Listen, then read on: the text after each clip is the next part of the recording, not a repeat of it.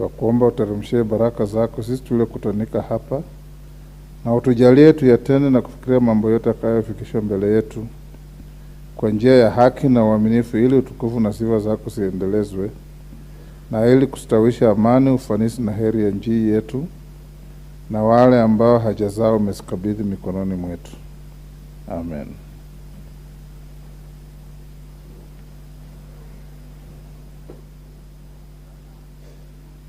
Order.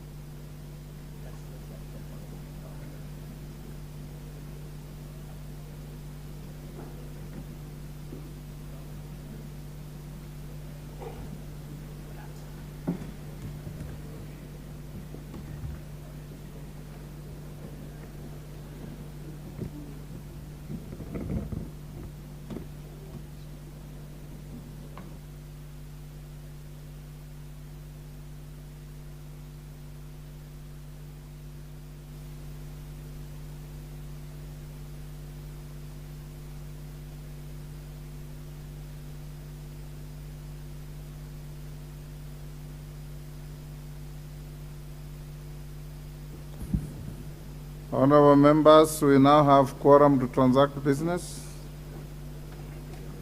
Clerk. Order number 1, administration of oath.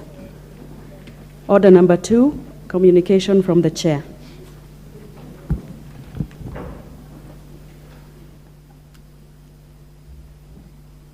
Honorable member, take your seat.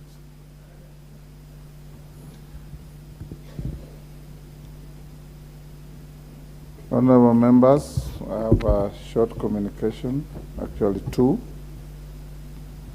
The first one is a message from His Excellency the President. Nomination of persons for appointment as members of the... Oh, okay, sorry. Communication from the Chair, honorable members. This is a recognition of our delegation from Kitui Assembly, Kitui County. I wish to introduce to you a delegation from the County Assembly of Kitui, who are seated in the Speaker's Gallery. The delegation comprises of the following: Honorable Kevin Kinengo Katisia, MCA, Deputy Speaker and Leader of the delegation. Honorable Christopher Nzioka Nzilu, MCA, Deputy Speaker. Sorry, the first one was the Speaker.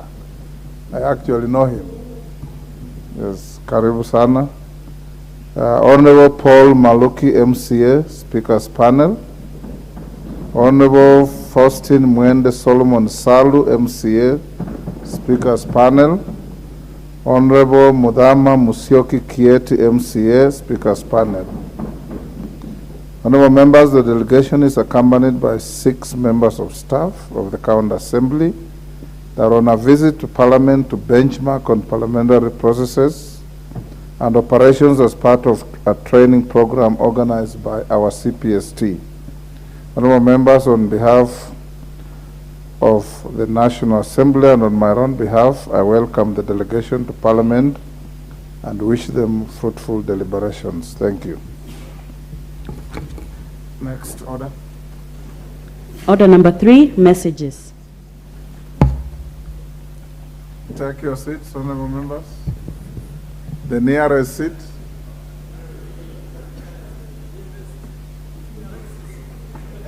Member for Tharaka, that's where you are going is not the nearest seat.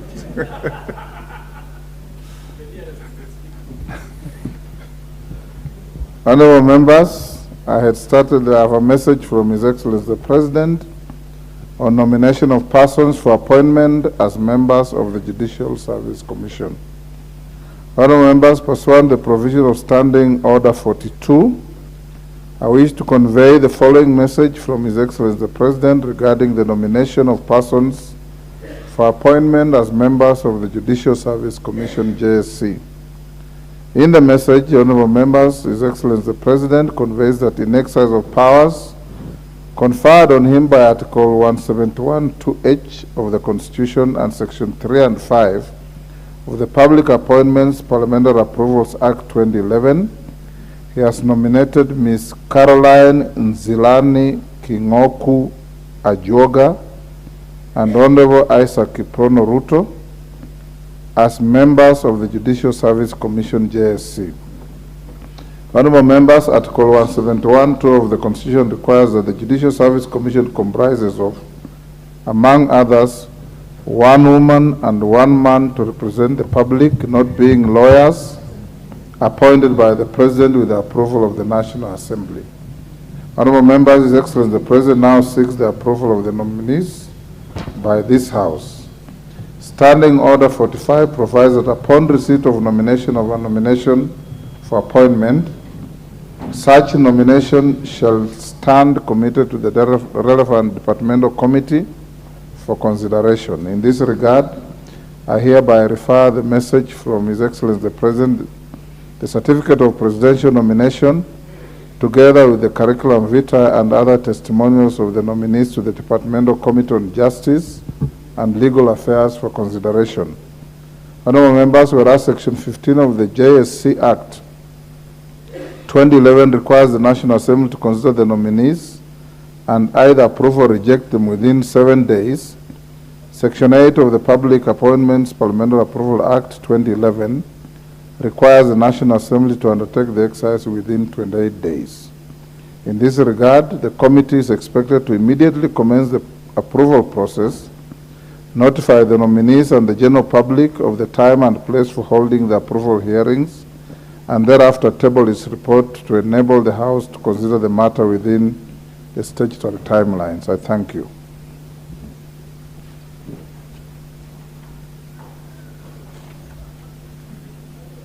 Next order. Order number 4, petitions. Order number 5, papers. Majority Leader. Yes, the Honorable Minority Leader Ondai. Is it about order number 5? No, it was supposed to be under communication, but I saw you just going ahead. Mr. Speaker, I'm asking under standing order number 20A5. Order, Honorable Ondai.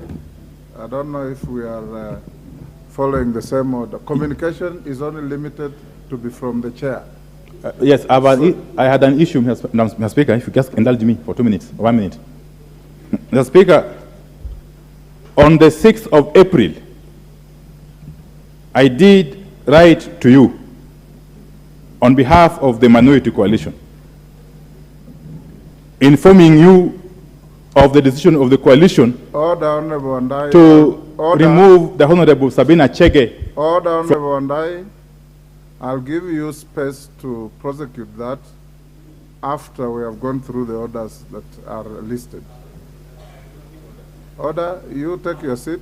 I'll give you space. Order, Honorable Ondai. Order. Communication, that is order number 2, is only limited to the communication from the chair. There is no communication from any member of the House to the House. But I'll give you space to prosecute what you are prosecuting. I've told you, let's deal with the order that has been called. You know, Honorable Ondai, you are a senior. We have called for papers, order number 5. So when the Hansard shows that at order number 5, when we called for papers, you stood up to say what you are saying will not look orderly at all. But I'll give you space. There's no problem.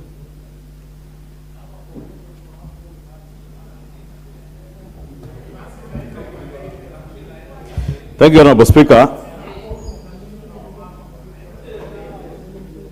Yes, Majority.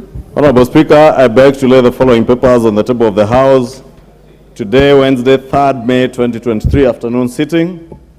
1, report of the Auditor General on national government funds for the financial year 2021-2022. 2, reports of the Auditor General and financial statements in respect of the following institutions for the year ended 30th June 2022. A, Jomo Kenyatta University of Agriculture and Technology. B, Jomo Kenyatta University of Agriculture and Technology Enterprises Limited. C, Jomo Kenyatta University of Agriculture and Technology Industrial Park Limited. And D, Council of Governors. E, Lake Victoria Water and Sanitation Project, Lake Victoria South Waterworks Development Agency. F, Kenya Towns Sustainable Water Supply and Sanitation Program, Ardhi Waterworks Development Agency. And G, Nairobi Inclusive Sanitation Improvement Project, Ardhi Waterworks Development Agency. Thank you, Honorable Speaker. Next order. Order number 6, notices of motion. Honorable Umulkhair Kasim.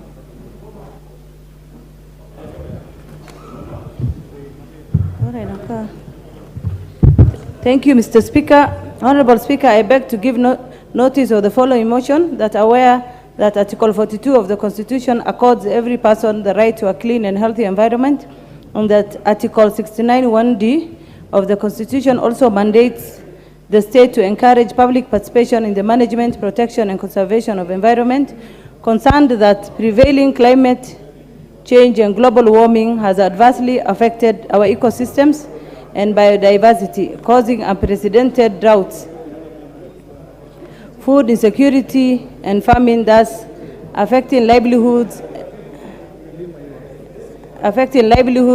and our economy.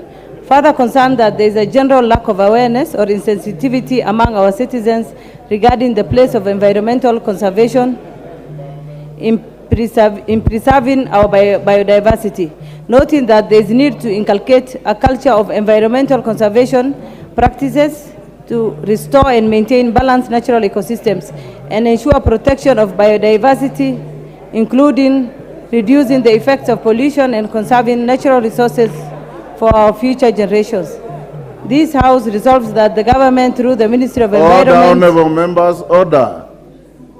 Can we hear the honorable? Too cold? Are we in the same chamber?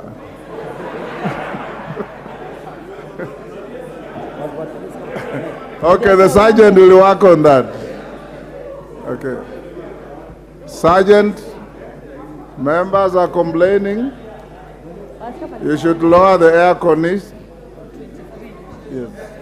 Okay. Carry on, Honorable Umulkhair.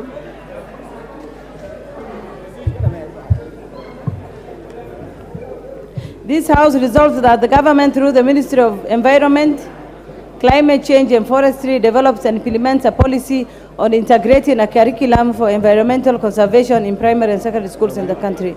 Thank you, Mr. Speaker. Next, Honorable Jess Kambalu. Honorable Jess Kambalu. Yes, Jessica.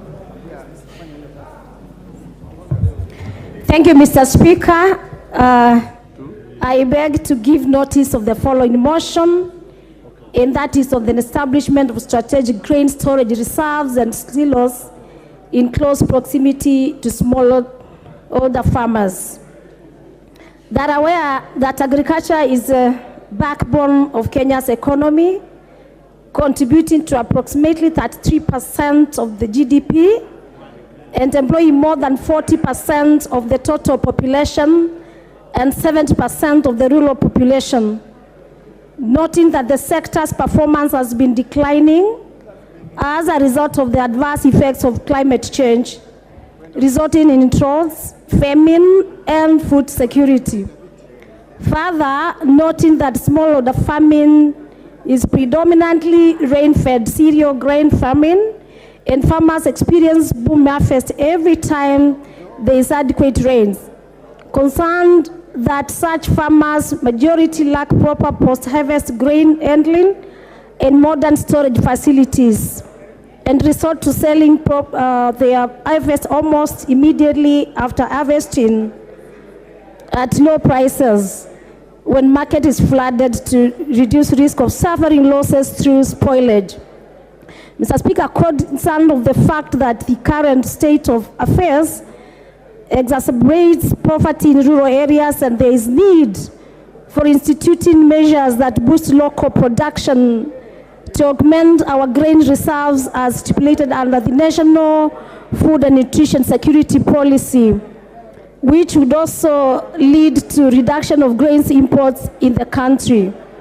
Mr. Speaker, this House now resolves that the government, through Minister of Agriculture and Livestock Development, establish strategic grain storage reserves and silos in close proximity to smallholder farmers so as to address post-harvest inefficiencies. Signed by myself, the member of Kibwesi's constituency, Jessica Balu, CBS MP. I thank you. Okay. Thank you, Honorable Jessica. The Honorable Peter Salasia. Honorable Peter Salasia. Asad. I start? Okay. Honorable Speaker, I beg to give notice of motion of the following. Go on. I'm saying, Honorable Speaker, I beg to give notice of the following motion. That aware that the importation and exportation of sugar is regulated by the various laws, including the Crops Act and the Agriculture and Food Authority Act 2013. Further aware that the Agriculture and Food Authority is charged with the responsibility of regulating the importation and exportation of sugar in the country in accordance with the law, noting that the importation of sugar is also negotiated within the regional trade blocks. Order. Who has a point of order? Bayo, what is out of order?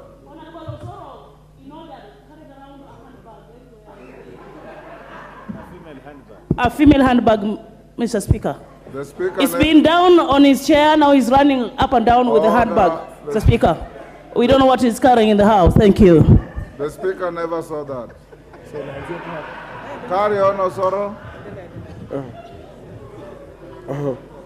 So, okay. So I'm continuing where I left from. Start from where you left. Okay, further noting that the individuals or entities are allowed to import sugar provided they obtain the necessary permits and meet the required standards. Concerned that despite these regulations, there have been instances of illegal importation of low-quality sugar or adulterated sugar. Further concerned that unscrupulous traders have been found to rebrand the sugar which does not meet the set standards. Deeply concerned that this poses significant public health risks to consumers as well as undermining efforts to regulate and strengthen the sugar industry to protect local millers. Acknowledging that the country has the potential to produce enough sugar to meet its domestic demand, as the sector has been a key driver of economic growth. Further acknowledging that there is need for concerted efforts by all stakeholders to discourage the branding of sugar by non-millers and promote the development of the local sugar industry. Now, therefore, this House resolves that the government, through the Ministry of Investment, Trade and Industry, ensure strict operationalization of the regulatory frameworks concerning sugar importation into the country, including ensuring that the branding of sugar by non-millers is banned. Thank you, Speaker. Thank you, Honorable Salasia. Next order. Order number 7, questions and statements. The Honorable Jerusha Momanyi.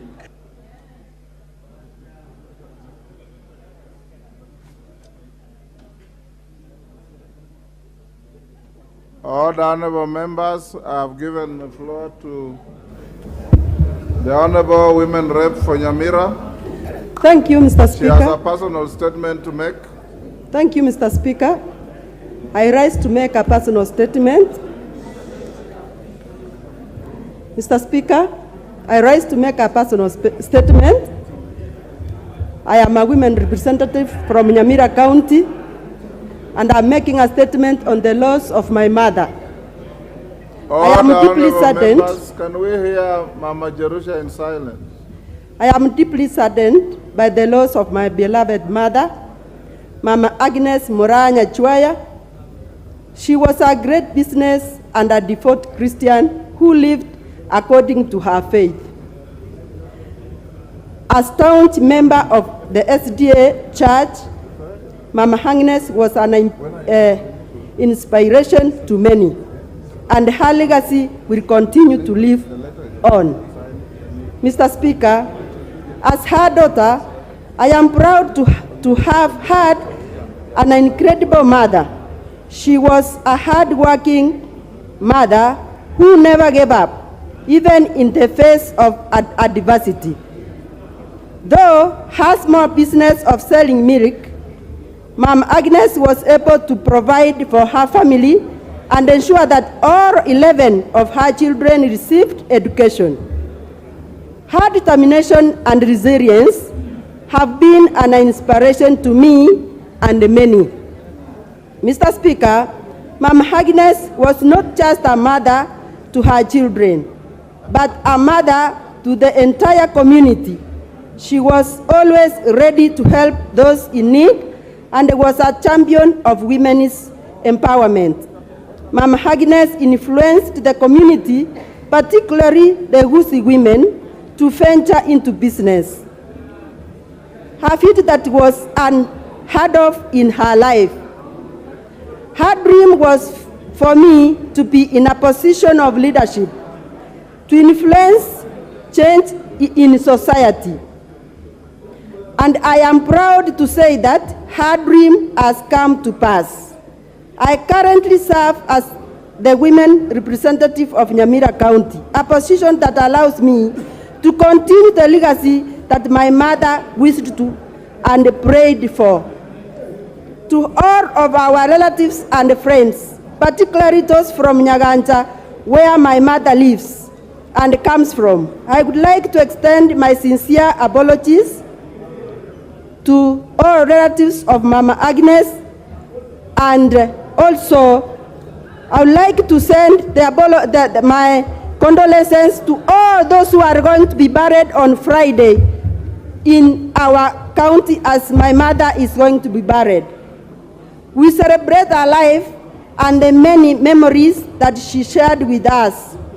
She was a remarkable woman who touched the lives of many, and her legacy will continue to inspire generations to come.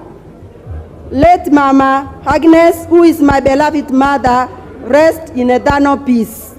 Thank you, Mr. Speaker, for giving me this opportunity so that I can make the last statement for my late mother. Thank you, and I want to thank all members who have supported me. May God bless each and every one of you. Thank you so much. Thank you, Honorable Jerusha, and we extend our collective condolences to you for the loss of your beloved mother. I have been requested by Osoro to make us an additional eulogy to your mom. Then there is Honorable Donya, and your MP, what's the name? Yeah? Okay. Osoro, 2 minutes. Thank you very much, Honorable Speaker. Number one, to appreciate you for setting a precedent that a member can mourn the direct member of her family in this House. And this is really quite unprecedented so far, and we really appreciate. Honorable Speaker, those people who've grown with mothers like Honorable Jerusha know very well that mothers form an integral part of a body of a family. And when you have a privilege to grow with your mother, you know, to even see you to the point of success, and by God's grace, she was able to see the grandchildren. It's very painful to lose such kind of a very important person in the family. And especially when you lose the mother at this very age. You know, some of us might have lost parents, of course, at a tender age of 7, but the pain might not really be commensurate to the pain that a person who's been able to live with that very parent to this age is able to feel. So, Honorable Speaker, I join the people of Kitutu Masaba and Nyamira County in general to mourn Mama Agnes, a staunch Christian and a person who was really helping people in the society. She was an active member of the Seventh-day Adventist Church in Nyamira County, and a serious business lady in the area. And may her soul rest in eternal peace. Thank you, Honorable Speaker. Honorable Cliff. Donya. Cliff kwanza ndio Donya afuate. Thank you, Mr. Speaker. Mr. Speaker, my name is Clive Gisairo, Member of Parliament, Kitutu Masaba. Would like to pass our sincere condolences as the people of Kitutu Masaba, where Honorable Jerusha comes from. We all appreciate the role of mothers in the community and where we come from. And having listened to Jerusha speak, you get to hear what her mother stands for.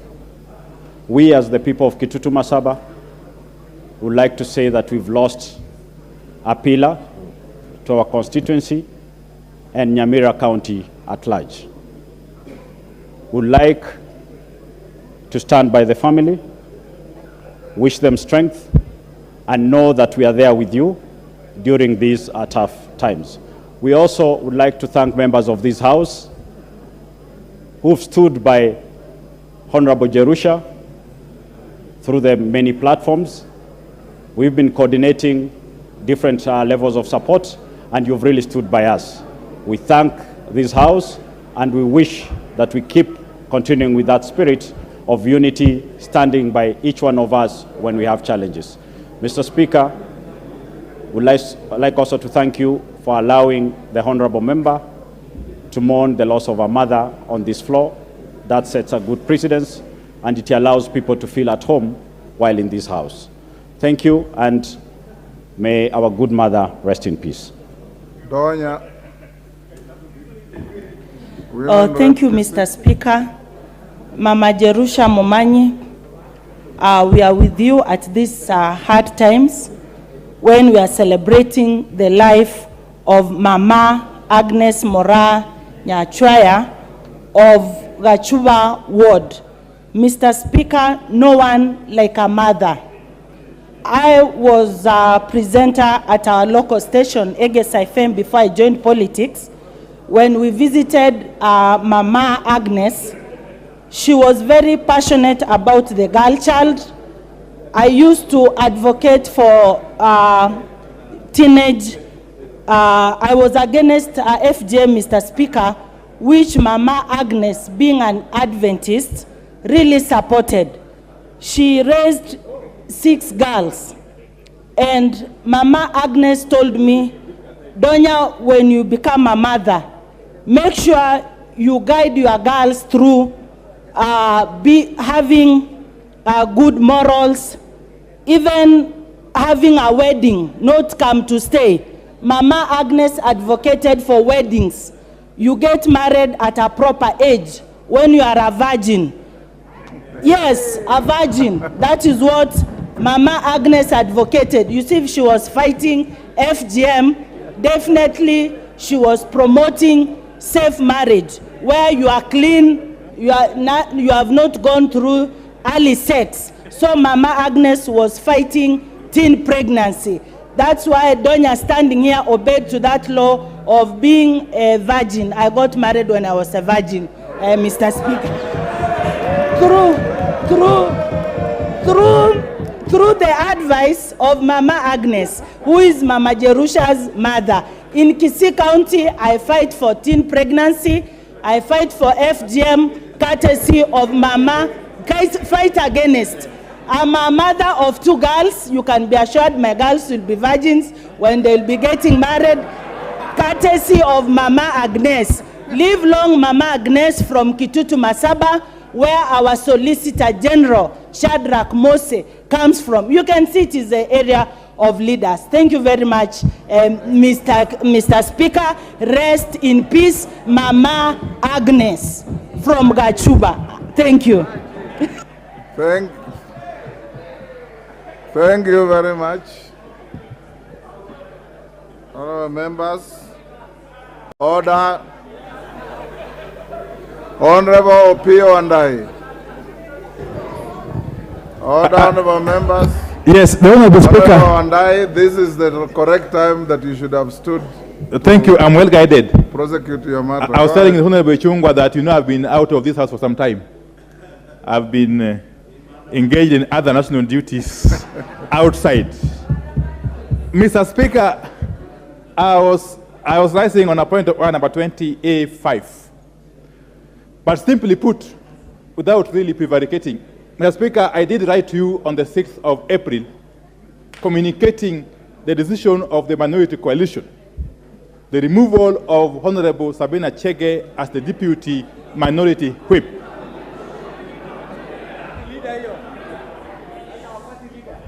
Oh, I hear she's party leader. I don't know about that.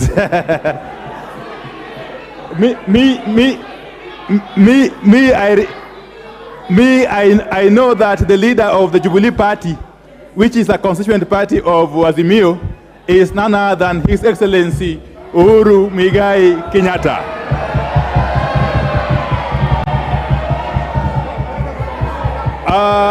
Mr. Speaker. Order. Mr. Speaker. Order. I don't want to be drawn into internal. What is it? Order, honorable members. The statement by Honorable Wandai should not excite you unnecessarily. Yes? Thank you, Mr. Speaker. Is it in order for the Honorable Wandai to mislead this House and Kenyans in general that Uhuru Kenyatta is the leader of Jubilee when we have just made a decision and our party leader is the Honorable Sabina Chege, Mr. Speaker? And is he in order, Mr. Speaker? Is he in order, Mr. Speaker? Order.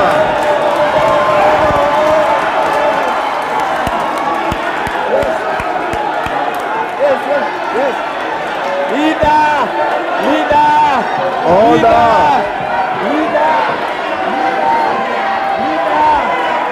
Order, honorable members, order. Order. Order, honorable members. Order. Order, honorable members. Order. Order, Honorable Kainan, order. Order. Order. Order. Order, honorable members, order. Honorable Kainan, take your seat. Order. Order, honorable members. Order, Rosa Buyu, order. Order, Jacko Wamboka, order. Take your seats. Order.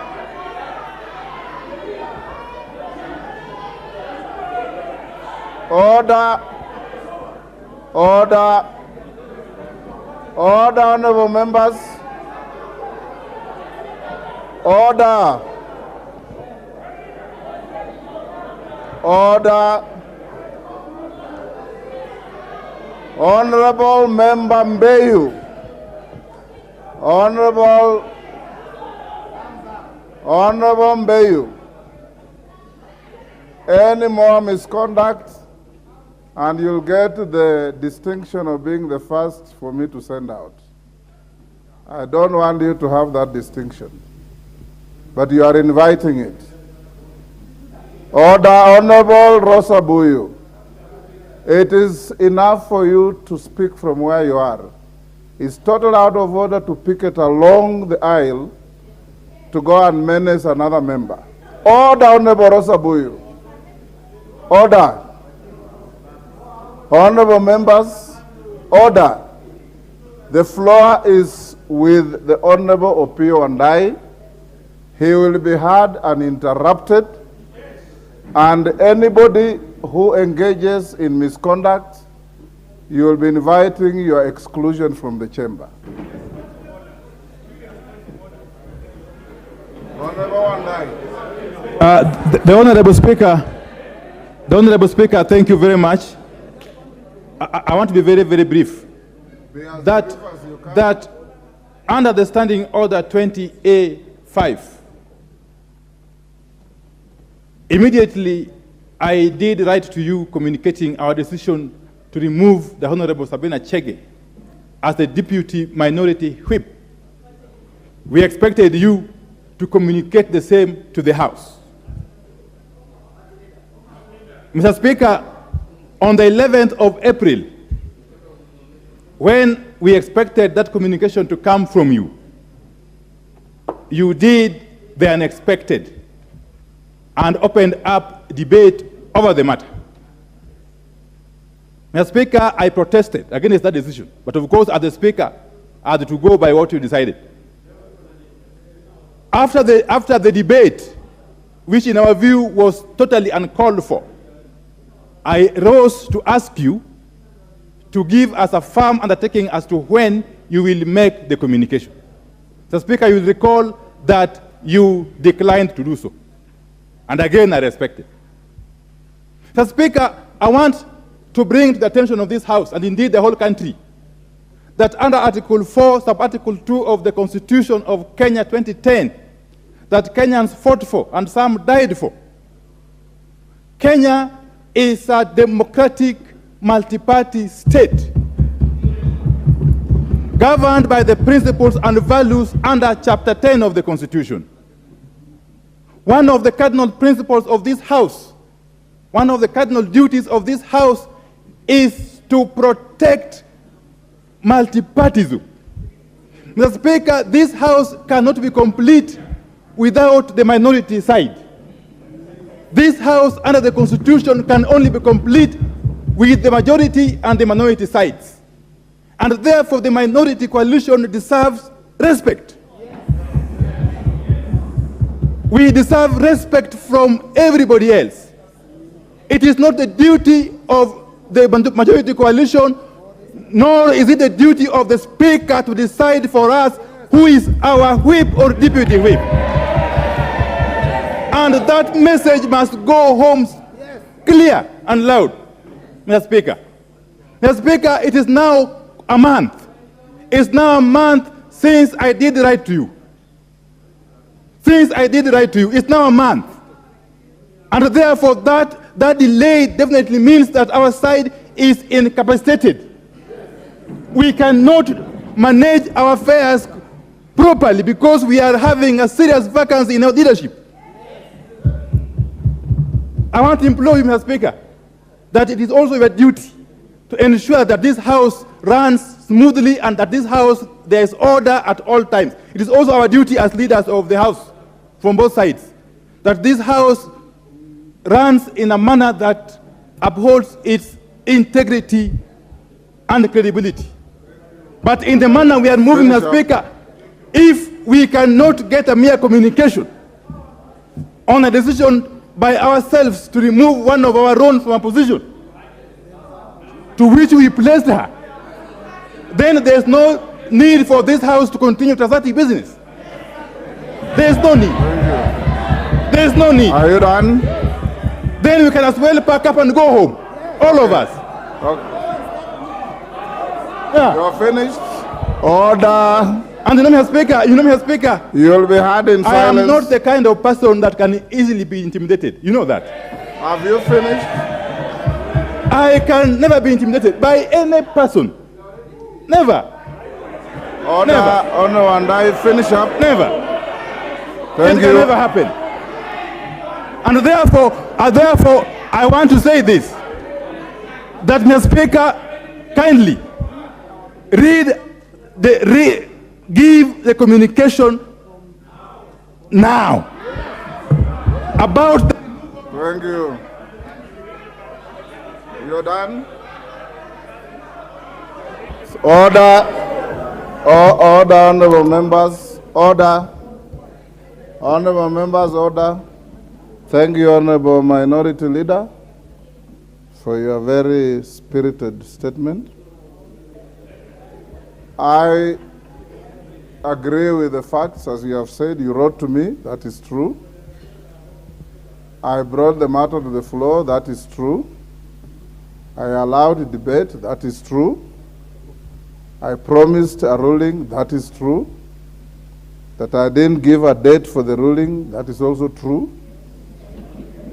And subsequent to that, I also recall seeing you on TV, beyond the debate, talking very animatedly about the same matter which was out of order, but I didn't bring it to your attention. I have listened to you, and I want to assure you that the Speaker is not going to be part of any parochial politics.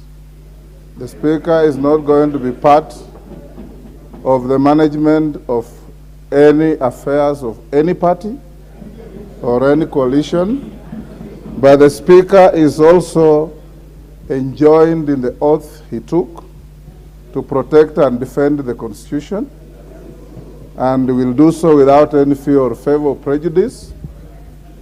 The ruling that you are seeking is its in final stages by the team that works with Mr. Speaker, the Office of the Clerk, and it is equally true that it will be delivered, and I can assure you that I'll deliver it tomorrow, and you will get the contents and the outcome of. So let's not be unnecessarily agitated. We want to have a house run with decorum. You yourself, as the leader, has confessed on the floor that you have been away for quite some time. And indeed, I asked about you and your chief whip on the floor of the House, because I would love to see vibrant debate, presence of leadership. It is you, the leaders of this House, that holds your member on the floor of the House. When you exit, they follow you. So I want to encourage you and your deputy, who is here more often than yourself, that we should have all of us here. And I want to encourage you, honorable members.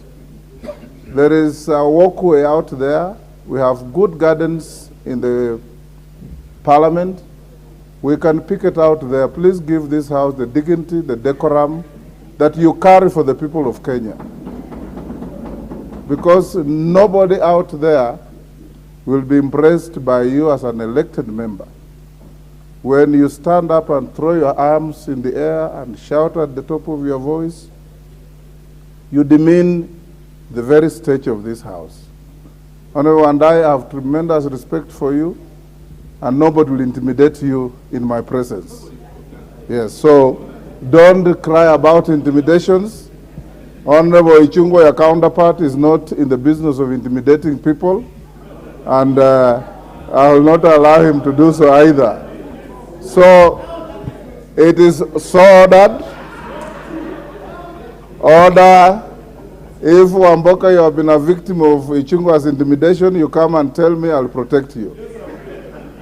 Let's go to the next order. We are now going to question time. Order. Order, Honorable Anjala. I'm not giving you any chance. Next order. We are on statements and questions. Order. Order, honorable members.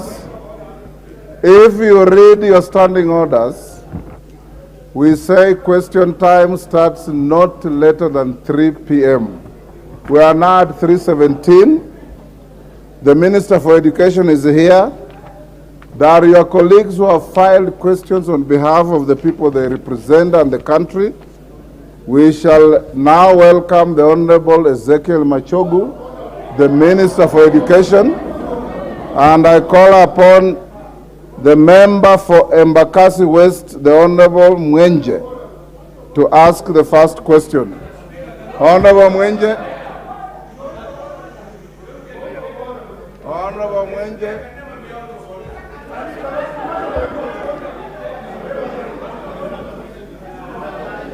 Order. Order. Order. Honorable members. Order. Honorable Atandi. Honorable Atandi.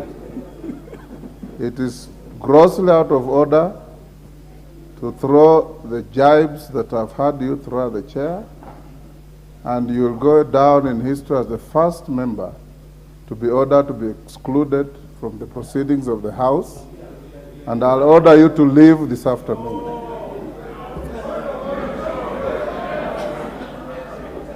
Honorable Atandi, take your leave. Take your leave, Honorable Atandi.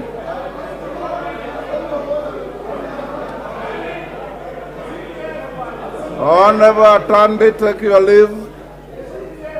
You know very well that the Speaker has a lot of time for you. But you have no right to say what you said. Take your leave. Honorable Atandi, take your leave. If the chair was to be drastic, I would have asked somebody to name you, but I will not. Just take your leave quietly. Order, Honorable Wandai. Let me finish with Atandi first. Order, order. Honorable Atandi, take your leave. Order, Honorable Wandai. Order, Honorable Wandai. You don't own any member in this House. You only lead members. You don't own any member. Honorable Wandai, you don't own any member. Honorable Atandi, take your leave.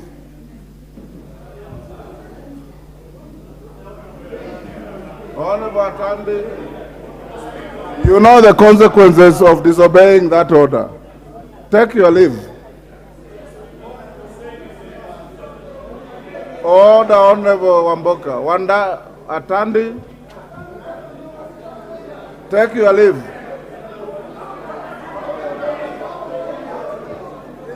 Honorable Atandi, take your leave.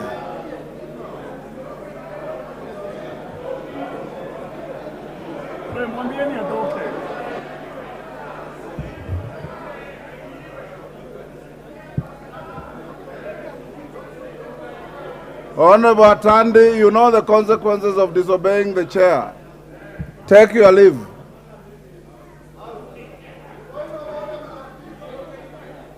Order, Honorable Angela. Honorable Atandi, take your leave. Just take your leave. You are now a stranger in the House. Take your leave.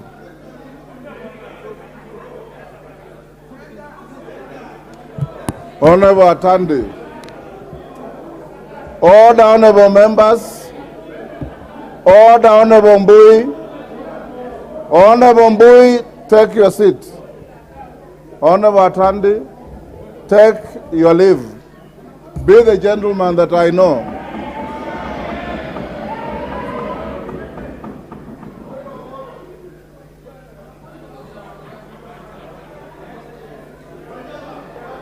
Honorable Mwenje, ask your question. Honorable Mwenje, are you in the House? Ask your question. Thank you. Thank you, Honorable Speaker. Could the Cabinet Secretary explain the action that the Ministry has taken against those responsible for invading Umoja 1 Primary School on 5th April 2023 and give the status of investigations into the invasion and indicate whether any suspects have been arrested in connection with the incident? State the disciplinary actions that have been preferred against the head teacher and the Board of Management following the invasion of the school. Explain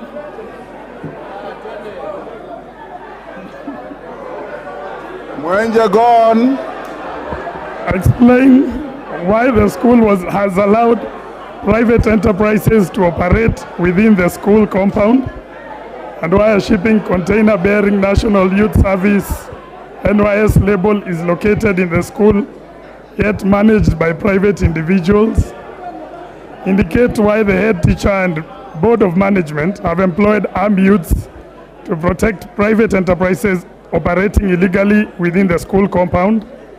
Explain why the transfer of the head teacher from the school in January 2023, following the myriad of complaints from residents, was stopped by the Teacher Service Commission despite a transfer letter having been issued.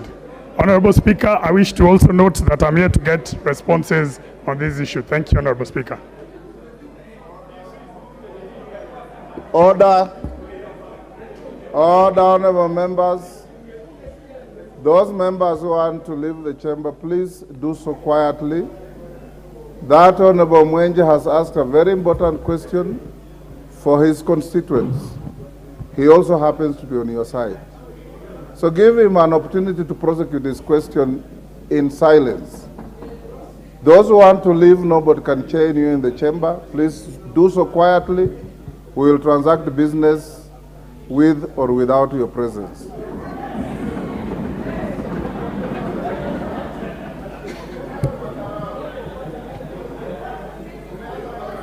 Thank you, Honorable Speaker. I think, should I repeat the questions or? The Minister has heard you. Thank you, Honorable Speaker. Minister, now you answer that question. And honorable members, those with supplementaries, you can go to intervention. The screen is full as usual. I will probably end up using a show of hands to give you an opportunity to ask. Go on, Waziri. Thank you. Thank you, Honorable Speaker, sir, and honorable members, and my friend who has raised the question, Honorable Speaker. The information is as follows, that on the 5th of April 2023, the area member of parliament, accompanied with a group, went to Moja Primary School, and there was another rival group, and there was a confrontation that ensued between the group that was with the member of parliament and the group that also emerged from the school community. In the fracas, Honorable Speaker, 3 people were shot at and 3 sustained some injuries. The matter was reported to the Directorate of CID, and the information that we have been able to confirm is that the person who shot at the 3 innocent people is the security personnel who is attached to the Honorable Member of Parliament, one known as Eri Ojuang Omoro, and the necessary investigations have been done by the police and is due to be arraigned in Makadara Raw Court on the 12th May 2023.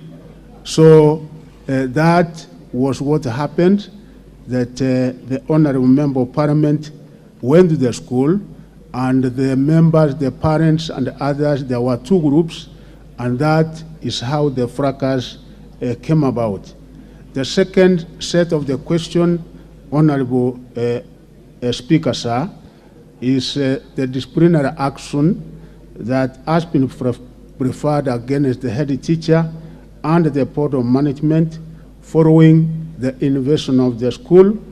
As I've said, the necessary investigations are being done by the CID and other relevant agencies in the government, and according to the investigations and depending on the outcome of the investigations, those found culpable, the necessary disciplinary action, no doubt, will be taken, because so far there is that one person who has been taken to court, and the investigations are still ongoing, and depending on the outcome, we will be able to take the necessary administrative action, including a disciplinary action to those who were involved in this.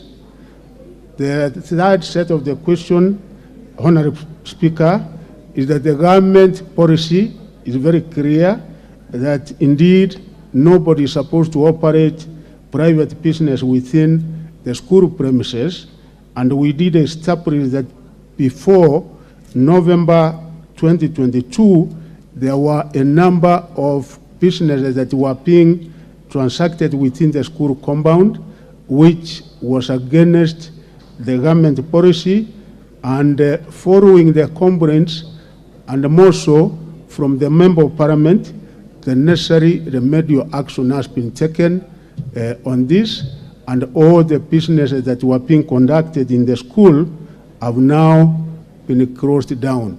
Among the businesses that were being conducted in the school was that one, there was a container in the school where we had a canteen.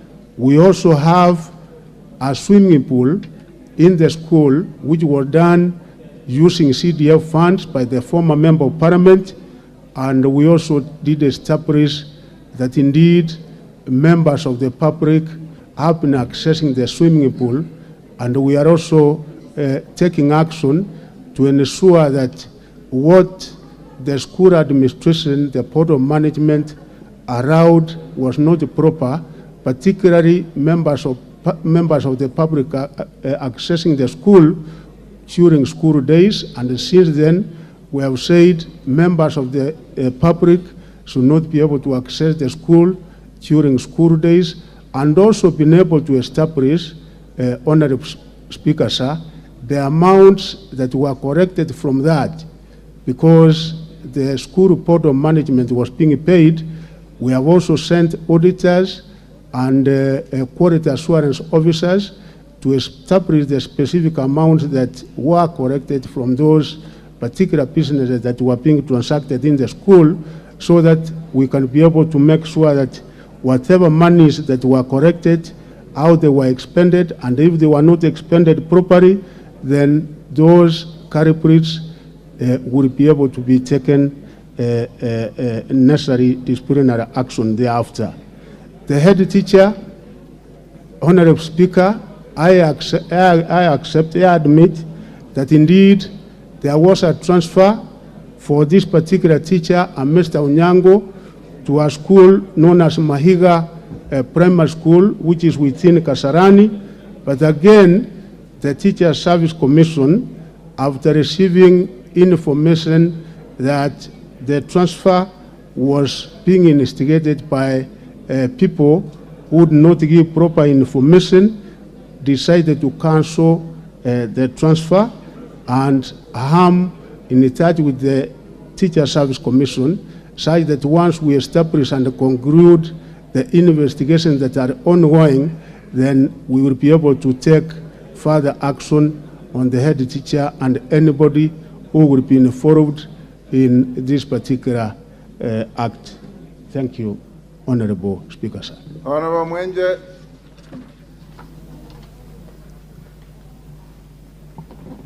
Thank you, Honorable Speaker, and I thank the Cabinet Secretary. Frankly, Honorable Speaker, the Cabinet Secretary is giving us information that was in the public domain. Allow me to follow up with two supplementary questions.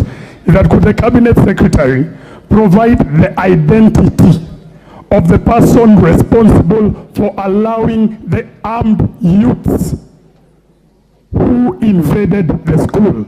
Secondly, Honorable Speaker, can the Cabinet Secretary tell us why a container, he's just admitted that the container is being used as a canteen privately and it is marked NYS. Why is it, can he confirm the container belongs to the school? Is it owned by a private individual? And why is this happening while there's a head teacher and a BOM? How is this appropriate? Can the Cabinet Secretary kindly explain this? Thank you, Mwenje. Thank you, Honorable Speaker, sir. Minister, take a few supplementaries. I'll allow 2 or 3. Honorable Bukose. Okay. Just take the notes, then you'll answer. Okay. Thank you, Mr. Speaker, sir. Each. Yes. I want to ask and thank you, the Cabinet Secretary. I want to ask the Cabinet Secretary about registration of new schools in some of the areas, and where you find, and in particular in Endebe's constituency, where we have new schools or even young schools without even TSC teachers. What is he doing about it, and what is the ministry's policy about registration of new schools? Thank you. Sabina Chege. Thank you, Mr. Speaker, and thank you to the Cabinet Secretary. Mr. Speaker, I've been a chair previously for education, and I want to thank him for the work he's doing. But Mr. Speaker, my question is on the junior secondary teachers, who, Mr. Speaker, were given contracts by TSC, and as per my understanding, Mr. Speaker, the junior secondary teachers have not been able to be paid, and they have gone for months without salary and pay, and a lot of them are going through a lot of pain. So, Mr. Speaker, I would like the Cabinet Secretary to inform the House on what's the plan of paying the junior secondary school teachers. Thank you, Mr. Speaker. Sorry, Wamchomba.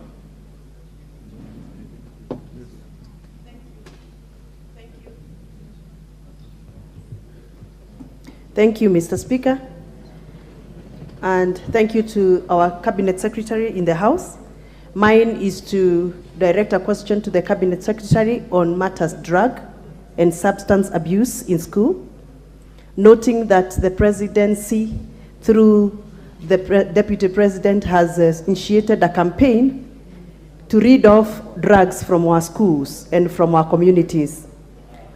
What is the ministry doing to support this campaign so that we can rid off drugs from our learners, especially in day public schools, both primary and secondary?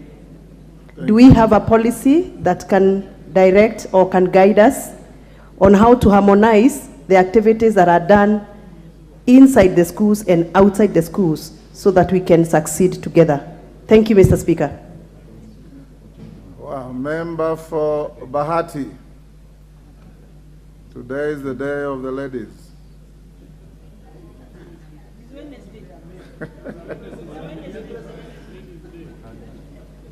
Give the mic to the member for Bahati.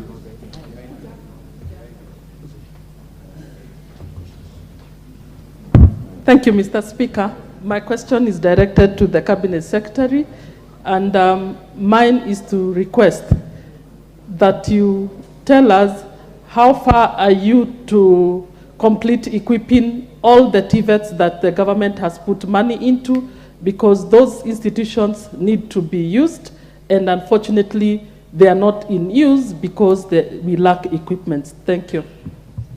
Yes, Hassan.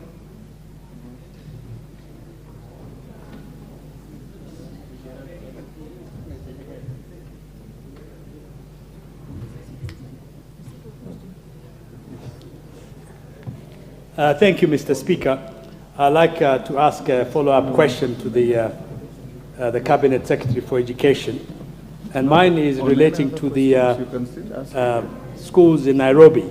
Schools in Nairobi are performing very poorly in exams, from the primary school exams to the secondary school exams.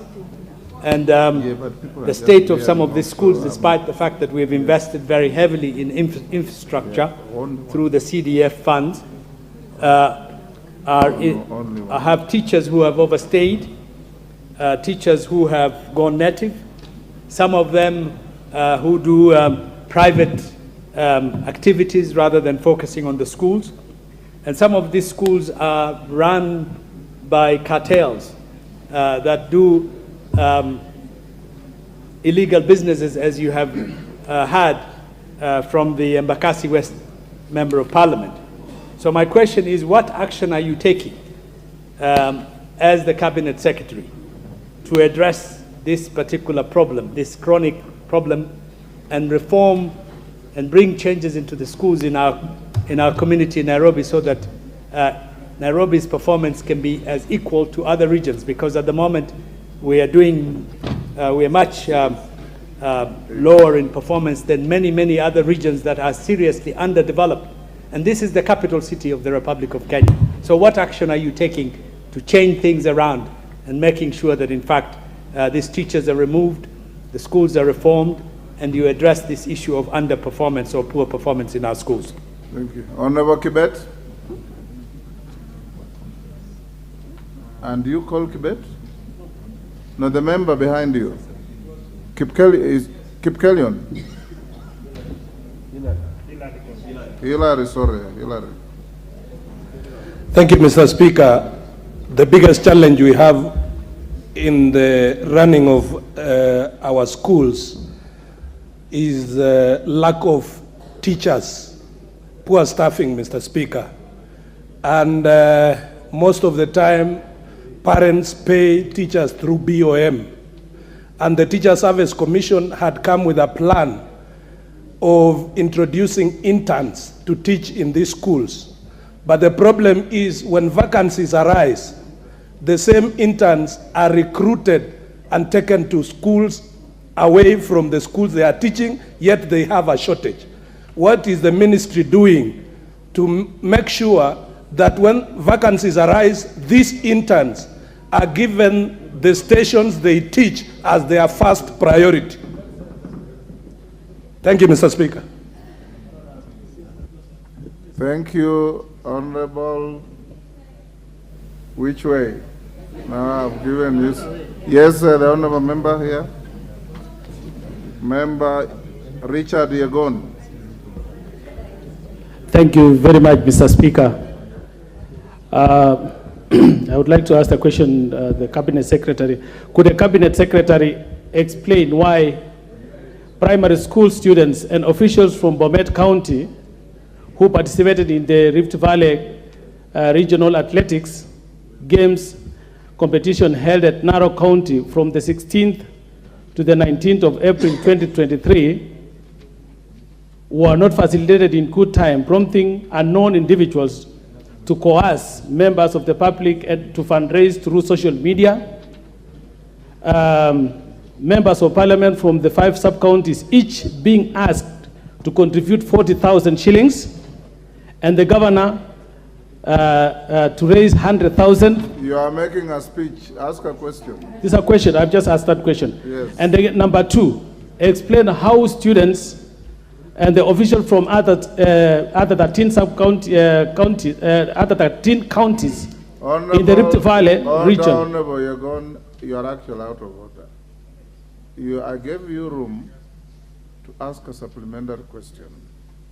It has to order, Honorable Member. It has to relate to what was asked, but I've been allowing members to ask what in law we call a justem generis to the question.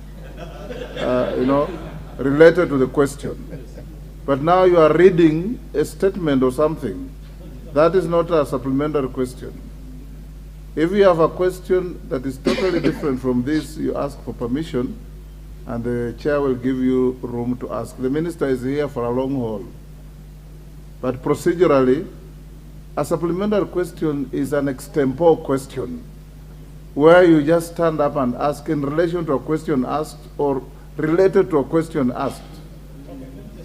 Okay, ask your question. And thank you very much, Mr. Speaker, for being guided. Thank you. It should be. Thank you. Mr. Speaker, I would also like to know how the other sub-counties, the other counties of 13 counties were facilitated to go to this Narok competition which was going on for this, which was going on the 16, between the 16 and the 19. How were they facilitated? And Bomet County was not facilitated, Mr. Speaker. Thank you. Member for Owen Bayer, your constituency is Kilifi North. I'll come to you. Thank you very much, Honorable Speaker. I would like to ask a supplementary question following on a question on registration of schools. Honorable Speaker, in Kilifi County, we have 186 schools that have not been registered. 186, both public and private. These schools have children going to these schools. Some of them have even done Form 4 exams twice.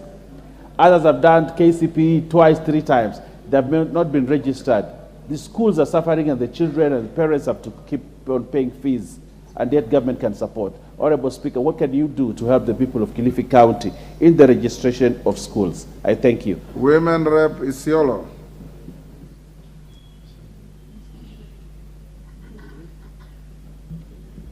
Thank you, Honorable Speaker. Minister, be ready to answer those, then we'll do another round. Just hold your horses. I'm here with you the whole afternoon. Thank you, Honorable Speaker. My questions are specific to junior secondary schools, and these are observations I made in my county. And I want to know why junior secondary school textbooks supplied are for only 3 learning areas out of the 12 which other counties have received. For the case of Isiolo, why only 3 out of 12 learning areas? Number 2, why classrooms and laboratories are not enough for junior secondary school learners in my county? The other question still on Give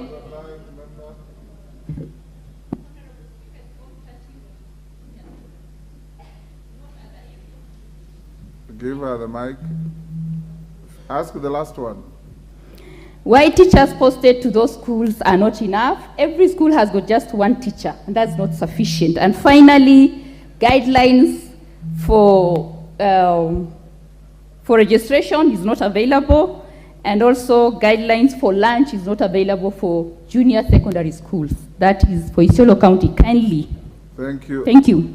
Minister Machogu, answer those 10 interventions. We'll do another round. Members. Yeah, thank you very much, Honorable Speaker. The first question from the Honorable Member of Parliament for Embakasi is that as a ministry, and I've made this very clear, that anybody transacting business within the school compound, the necessary action will be taken, and there's no doubt what was happening in that particular school, Umoja, actually started way back in 2016. And I have already taken action. There is no any kind of business now going on, and anywhere, not only in that particular school, but any particular school in the country that there is any such business going on, we will be able to close it down and, of course, take the necessary action that is required to be taken. And I assure the Member of Parliament for Embakasi that what we are doing is proper audit such that we are able to establish the amount of money that the school was able to get over the years since 2016 out of the kind of business that they were dealing with. And once we get that, we will also insist to get how that particular money was expended, was utilized, and if it was not utilized, anybody who took the money will be made to pay, and if they don't pay, the necessary legal action will be taken against the Board of Management and any such head teacher who was concerned or involved in that particular malpractice. So we are taking action on that, and that is assured. The second one, Honorable Speaker, is that we don't have militia in that school. What we have is security guards belonging to a company known as Sewu Security Company. They cover security during the day, 2 of them, and also at night we normally have 2 security guards in that particular school. So we have no militia or illegal other people involved in covering the security of that particular school, apart from that day on the 5th, where there were those people who came to the school who were not authorized to come to the school. The second set of questions, Honorable Speaker, is that when I took over as the new administration in the Ministry of Education, there was a serious problem concerning registration of schools, both in secondary and in primary, because the procedure and the process of registering a school required that there was to be a recommendation from the sub-county directors of education to come all the way to the county directors of education, and finally, the final approval was being given by the ministry headquarters. I've since made changes concerning that particular DTS process, And we have now made it much easier, such that the circular issued to all the county directors in the country is that the county directors themselves want to get the applications for registering these schools. They is not be able to send the same to the ministry headquarters for approval. They themselves now have the power, they have the authority to register the schools at the county level. And your Honorable Speaker, I have the figures because we had a serious problem in this. Progressively, we have made a lot of progress because the number that we have been able to register since for the last 4 months, ever since we came up with that circular, is quite commendable, and I will request the members, if there are any such schools which have not been registered, kindly bring it to my attention, and I will be able to take the necessary action so that they are registered, because some of these schools have been in existence for the last 4 years, for the last 5 years. Even some are actually going to do KCPE. You get there in Standard 8. There are others in Form 4, and they require to be registered so that they can also get government capitation, as well as getting Teacher Service Commission teachers, because when they are not registered, we don't capture them in NEMIS, so they miss out in the capitation that we give our primary schools as well as our junior secondary schools, including the senior secondary schools. And also they miss out in getting teachers from Teacher Service Commission. So I assure members that anywhere where we have those cases, I undertake to make the necessary action so that we get all of them registered, Honorable Speaker. The third question is one that is not only affecting our schools in primary, secondary, and even tertiary, universities, drug abuse, and substance. This is one serious problem that we have as a country, as a society, which the government is using a multi-agency approach, such that it is not only the means of education. NACADA is in the forefront in the fight against this. Internal security is in the forefront fighting against this. In the midst of education, we have a policy with NACADA where we insist that various measures have to be taken in order to ensure that there is no infiltration to our schools and our young people are not captives of this drug abuse and substance. And what we have also done, Honorable Speaker, sir, is that we have formed a committee at the national level, which we have said it will be able to cascade all the way up to the counties, giving guidance and counseling. Chaplaincy, we have said we must have chaplaincy in each and every school. We must have teachers who will be doing guidance and counseling in each and every school, because apart from, of course, drug abuse and substance, we also get that our young people in schools are involved in certain other malpractices that can be addressed once we have proper guidance and counseling in our schools. So it's an issue which, of course, we cannot deny that it is affecting our schools, and we are very keen on this to make sure that the necessary remedial measures are taken to prevent our schools and the young people from being involved in these social vices. The other one is TVETs. Yes, 71 of our technical and vocational institutes are supposed to get equipment, and I want to assure the members, Honorable Speakers, that the Kenya Kwanza administration is very keen on the technical and vocational training, because that is what the market, that is what the country requires, and indeed that is what will make us as a country to achieve the 2030 vision, and even what we have set as an agenda in the government. And we have entered into negotiations, and I think the Chinese government did make an agreement that they will be able to supply the equipment. Myself and the CS National Treasury have signed that agreement, and I think even the contract that the supplier is supposed to supply the equipment, Africa International, is already on it. So we expect that the equipment will be available anytime soon, so that we can now be able to send the required equipment to the 71 institutions which have been identified. Nairobi schools, thank you, Member of Parliament, because I'm equally concerned, because our performance in Nairobi schools is not very good, and not only in Nairobi, Honorable Speaker, because when we assess the schools in the country, almost 3,000 of our schools, there is no single student who gets to university, no C+, 3,000 schools. And when you analyze the performance, particularly in KCSE, what do you get? 40% of our students get D, D-, and E. So the problem is not only in Nairobi, but various other parts in the country. And as a ministry, we are also addressing this particular issue, such that we look at, is it the principals, is it the teachers, is it the parents, is it the environment around which is making our students not perform?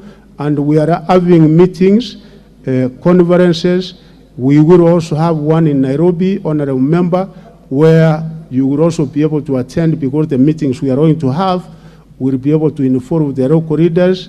I was in Kirivit the other day, and even the Member of Parliament was also able to voice the same concern, that for years they have not had a student getting an A in Tioro County, and we did agree that we will be able to have an approach where all of us come together and look at a solution in order for our students to be able to perform.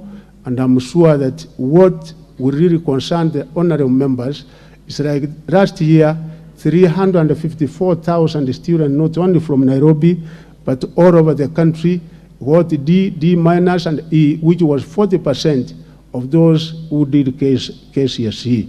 There are equally very good schools in Nairobi performing very well, like Nairobi Primary School and the Nairobi Junior School, and quite a number which also perform so well.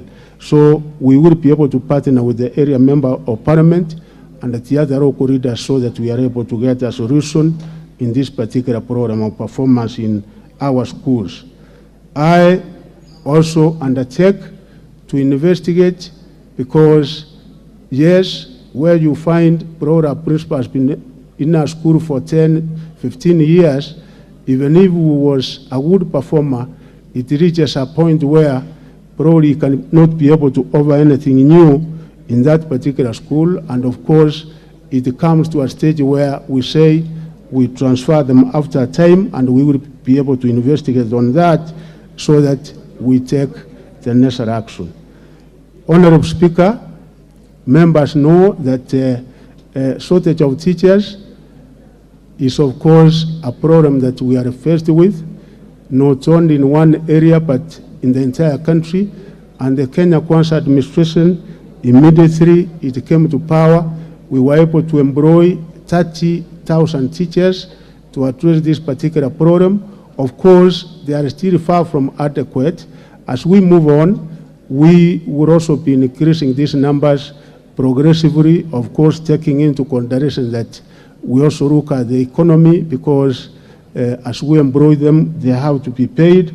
So this is one problem that we are also looking at, and I'm sure as we move forward, the situation will be better than it is. Interns, yes, honorable members, honorable Speaker, we said because of the problem we have, we employ interns. Normally, for primary school interns, we pay them 15,000, and for secondary school interns, we pay 20,000. And we say that when an opportunity for employment comes up, we give first opportunity to those who have served as interns, I take and agree that in case a school is not having a teacher in a certain subject and there is an opportunity for that particular intern to be employed, then we should be able to give that opportunity for the intern to serve in that particular school as opposed to getting somebody from elsewhere. Before I answer the question for Pomet, I would like to answer the question of junior secondary school by the Member of Parliament from Isiolo. Members, I also want to take the opportunity to thank you most sincerely for your participation in the presentation that you made during the Presidential Working Party, because they were able to move around in the 47 counties, getting views and recommendations on this matter. Of course, we have challenges, and the kind of challenges we have, we are still to have adequate laboratories and also in certain other schools enough classrooms. And as a ministry, we are really addressing this issue. We have had an engagement with our development partners, particularly the World Bank, and the negotiations we have made is that the funding we are likely to get will go in alleviating the kind of problem we have, particularly in laboratories.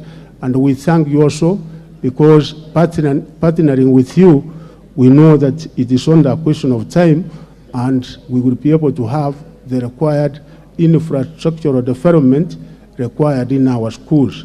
For Pomet,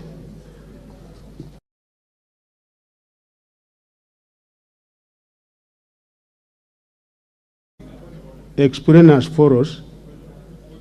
Yes, and I. Mr. Speaker, I'm sure you must have realized a while back I stepped out of the chambers and I retreated to my office. But while there, I have really agonized.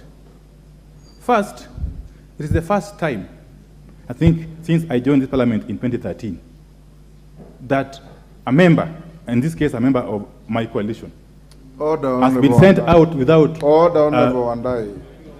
Order, Honorable Wandai. Order, Honorable Wandai. Take your seat. Take your seat. Honorable Wandai, you are very senior. We are having questions. It's in the middle of a question. And I would expect your point of order would be if something is out of order about what the minister is saying. What you're asking is something spent. You cannot, under our standing orders, retreat out there and come back to challenge the decision of the chair. You also know, and I, that the chair is not in the business of compounding misconduct. And if you have come back with something else, when time comes, I'll give you to say. But you can't walk into the chamber. Order, Honorable Wandai. You are more decent than that. You can't walk into the chamber and demand to hear about a decision of the chair which is out of order when the minister is in the middle of answering questions. In fact, the reason I allowed you a point of order is perhaps I thought you wanted to say the minister was misleading the House. But if what you are trying to say is what you want to say, I will not allow you. Order, Honorable Wandai. Order, Honorable Wandai. Order. Order, Honorable Wandai. Minister, continue. Minister, continue.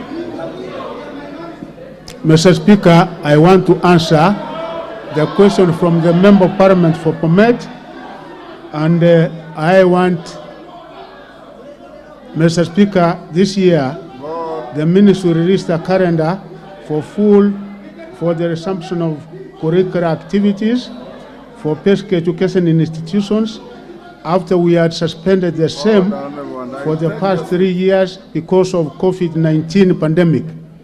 Bomet County was able to undertake all the Term 1 activities for both primary and secondary schools as per the calendars given by the Ministry of Education. In particular, the county participated successfully as follows.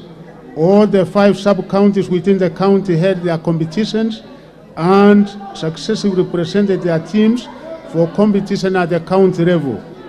The county had the competitions in all categories, both at the county and the regional levels as given here below. Swama Festival for both primary and secondary schools were held at county level, and the winning teams presented to represent the county at the regional festivals that were held in Kitare, Trans Nzoia County between 20th and 26th March 2023. The County Kenya Science and Engineering Fair was undertaken, and the county team participated in the regional competition held at Nwek High School in Bomet County between the 6th and the 8th April 2023. Secondary school's Term 1 games were held in Bomet East for county level, and the county team participated in the regional competition held in Eldoret between 4th and 9th April 2023. Also, the county participated successfully in the regional SNE games for both primary and secondary schools held in Nakuru between 14th and 19th April 2023. For primary athletics, the county participated in all the sub-counties. Competitions were held in their respective venues. The county competition was also held on the 13th April 2023 at Chebukosiom Primary School in Sotiki Sub-County. The county team participated in the regional competition held in Narok County between 16th and 22nd April 2023. The county was ranked number 5 out of 14 in the region, with the 5 pupils, 3 boys and 2 girls, representing the region in the national competition. For these activities, the Bomet County had so far received $1,500,000 from the ministry. They were able to utilize the funds in the best way possible to ensure that our children participated in the activities as I've outlined. This is in addition to Kenya shillings 578,134 to each sub-county. It is worth to note that the county received support from our stakeholders, particularly the Heads Association of both primary and secondary school, KEPSA and KESA, for their successful participation. In addition, the county appreciated the support received also from the county leadership and the members of parliament who also supported us in this endeavor. Finally, Honorable Speaker, the ministry also released a total of 312,159,925 in February this year to all in the field education officers to support co-curricular activities. Each sub-county received Kenya shillings 578,134.50. Each county received, as I've said, 1,500,000, and each region also received 2.5 million. The competitions are held in the sub-county level, the county level, the regional and the national levels. Each level manages its own budget, as supported by the ministry. And finally, we are going to have music, the national level, which will be held in Nyeri County, Dedan Kimathi University. Thank you, Honorable Speaker, sir. Order, honorable members, order. Honorable Mbui, take your seat. Honorable members, take your seats. Honorable Mbui, Honorable Andai, from what you started saying when I gave you the point of order, you are veering towards offending Standing Order 107A. It reads as follows. A member commits an act of gross disorderly conduct if the member A defies a ruling or direction of the Speaker or chairperson of a committee, and more relevant, C, demonstrates or makes disruptive utterances against the suspension of a member. You appeared to be challenging the order by the chair to exclude the member for Alego Songa from the proceedings of the House. The Speaker sits here, the Speaker listens, the Speaker watches, the Speaker hears, and the Speaker can also decipher from what is going on in the House. That you didn't hear the offensive words that the member uttered does not mean he didn't utter them. Secondly, by the Speaker repeating those words amounts to compounding an offense on the floor of the House. And the Speaker can note and will not regurgitate what the member said. The member has been sent out in a proper manner, and an attempt to challenge that offends Standing Order 107A, which you yourselves passed to govern the proceedings of this House. When you stood on a point of order, I thought you were going to challenge the veracity or accuracy of what the minister was saying. It turned out to be far from that. And the chair will not allow any member, whether in leadership or not, to engage in challenging rulings and directions from the chair, because the standing orders don't allow that. So let's carry on with taking other supplementaries. If you have questions to ask, I'll give you the chance. If you want to ask about the suspension of Honorable Atandi, I will not give you. Honorable Mbui, I have never known you to conduct yourself in the manner you are doing. I have never, and I've been with you for a very long time. Please regain your decorum that I know. And let's have the House run in proper order. Those with supplementaries, Honorable Johanna Ngeno. Thank you, Speaker. I wish to ask the Minister concerning the issue of delocalization, which were discussed and done both in this House and outside, and found to have been an illegality. And it was reversed. But the teachers, Mr. Speaker, who was sent on that delocalization process, when they came back to their original areas, they were denied to go back to their schools. I wish the minister to tell this House what exactly the ministry is doing over that issue. Thank you, Mr. Speaker. Member for Kitui South. Thank you, Honorable Speaker, and thank you, Cabinet Secretary.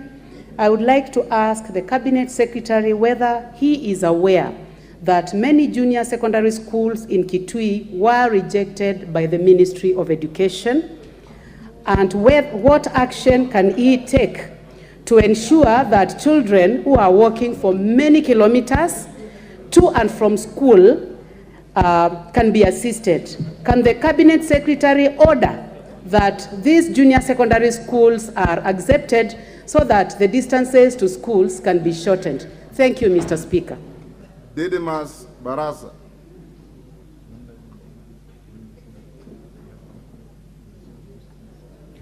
Thank you, Honorable Speaker. I want to ask the Minister to confirm whether it's legal or illegal for a principal of a day secondary school to turn away children in the pretext that they have not paid lunch fees. And if it is illegal, what action will the minister take against principals who will continue to lock out children from sitting from the exams and learning because of a failure to pay lunch fees, yet the government has paid their tuition fees in totality? I thank you, Honorable Speaker. Member for Ganze. Member for Ganze. Give the mic to the member for Ganze. Honorable Kazungu. Is it Kazungu? Where is the member? There you are. Give him the mic.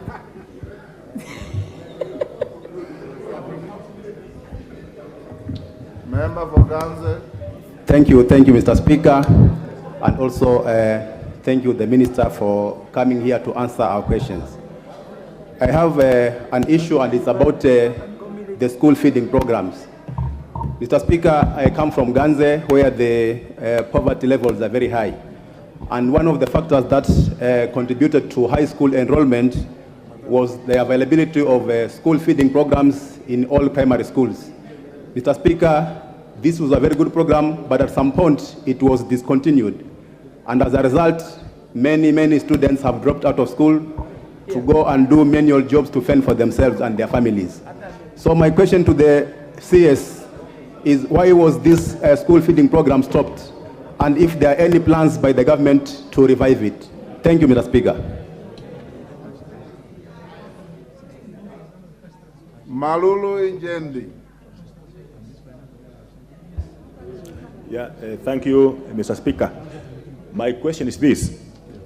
When it comes to private business in schools, I don't know if the CS is aware that schools are also involved in private business in selling uniforms, where parents are asked to pay money through some pay bill number, and they charge very high amounts for uniform, socks, shoes, utensils, rim papers, etc., etc. My second question. Only one, Malulu. Okay, thank you, Mr. Speaker. Member for Kisii, Women Rep Kisii. Thank you, Mr. Speaker. When it was well known that the JSS teachers are not enough in schools, you found out that the JSS pupils were being sent to the river to collect water. This has proved to us that there are some school-going children who who carry jerrycans from home to school to collect water. What is the CS doing to curb this menace of pupils in our country collecting water? Also, we've not seen sanitary pads being distributed in our schools. He should answer on sanitary pads and going to the river. Thank you, Mr. Speaker. Rahab Mukami. Thank you, Speaker. Honorable Speaker, I want to ask the Cabinet Secretary regarding the sanitary pads. I am the Chair 47, and we went to see the HE, and he gave an order that the sanitary pads should be channeled through the women reps. Our CS, kindly let me know the progress, because the schools are opening on 9th, and we have not seen the sanitary pads in our schools. Thank you. Minister, answer those. Honorable members, the next 3 questions are on education, and I can see we're asking questions about our constituencies and issues education generally. Let him answer those 3 supplementaries or 4. I'll allow the next 2 questions, then I'll allow you to ask the questions that you have. So just hold your horses. I said hold your horses and you lift your hand, Mama. What's the problem? Honorable Member Thank you. Mombasa, I'll give you a chance. Just hold your horses. Thank you, Honorable Speaker. The first question concerns the localization, because as all members are aware, this was punitive.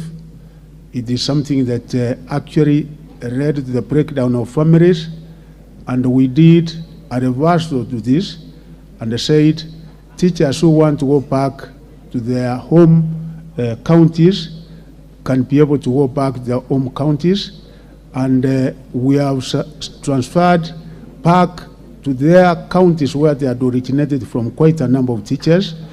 I don't have a specific figure as of now, but next time I will be able to give the honorable members the specific figure of teachers due to the policy we have now as opposed to the localization, which we call nationalization, because we want our teachers to teach comfortably from their home counties or another county that is of their choice. And I know that this is ongoing because, again, there are teachers who have also chosen to be in the counties where they had been transferred to. Originally, where they were, after they were transferred, they have now chosen to be where they are. So there are also quite a number. But again, we cannot be able to transfer them to the exact school because we have to look at staffing of that particular school before we transfer back. Because if it is a mathematics and a physics teacher, and we find the school where he was, that particular teacher is having a mathematics and a physics teacher, then we are able to take that particular teacher to the nearest school of his choice. And I want to assure the members that this exercise is going on. Thank you, the Member of Parliament from Kitui, Honorable Rachel Nyamai. Honorable Speaker, I want to assure the members that we did set a criteria when we were establishing junior secondary schools, and we said the guiding criteria, the guiding principle, in order for a school to qualify as a junior secondary school, basically was on enrollment. Does it have enough students such that if we find it has probably 5 or 10 students and we find there's a school nearby which can be able to accommodate a junior secondary school, then we called that particular school which was not viable as a feeder school. We did an assessment of 32,000 primary schools, and out of the 32,000 primary schools that we carried out an assessment, 23,000 public schools qualified, and also 5,000 private schools qualified. So we have 28,000 primary schools which qualify to junior secondary schools, which are actually hosting secondary schools as of now. And the members are also aware that where you have specific cases, you probably think there's a school which has been left out, like the Member of Parliament for Kitui South. I think he came to the ministry and we were able to consider, and quite a number of members have also come making an appeal, some calling me, and Honorable Speaker, we have been flexible in this, and I will ask the Honorable Member, in case there's a case, she can be able to bring it to my attention, a specific case, and I will be able to take action on that. Fees, ranch, Honorable Speaker, there is a policy from the ministry, and the policy is that all day secondary schools, government gives capitation to the tune of 22,240. There is no additional levies of any kind that again is supposed to be levied, because you know free and compulsory education is derived from the Constitution, Article 53. And as a government, we don't want to overburden parents, and we have taken action on quite a number of head teachers. The most recent one being the action I took in 2 schools in Kirifi for those violating and going against the directive which has been issued by government by the means of education. Ranch meals in school, if parents so wish that they can be able to give money, we have said it is optional. But even when they are optional again, we insist that whatever rates being charged must be reasonable, and if one does not want to pay, he wants to come with the food from home, or he does not want to take grant at school, you don't have to force him.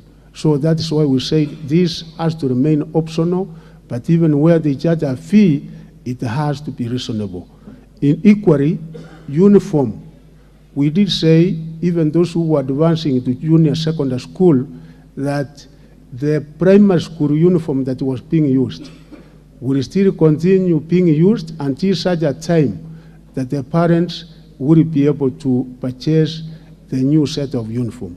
What used to happen there before, Honorable Speaker, is that schools used to insist that they themselves procure their school uniforms. It used to be a centralized kind of system, and we have also, since end of last year, issued a circular that we give the kind of uniform required in a school, and the parents are at liberty to procure the same from any source, as long as it is the school uniform matching the requirement that the school has been able to set out. Ganse, Member of Parliament, school feeding program. Members, you know that school feeding program has actually been going on over the years, I think since 1979. We used to have World Food Program supporting us in this. Since 2017, they stopped supporting us, and the Kenya government has been able to continue with this program in 26 ASIRE counties. So the 26 counties, the money that you give us from Parliament, like this financial year, you gave us 2 billion. The 2 billion, we have been able to make use of that money in giving food, both in kind and also in cash transfer to the 26 counties. And according to the figures I'm also getting is that Ganse benefited from the cash transfer. So probably when the Member of Parliament comes, the officer will be able to give him the specific number, amount of money that went to Ganse constituency in the form of cash transfer. And also to thank members, because in the supplementary one, you gave us an additional 1 billion to be used for this particular purpose of school feeding program. Of course, we know there is need even in other counties apart from the 26 counties, but we are constrained because of the amount of funds that you have given us to make use of in this particular area. Water in schools, of course, we also thank the members of Parliament, because we know in a number of our constituencies, you have been able to provide supply water tanks to a number of our schools using the 2.5% money that you normally get. And we don't encourage, Madam, my Member of Parliament from Kisii County, that we have students, all school children, being sent away to carry water to school. That one is again against the policy of Ministry of Education, and the kind where you get those cases, let us know so that we are able to take the necessary remedial action. As the Member of Parliament said about sanitary towels, we have had a discussion in this. The Ministry of Education this financial year was allocated 470 million to procure sanitary pads, which was to be supplied all over the country. But because of the kind of discussions that were being held, that the money was supposed to be transferred to Ministry of Public Service, and others were of the few that the same money should be transferred to the county women members of Parliament. I think there is a meeting which has been scheduled for that particular aspect. We did say the financial year is ending, so we have procured, and once we come together with the members of Parliament, the county members of Parliament, we will then be able to undertake the distribution to the various schools, taking into consideration that schools are opening on the 8th of this coming month. Thank you, Honorable Speaker. Thank you, Honorable Members. Just hold your horses. We'll go to, I'll ask the following only one today. So choose which one you want. Do you want to ask 103 or 102? 103A or 102? I will ask 102. 102, go ahead. This one will be listed next time the minister comes. So go ahead. Thank you, Honorable Speaker. My questions to the Cabinet Secretary for Education. Question 102 of 2023, Roman 1. Could the Cabinet Secretary clarify whether the current domiciling of the junior secondary school in primary schools is a temporary arrangement, or learners will later be relocated to the premises in secondary schools? And if so, when will they be relocated? Question number 2, question Roman 2.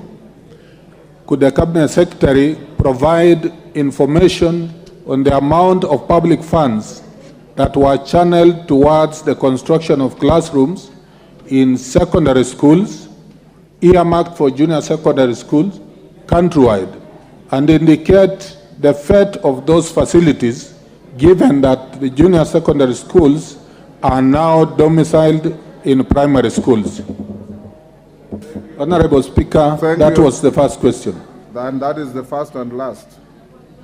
Thank you, Honorable Abdul Haro. Clerks, spare the other question by Honorable Kaunya for next time. Thank you, Honorable Speaker. I rise to ask question 103 of 2023 to the Cabinet Secretary for Education. Could the Cabinet Secretary, 1, state measures that the ministry has put in place to enhance the school feeding program in Mandera South constituency in order to retain learners in schools in the hunger-stricken county? 2, further state what measures the ministry has put in place to ensure that the 64 schools in Mandera South constituency which do not have clean water or water storage tanks are supplied with clean water. 3, explain what plans the ministry has to ensure that children whose parents practice the nomadic lifestyle have uninterrupted access to education. Thank you. Thank you. Member Mashua Waithaka, we'll come to you. Lisa Chelule, just hold your horse. Thank you, Mr. Speaker. Could the Cabinet Secretary explain why government-sponsored students undertaking studies in Cuba, particularly those studying family medicine, are not given sufficient, adequate monthly stipend commensurate to the high cost of living in Cuba? Second, explain the reasons for the inordinate delays in remittance of this stipend to the said students. Number 3, state any plans on how the government intends to adequately cater for the affected students to ensure that they undertake their studies in a conducive environment. Thank you, Mr. Speaker.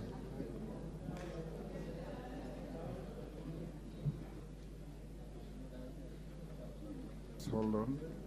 Minister, you can now answer those 3 questions. Thank you. Thereafter, we'll take many supplementary. Thank you. Thank you, Honorable Speaker.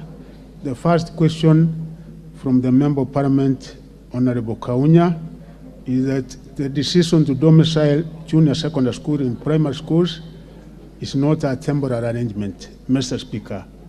The matter has been considered extensively, and the decision was made after considering a range of key factors. As you are aware, all the members here, is that a presidential working party was established in order to take views from Kenyans, and the presidential party went around the country, the 47 counties. It was able to engage with the unions, it was able to engage with the experts, and I'm aware, Honorable Speaker, that even there was an opportunity for members of parliament here also to give their views to the presidential working party.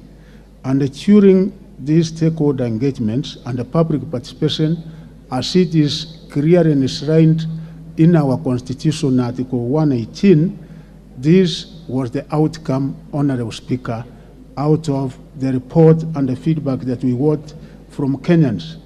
86% of the respondents expressed the view that the junior secondary school should be hosted in existing primary schools. 86. Only 11% advocated for hosting the junior primary schools in the existing secondary schools, whereas 2% were of the opinion that the new junior secondary schools should be built. So you can see, being a democratic country, 86% of Kenyans said the primary schools should be domiciled in the existing primary schools, and the interim report was given to His Excellency the President, and following that, we did implement what the Kenyans said, that we domicile it in primary schools. The key factors given by the stakeholders that led to that particular decision, Honorable Speaker, to domicile junior secondary schools in the existing primary schools, the reasons were given as follows. One, it was established that the age of this category of children is between 10, 11 years of age. The developmental stage of the runners in terms of age and the cognitive abilities, you can be able to see the way it is considering that age. So runners at this age undergo rapid physical, mental, emotional growth and development challenges, of course, when they are at that age. The other thing that came out very clearly is that at this age, they require a lot of parental support as they undergo a psychosocial and emotional transformation, and Kenyans said it will not be proper to take them to boarding schools and far from their parents. Others said there is need for these runners at this age to acquire knowledge and skills, and at the same time foster social cohesion and appropriate values, which is enhanced by parental involvement and engagement. Finally, Mr. Speaker, it was said that in order for these runners to operate optimally, they required an environment that will be able to provide psycho-emotional development and support at the age that they are in. Mr. Speaker, the decision, therefore, of these junior secondary schools, and of course, having taken 6 years, ever since 2017, when we started grade 1, there is no reverse year that we can be able to go back and reconsider. We are just moving forward with a junior secondary school, and there is no way that we can be able to go back on this. The second set of questions, Honorable Speaker, is that a total of 7,662 million was utilized to build 9,721 classrooms in our secondary schools. These classrooms are currently being used to reduce the ever-growing congestion in our secondary schools.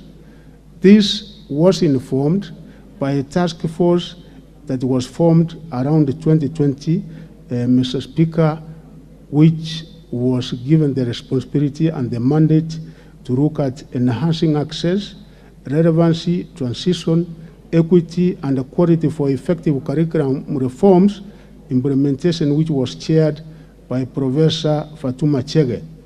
And it found out that there was a deficit of classrooms in our secondary schools to the tune of 2,663 classrooms by then.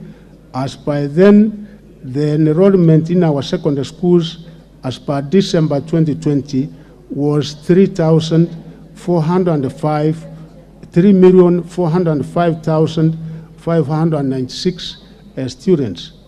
By December 2021, a year after, the enrollment in our secondary schools had increased to 3,523,428 runners.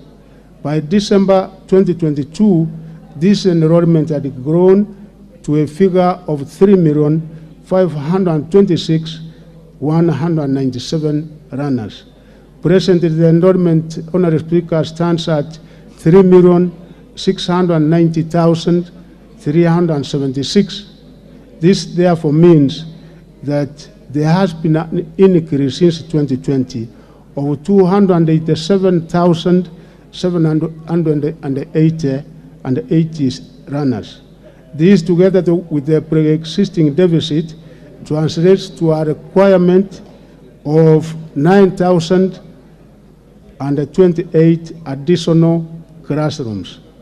Consequently, Mr. Speaker, the 9,721 classrooms that were constructed are assisting to address the current deficit as well as the future demand for more classrooms. It is important to note that with the government's policy of 100% transition, the enrollment in our secondary schools, Mr. Speaker, increases by an average of 8.5% annually. More classrooms will therefore be required to meet the ever-growing demand. And I'm sure that honorable members from your respective constituencies, you are witnesses that there are no empty classrooms. Indeed, the classrooms that were built in all our secondary schools are in use.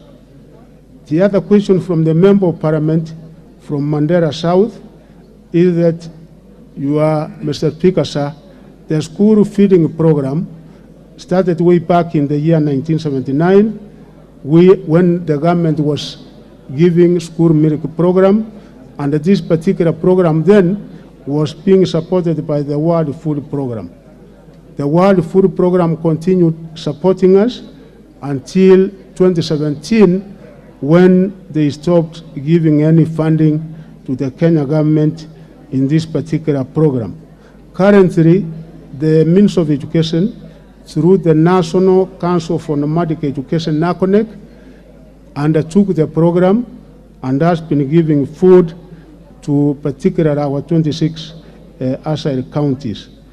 The program covers 2 million children from the ASIRE areas, which consists of 26 counties, Mr. Speaker, and 11 of the counties, of course, are Mandera, Tana River, Garissa, Wajir, Marsabit, Isiolo, Samburu, Baringo, West Pokot, Ramu, and Turkana, which NACONEC provides food to those schools, and there are other counties which are provided with cash transfer, which are 15 counties: Baringo, Elgeyo Marakwet, Embu, Nyeri, Kajiado, Narok, Kilifi, Kware, Machakos, Kitui, Makwiny, Tharaka Nithi, Laikipia, parts of Nairobi, and Taita Taveta.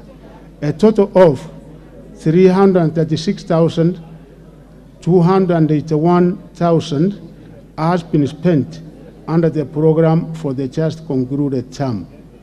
This financial year, a total of 1.96 billion shillings has been spent for the school feeding program, because the remaining period until the expiry of the financial year, we are well taken care of, and there will be food in each and every part of these counties. Honorable Speaker, for Mandera South constituency, which are 73 public primary schools with the current enrollment of 30,668 runners, 56 of these schools are in Mandera Central Erwak sub-county, while 17 of these schools are in the Kuturo sub-county.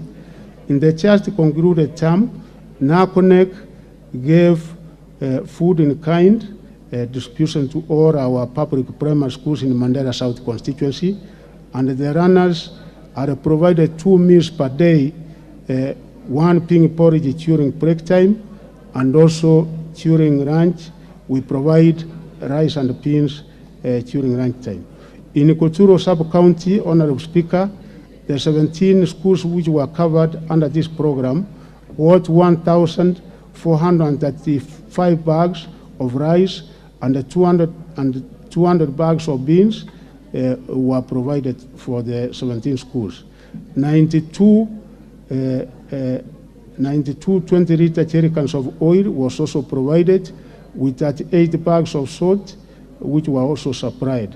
In Mandera Central, Erwak sub-county, where we have 55 schools, a total of 5,741 bags of rice was supplied, and also we gave 794 bags of beans to that sub-county.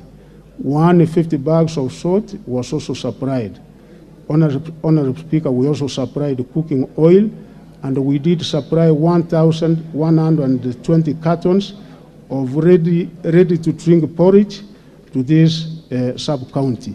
The total amount used for Mandera County, Honorable Speaker, was 203,893,240. And for this particular constituency, the two sub-counties, the total amount that was spent in school feeding program in this first term was 59,956,400. Water, Mr. Speaker, sir, as you are aware, the responsibility and function of water is a means of water, and also the county governments. Of course, members, you know that you have given an allocation to the means of water.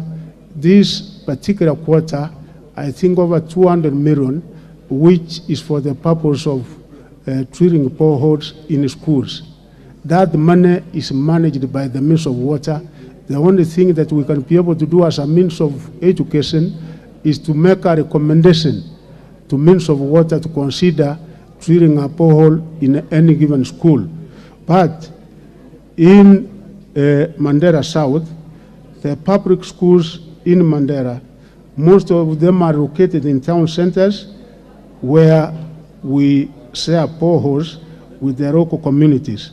The total number of boreholes in Mandera South are 70 boreholes, 79 in Mandera Central Sub-County, and 23 in Koturo Sub-County.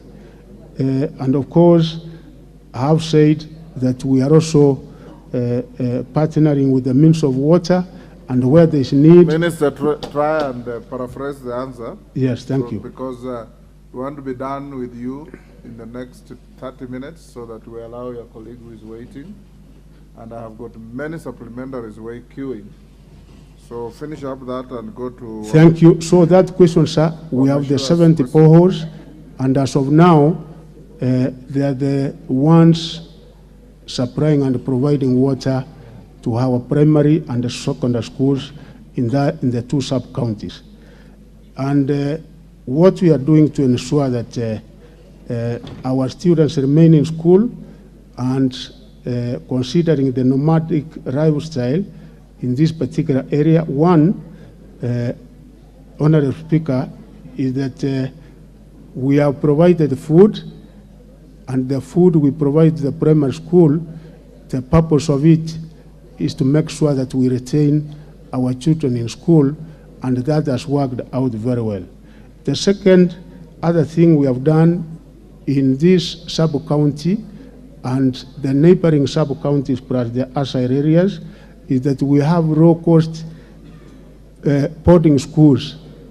And the number of boarding schools we have in Mandera County, we have a total of 38, and in this particular constituency, which are taking a total of 12,611 pupils in all these primary school boarding schools. And in this particular constituency and the two sub-counties, we have 8 low-cost public boarding schools, which of course are catering for this, and having a total number of 1,973 runners. And of course, the county governments, particularly in Mandera, is also supporting us in education, because like this financial year, Honorable Speaker, the county government of Mandera has pumped in 350 million, which is also addressing this particular problem. The last one, Honorable Speaker, is that the last one is the one by Honorable Mashua Waithaka. The one on the Cuba. Students in Cuba. Yeah, thank you, Honorable Speaker. The Kenya government entered into an MOU with Cuba in the year 2004.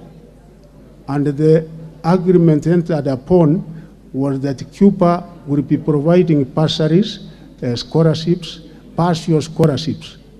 They provide for tuition, they provide for accommodation, and they take 2 students per given year, and it has been happening since then. And the Kenya government initially used to give a bursary to each and every student that qualified until the year 2011, and since the year 2011, Honorable Speaker, as a government and as a country, we have not been able to give the stipend that we used to give, not only to our students who access these scholarship programs, but even those who access them in European Union countries and other countries. We don't give any stipend as such, so the parents, the households, have to meet their cost. Thank you, Honorable Speaker. Yes, the first supplementary will go to the questioners. One supplementary. Thank you, Honorable Speaker. Honorable Speaker, I will ask one supplementary question, and that first and foremost, Honorable Speaker, I want to say that the response is largely satisfactory, but the supplementary question I want to ask, Honorable Speaker, relates to the shortage of staff, the lack of teachers, especially the understaffing which is acute in areas like Busia County, particularly Teso North and Butula. The acute shortage, is it not likely to undermine the implementation, and what action or measures is the minister taking to address that, so that the implementation of the CBC and the junior secondary particularly can succeed? Thank you, Honorable Speaker. Yeah, thank you, Mr. Speaker. I only have also one supplementary question. Largely, I also I'm happy with the answer the minister has given, and I can confirm the schools in my constituency have received the food distributed by NACONEC. Given that NACONEC is doing a good job in terms of this food distribution, and given that the other major problem we have in the schools, especially in ASAL's, Mandera South constituency being one of it, is the provision of water. I have indicated there are 64 schools in my constituency which do not have source of water and do not have even storage, even if you track water to those schools. Would the minister tell us whether it is possible to have a conversation within government, because he has told us the water supply is the function of the Ministry of Water, so that this water is also done through the ministry, and if possible, NACONEC is given an expanded function to include provision of water to schools as they provide food, like it is happening in other jurisdictions. For example, in Nigeria, the Nigeria Council for Nomadic Schools. Honorable member, you are making a speech. Ask your question. Thank you. My question is, would the minister liaise with his counterpart in the Ministry of Water and see how that service of water provision for schools can be consolidated under one institution, like for example NACONEC, so that as they provide food, they can also provide water? Thank you. Thank you. Waithaka? Yes, thank you, Mr. Speaker. The Cabinet Secretary said that in 2004, the Cuban government got into an agreement with the Kenyan government to provide bursary and other requirements for the students in Cuba. But according to my constituents who have sent or who have kids in Cuba, they are being forced to do harambes. And this has not been the agreement that was signed has not been in effect. So I would ask the Cabinet Secretary to please confirm whether this agreement is still is in effect and if it's being followed. Thank you, Mr. Speaker. Thank you. Mama Zamzam, Mombasa. Thank you, Mr. Speaker. And my question goes to the Minister for Education. We recently had recruitment on TSC teachers. And unfortunately, Mombasa, we had teachers who were on probation for so long, some 2 years, some 1 year, but they never got to get this chance. I want to ask, which criteria did you use to recruit these teachers, and why was Mombasa left out? Thank you, Mr. Speaker. Sabina Cheka, what's your point of order? Thank you, Mr. Speaker. My point of order is on a question I'd asked the Minister on the payment of the junior secondary school teachers. Mr. Speaker, I didn't hear him respond to that question. I didn't hear him respond. If you didn't answer, note that. Yes, please. Lisa Chelule.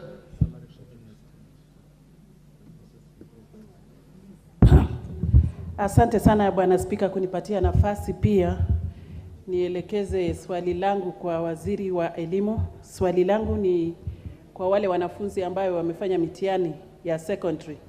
Sijui kama ana habari kwamba kila wakati watoto hawa wakienda shule kwenda kuchukua stakafadhi sao wanakatazwa kwa mambo ya fee balance ama kama hawajamaliza kulipa school fees. Asante Bwana Spika. Bwana Spika, tuko na shida kule Nakuru ya Njoro University. Bwana Spika, wacha tu niseme hii sababu imekuwa muda sana nipate hii nafasi. Tumeketi hapa na mheshimiwa ya Njoro na sisi wote kama watu ya Nakuru tunauliza ufufulizi wa Egerton University. Tuko na shida sana na watoto wetu wanapitia mashida mingi. Asante. Nyakundi.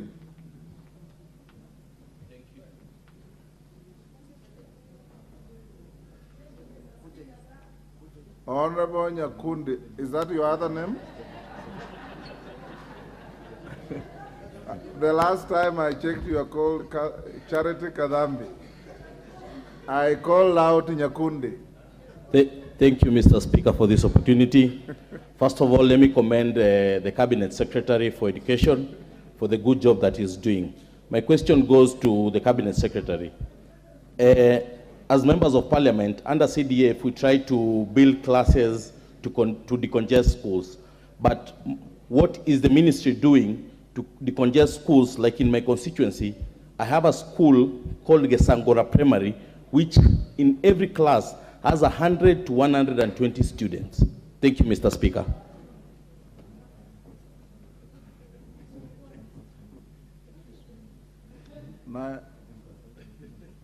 Beatrice Elachi.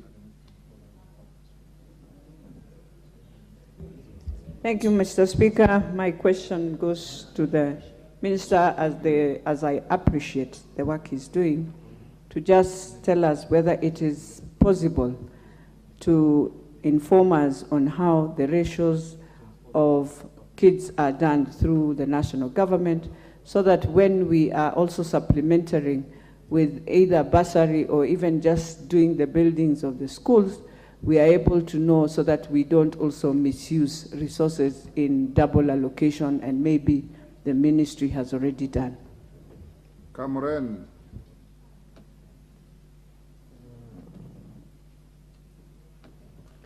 Thank you, Mr. Speaker.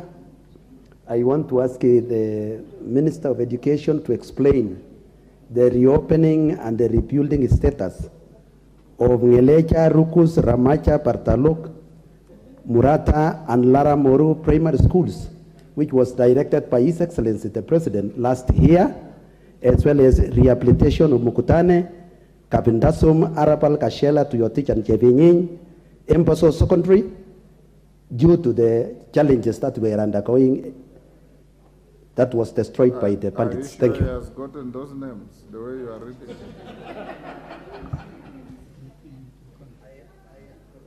Can you write those names and hand over to him, to the minister? Naomi Wako, you have one question at a time. Hand over to him. Thank you, Mr. Speaker, sir. I would want to ask the minister one brief question, as I also want to appreciate his effort and also his effort of visiting Marsabit in terms of education. Could the minister explain on the implementation of CBC in ASAL counties, considering the challenges of network? And most of our schools have, schools that are not even well built, and some of them are even studying under very hardship situation. So can he explain to us the measures that they are putting in place in order for CBC to be implemented, and considering the nomadic nature of our lifestyle? Thank you. The member sitting in front of Naisula, what's your name? Honorable. Thank you, Speaker. I'm Honorable Lekumontare Jackson, MP Samburu East. Samburu East. Yeah, thank you, Honorable Speaker. I have a question. Could the minister tell us why the schools do not have textbooks? Some of the secondary schools do not have textbooks, although they are giving set books, but there are no course book until even they see the exam without textbooks. Thank you. Martin Wanyonyi.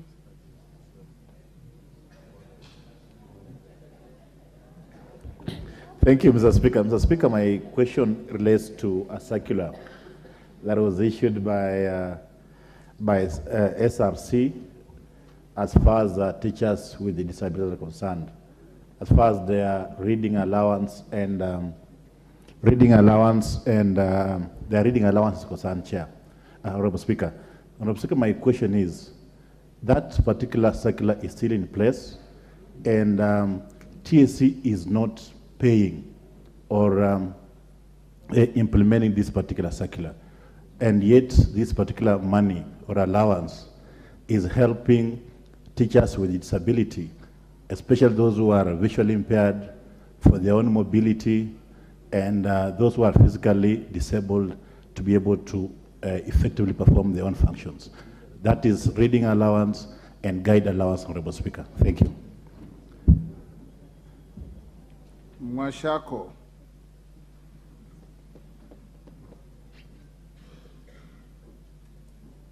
Thank you, Honorable Speaker. My question goes to the CS Education. In 2019, this Parliament adopted a report of the Education Committee, then as a result of a petition that was done by the teachers of Taita Taveta County on hardship allowance. That report was adopted and approved by Parliament, but up to now, nothing has been done. So my question to the CS is he aware that Undanyi, Taveta, and parts of Mwatate that were approved by this Parliament to be included as hardship areas are yet to receive their hardship allowances? And if yes, what is he doing about it? Because the three areas mentioned, Honorable Speaker, have it's becoming very difficult to attract teachers, and at the same time, the teachers are extremely demotivated, as the areas have extreme hardship condition more than the areas that are benefiting. Thank you, Honorable Speaker. Faith Gitau. Thank you, Honorable Speaker. In Nyandarua County and in schools in Nyandarua, we have no enough teachers, both in primary and secondary schools. And this has really affected the performance of these schools. What is the ministry, or when is the ministry likely to deploy teachers in these schools? Thank you, Honorable Speaker. Thank you. Difficult to tell. Honorable Mulyungi. You are now the leader on this side. I'm the minority leader now, temporarily. Thank you, Speaker. Speaker, I've been sitting here suffering and wondering, where is mineral water in the chamber? Because I've gone there twice.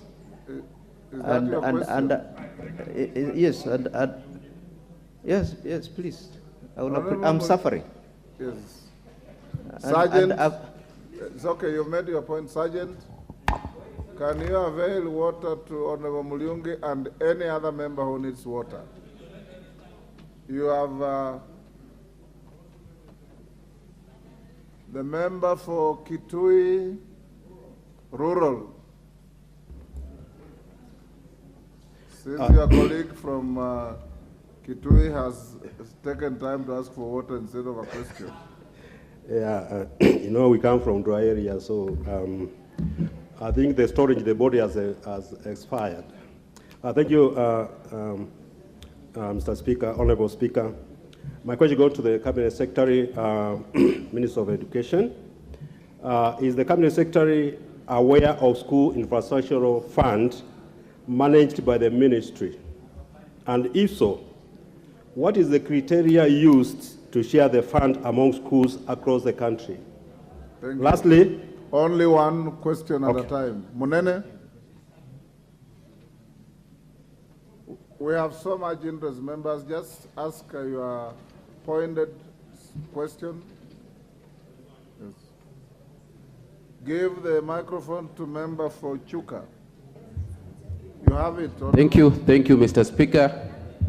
I like to ask the Cabinet Secretary for Education whether he is aware that Chuka University, a big university, public university with over 10,000 students, has stayed for over a year now without a Vice Chancellor and without council. It has zero council, zero Vice Chancellor, and the university is almost going down. A big university with over 10,000 students, a public university. Thank you, Mr. Speaker. Thank you. Minister, I'll give one last one on this round to member for Fafi. Fafi. Yes. One quick question. Thank you, Mr. Speaker. Mine is about provision of water to schools in dry areas. I come from a very dry area, one of the worst hit drought areas in Kenya. As you know, CDF does not cater for water supply. Most of the counties which are obliged to give water to those areas are also dead. What has the ministry has in terms of provision for water to schools in dry areas? Are there water boozers, or what is the mitigation measures in place? That's mine. Thank you, sir. Minister, those are about 12. Can you answer those? Yeah, thank you. Quickly, we'll do another round of 5 or 6 before we call the next minister. Yeah, thank you, Honorable Speaker. The first question is about understaffing and teachers in junior secondary. I want to reassure the honorable members that we are aware of this fact that, of course, we have not reached a stage where we can be able to say we are 100% perfect as far as staffing is concerned. But each and every time, Honorable Speaker, this is one thing that we have had meetings. Even I normally have virtual meetings with sub-county directors of education, county directors of education, such that we are able to get reports as to the shortage in specific schools. And as we progress, we are addressing this particular program such that when funds are out, we post the schools to these particular schools. And also to assure the members that for the last almost 4 or 5 years, there have been in-service training courses for teachers, particularly on pedagogy, such that to prepare them to teach CPC. We have many qualified teachers, including graduates who are in primary schools, and those are the teachers we are using now in teaching the junior secondary schools in quite a number of schools in the country. So the problem is not as serious as we would like to put it, because in a number of our schools, actually, because I've gone to almost each and every region in this country, members, you are aware, I've been to schools in the Coast Province, I've been to schools in Northeastern Province, I've been region rather North Province, I've been in Eastern Region, Western, Nyanza, Central, Coast, and almost each and every part of the region, and really trying to assess and to see how we can be able to mitigate on this. So as much as we might not be able to be 100% perfect in this, I assure you that it's a problem that as a government we are looking into as we move forward. Water, as I said, is a function and a responsibility of the Ministry of Education, of water. In education, even NACONEC, we don't have the technical expertise and we don't have the capacity that we can be able to undertake and do boreholes like what the Ministry of Water has. But I ask the members that once you identify that there is need in a given area, and you also pass it to us, because we have a one government approach. I can be able to recommend the same to my colleague in Ministry of Water, and I'm sure with the available funds which Parliament has been able to allocate to that ministry, something will be done because you have allocated the money for that particular purpose.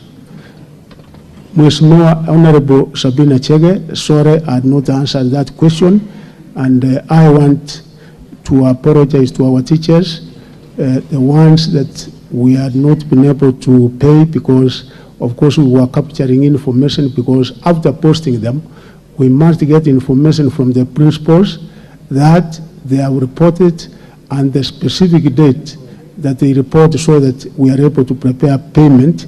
And as of today, when I discussed with the CEO Teacher Service Commission, it was confirmed to me that almost 50% of our teachers, new employed, have been paid. The other 50%, we are getting information from the field, and I assure you, funds for paying our teachers are available, and we will be able to pay expeditiously. So, field parents, and where you get schools in the system, that payment must be done before certificates are issued. This is one other area that the government has been able to issue a directive, and actually not the government, Parliament itself. If you look at Kenya National Examination Council, Section 5, it is clearly states that no child, no student should be denied his certificate. So where you get those cases, of course I know sometimes there might be many. You can be able to take them to our county directors of education, even to my office. I was even handling 2 such cases last week, and I know my county directors, including the regional county directors, because they are under firm instruction in this, they are also handling this. And actually, even when I met the principals of national schools last week in Mombasa, this was one such agenda that we discussed, and I did make it clear that they have to obey government directive, and particularly this particular one. Infrastructure funds, members, you are aware that the amount you have given us, particularly this financial year, in the primary section is 140 million for all our primary schools, and you can imagine the number of primary schools we have in the country are, I think, 24,000. So we said, as much as possible, the criteria we follow is that we must consider equity and a little bit of affirmative action, because there are areas in this country that you go to, I don't know what happened when others have done so well in CDF in putting up classrooms. There are areas where there are no classrooms. There is a school that we are giving money, Honorable Speaker, where a member came, I think it is somewhere in Kirifi, I can't remember the name of the school, where it is actually in a pathetic situation. So we consider equity and make sure that each and every constituency gets an equal share of this money, even if it is 1 million each. So that's what we do, and going forward, we will be involving you more and more in allocating this money, but you can see that it is a really small amount, and even the one which is given for secondary, I think also 800, about 900 million for secondary schools. So in total, 900 plus 140 million, you can see the amount is so small considering the number of primary and secondary schools that we have in the entire country. Honorable Speaker, the honorable member from Baringo South, I'm aware about that problem. Indeed, it was a problem affecting Baringo and Turukana. I had an opportunity myself of going to Turukana. We even had a public rally with a few members of parliament from Turukana, and the amount that you allocated us, 100 million, we have already given to Turukana. We are yet to give Baringo. That is in my desk. So rest assured that we are going to rebuild those schools which were destroyed by bandits in Baringo, because the 100 million we have given, we have also engaged the military. Honorable Speaker, it is the one which is assisting the ministry in putting up the 15 schools that were destroyed by bandits in Turukana, and we are going to do the same in Baringo. Marsabit, thank you, honorable member. You know, I attended the Education Day in Marsabit. I'm aware of the unique kind of programs in that county and also the neighboring counties. So there are cases that we'll be able to consider on their own merit, Marsabit and the neighboring counties being one of them, because there are others that require me to partner with the Ministry of ICT and other government agencies in order, in an affirmative action, to be able to assist those areas. Members, you know the criteria of giving textbooks to schools, and this is one other area we said we must register each and every one of our schools, may it be primary or secondary, because once they are captured in memories, then they qualify to get the textbooks. The amount of textbooks, the number of textbooks we have issued to our junior secondary schools in the 12 areas, running areas, which I think today as we are here, a statement will be issued by His Excellency the President in conformity with the recommendations of the Presidential Working Party to reduce the number of running areas from 12 to 9. So we have issued 18 million textbooks, taking an amount of 3.3 billion, money which was allocated by this House.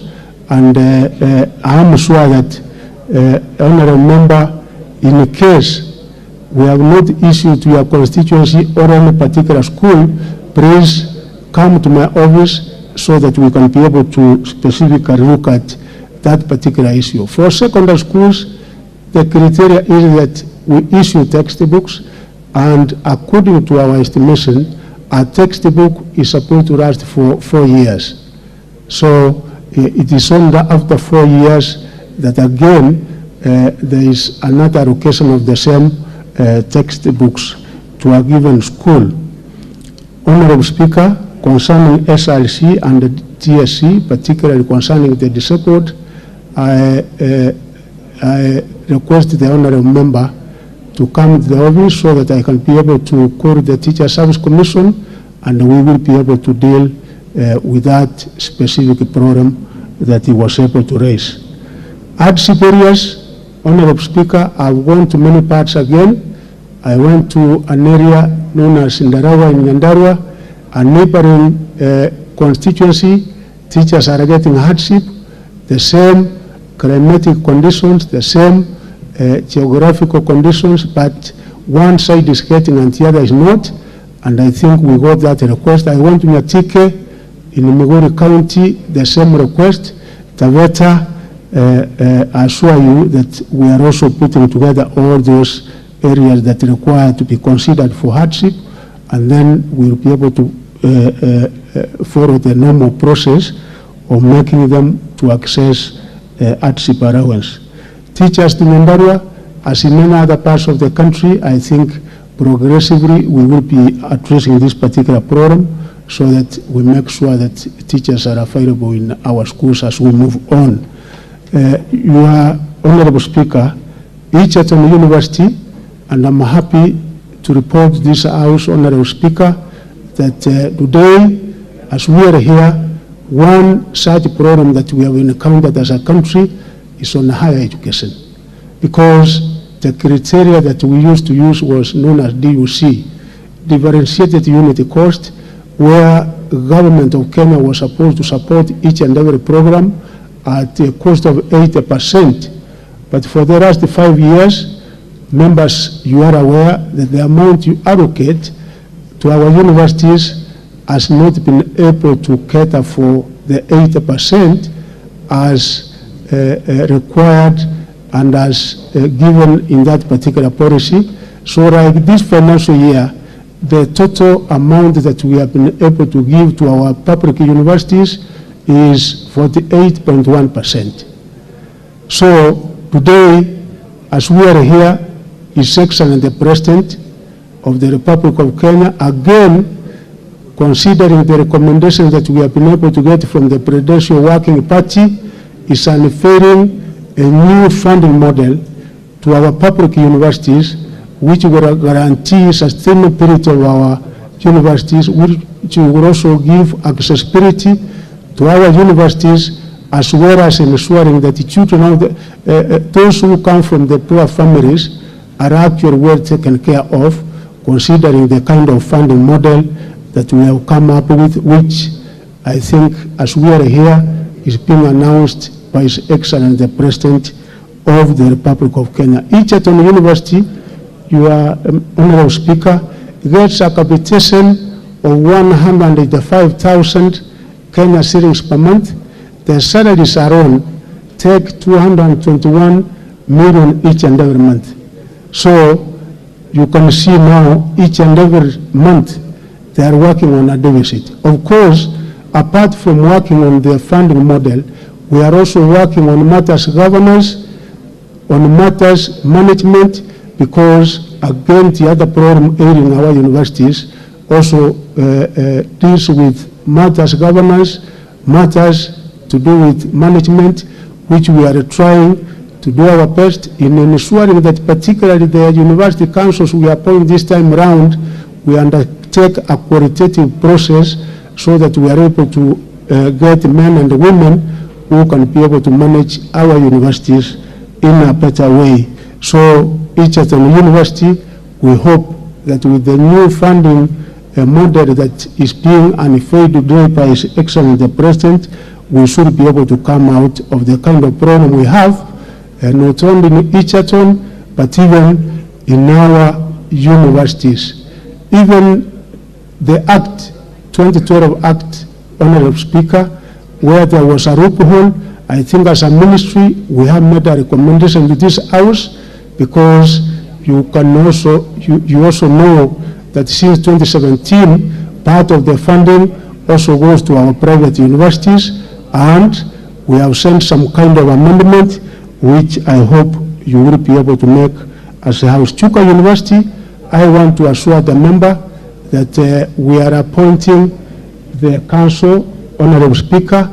We have Public Service Commission has already appointed a Vice Chancellor. So once we have a council in place which is coming up any time, the Vice Chancellor for that university is also in 1-2 weeks' time. You will be able to know your Chancellor, Vice Chancellor.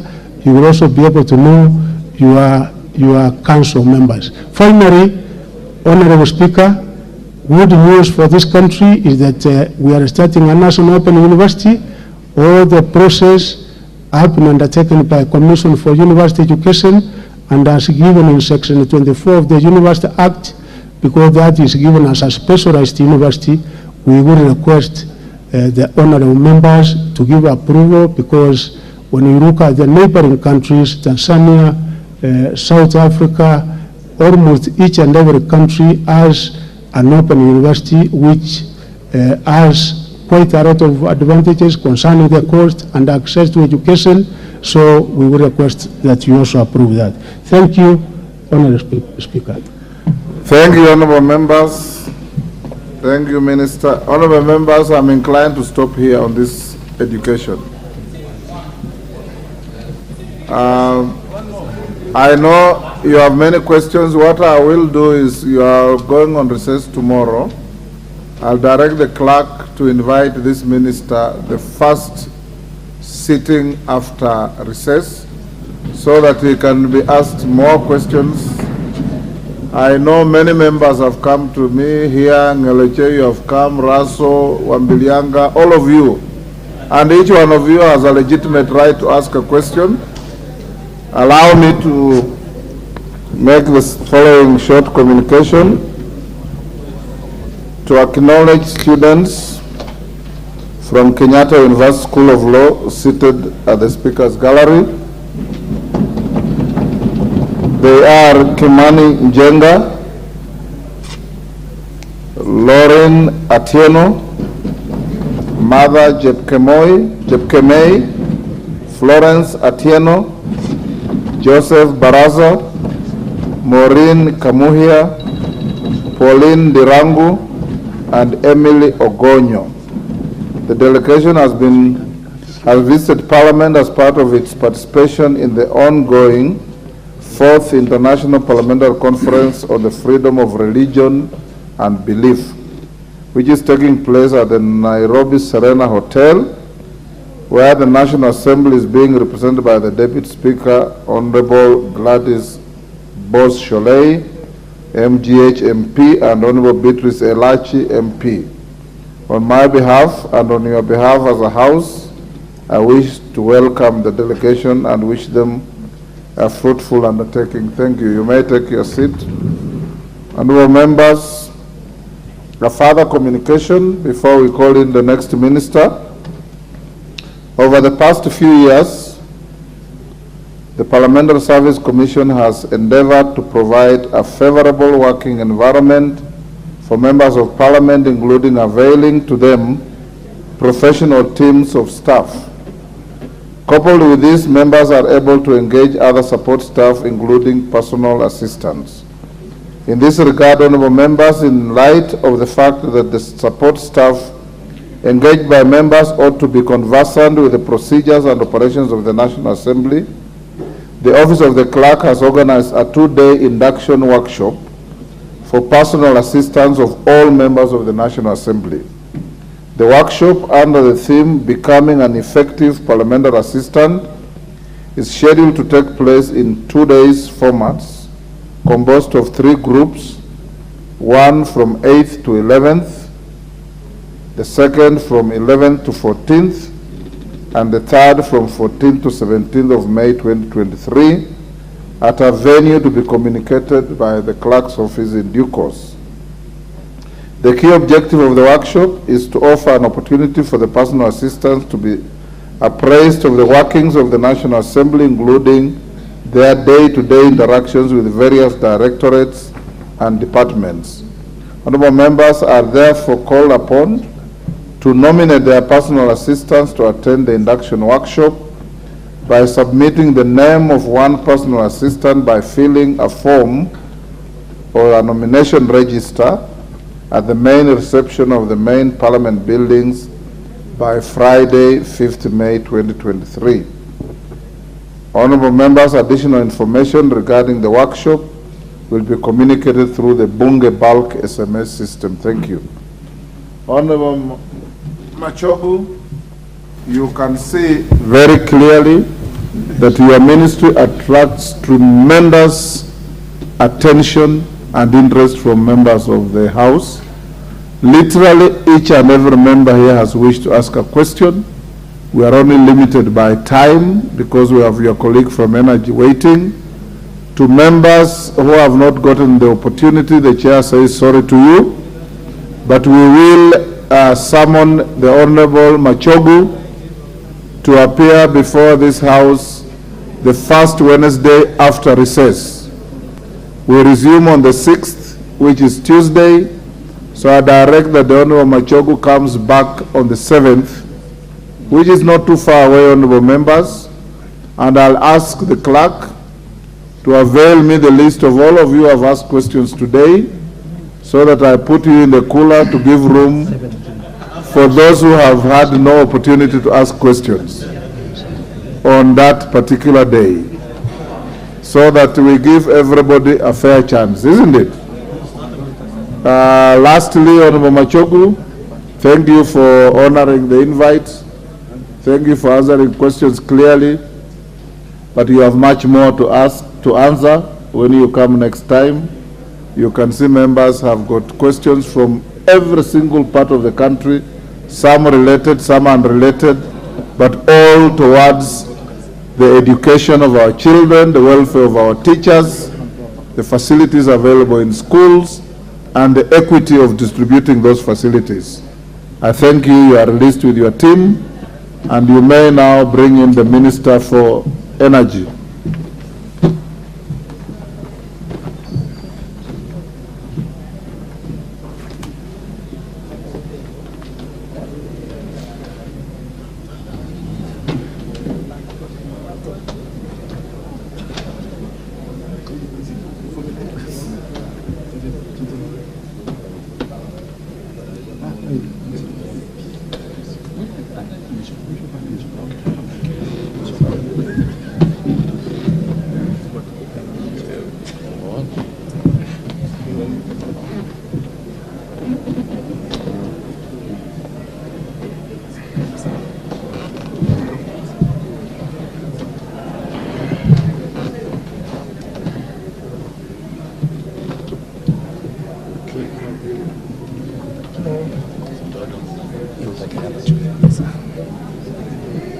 Order, honorable members.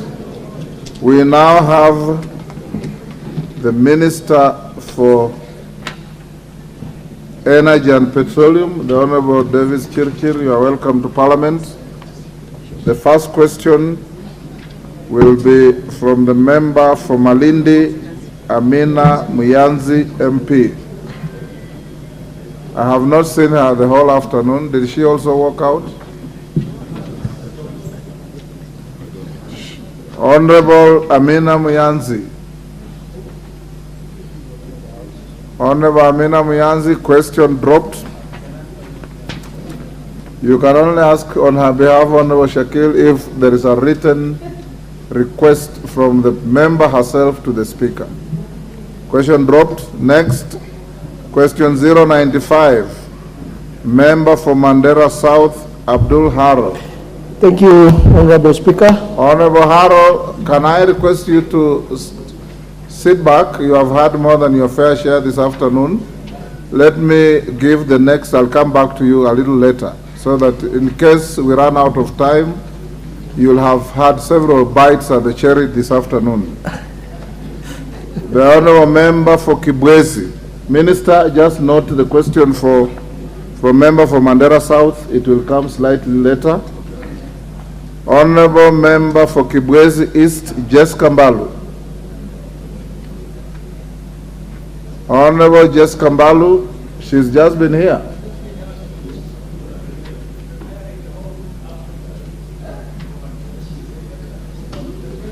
Sergeant, if she's at the back, we'll give her an opportunity. Let me ask the Honorable Member for Laisamis.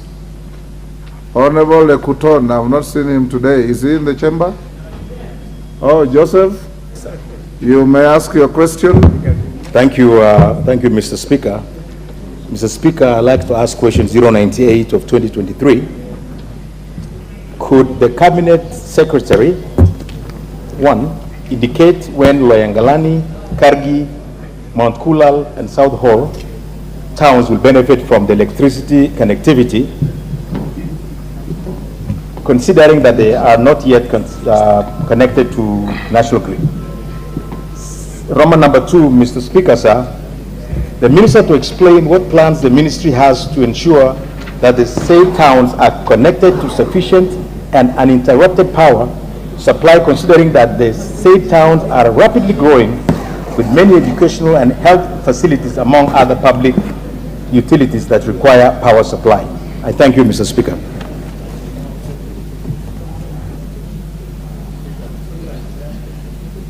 Thank you, Honorable Lekuton. Minister, just hold. Because of pressure of time, I'll allow a second question. Before you may sit and take your notes. Honorable Member, question 135 by Robert Mbui, who doesn't seem to be here. but he had asked me to take the question off the order paper. He alleges that the clerks mutilated his question. This is not the way he wanted it framed. So, clerk, you'll have to check on that question and see how to reframe it. Honorable, just come by, move quickly to your seat and ask your question.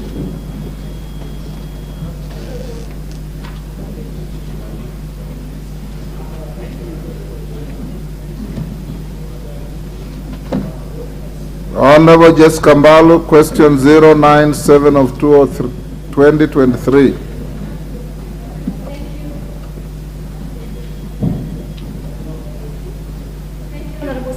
It's not working. Take the next one. Thank you, Honorable Speaker. I ask question number 097 of 2023 to the Cabinet Secretary of Energy. Speaker, I had 3 questions of the same. Number 1 is for the Cabinet Secretary to provide details of the number of public primary and secondary schools and other public institutions in Kibwezi's constituency that are not connected to electricity, and the steps being undertaken to ensure that said institutions are connected with electricity.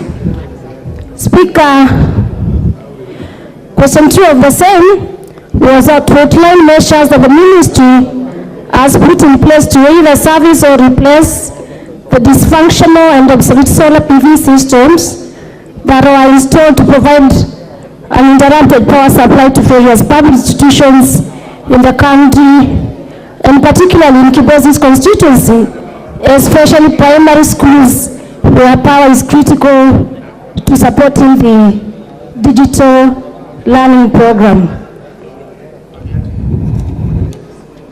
Yes, Mr. Speaker, those were my 2 questions. That is your question.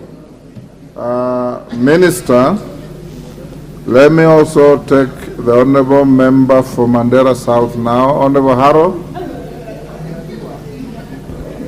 Thank you, Honourable Speaker. I rise to ask question 095 of 2023. Could the Cabinet Secretary, 1, provide a status report regarding electricity connectivity to homes and public institutions in Mandera South constituency, and explain the reasons why the constituency is the only one out of the 6 constituencies in Mandera County that missed out on the 2nd and 3rd phases of the last mile connectivity project. 2, explain why the electrification program in Wargadud area and in Kutulo, Kutayu, Boji and Lehele locations in Mandera South constituency has stalled, and indicate any plans for completing the said project, including replacement of faulty poles on the power line to Wargadud. 3, state when transformers in the following areas will be supplied: Bula Power, Hobo Dabasiti, Bula Kolati, El Safara Mosque, Bula Moyale, Bula Nguvu, Aluteibi A, Aluteibi B, Bula Kisima, Elwak Secondary School and its environs, Iresuki, Bula Wagberi, Elwak Post Office and its environs, El Hache and its environs, Elwak Girls Primary and its environs, Bula Gesrebki, Bula Watiti, Bula Duse, El Ram A, Abeumur, El Ram B, Chechabole, Ireskinto, Elele, Aloboji, Kobadadi, Tutes and Burmayo. Thank you. Minister, those are 3 questions, 097, 098, and 095. So you may proceed to answer them in the order they were asked. Thereafter, we'll take supplementary questions. Yes, Honourable Nominated Member. Why is your hand up?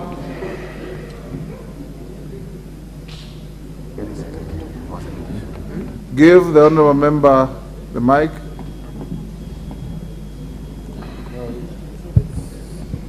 Thank you, Mr. Oh, Speaker. yes, I recall. Yes, you jumped the question. Thank you. The reason I jumped the question is you volunteered to ask it, But the Honorable Questioner, Honorable Raila Obo, had written to Mr. Speaker asking for the member for Malindi to ask the question. The member for Malindi is not here. There's no transferred responsibility to you in writing. What I will do is not to drop the question, but to spare it for the next time. So you may inform the Honorable Obo. If she instructed you, next time tell her to write to the Speaker. Go ahead, Minister. Honorable Speaker and honorable members of the National Assembly, allow me to say good afternoon. Good evening. Yes. It's a pleasure, Speaker, to be here to interact with our honorable members and really put the face to what we are doing so that we can continue to work together in powering our economy. I will continue to make remarks as we go forward, but let me start with a question 098 from Honorable Joseph Lekuton, the MP for Loisamis. Mheshimiwa Loengalani challenge as by your question where you asked us to indicate the when Loengalani, Kargi, Mount Kulal and South Hor towns will benefit from electricity connectivity, considering that they are not yet connected to the national grid. Mheshimiwa Loengalani, we are working with the Rural Electrification and Renewable Energy Corporation, and who are currently implementing the electrification in Loengalani town at a cost of 141 million Kenya shillings. The contractor is currently carrying out pole erections on the project and will be completed within 6 months, that is by October 2023. With respect to Kagi area, it is planned for implementation under the World Bank funded Kenya Off-Grid Solar Mini-Grid program. The bidding documents have been submitted to the World Bank for approval to facilitate advertisement of the tenders. The Kenya Off-Grid Solar project or program is projected for completion by December. With respect to Mount Kulal, area will be served under the Katap, a proposed site under the World Bank COSAP Mini Grid 2. The bidding documents have been submitted to the World Bank equally alongside those of Kirgi, and they will also be completed in December 2024. With respect to South Hor Town, the South Hor Town is far off the grid. It is proposed that a standalone power generating station be installed to serve the town, subject to availability of funds or budget for that matter. And Mheshimiwa Lukuton, I want to confirm that we'll push to provide budget for this power generator so that we can serve South Hor Town within the next financial planning. With respect to your second question, where you've asked us to explain the plans, the ministry has to ensure that the said towns are connected to sufficient and uninterruptible power supply, considering that the said towns are rapidly growing with many education and health facilities, among other public utilities that require power supply. I want to confirm that the ongoing electrification projects of Loengalani town are being fast-tracked to ensure all the businesses and households are connected to electricity within the next 6 months. The town of Kagi and Mount Kulal will be electrified under the World Bank COSAP mini-grid program, and South Hor Town, like I've said, will have a standalone generator that we will seek to provide under the budget, the next round of planning, financial planning, and we should be able to sort out South Hor Town. Let me also add by saying Loyangalani is a very important area, and it is a landmark where some 310 megawatts of solar power, wind power is generated, the biggest plant, single plant in Africa. Lekuton, during my vetting, Mheshimiwa Raso Dido, the MP for Saku, was wondering why we are generating so much power and bringing it all to the load center in Nairobi. And I want to confirm that we've got funding to build a line to Marsabit, come down to Isiolo, and that will start giving us a grid that we can therefore reticulate and provide power on the grid within that region. Thank you, Speaker, for that question number 98. Number 97, let me quickly get to 97. Question by Jessica Mbalu. About Kibwezi. Mheshimiwa Jessica Mbalu, Kibwezi East. The Rural Electrification and Renewable Energy Corporation, REREC, which really deals with the last mile reticulation, has electrified various facilities, primary schools, and transformer maximization programs or projects in Kibwezi East constituency. The status of electrification showing the completed projects, ongoing projects, and those awaiting funding is summarized in an Annex 2, which I did provide in my response to the House, Honorable Speaker. Rural Electrification Corporation projects to complete the ongoing projects by end of June 2023, as shown in that Annex 2. I want to confirm that as per our records, there are 141 primary schools in Kibwezi East, unless we have recently had new ones. And out of these 141, 95 primary schools are on the grid according to our records, and 38 are on solar PV. 10 schools, 8 primary school and 2 secondary schools are not yet connected, but are being designed for consideration subject to budget availability. And a total of 38 primary schools that are installed with solar photovoltaic systems as per the table below, which is appended to my response, Speaker. Out of these, 14 have been maintained and in good working order. We have 24 being the balance which are awaiting maintenance. The maintenance program in the constituency is being prioritized based on the availability of budget. And I want to confirm, Mheshimiwa Jessica, that we are working with my team in REREC to ensure that we do provide budgetary allocation to maintenance, so that I do appreciate that most of the questions from the House will be looking at the life of the solar photovoltaic have come to the end of life, and we really need to work hard to maintain. So we'll be providing budget in our planning cycle so that we have a consistent maintenance of those solar powered schools, so that they do not go out of power.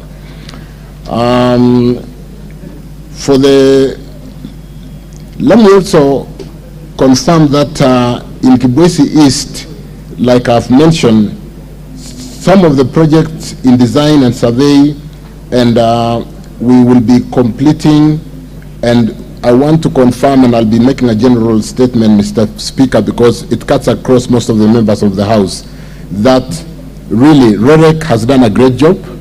We do appreciate the fact that the members of this Honorable House have been very supportive, to the extent of putting a matching fund to support REREC in terms of accelerating the development of the last mile program. What we'll be doing, Speaker, in due course, would be working with the members of this House to confirm the outstanding public facilities in your constituencies.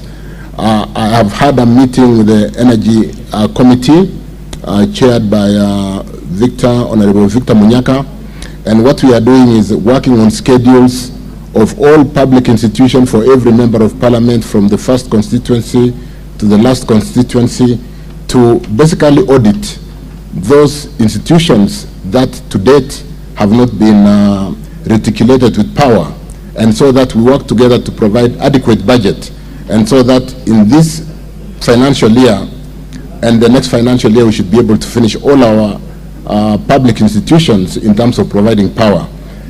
Thereafter, we should be able to do the maximization program and ensure that our citizenry who are within the schools are within power. What is the point of order, honourable member? Can you give the honourable member the mic? Give him the mic.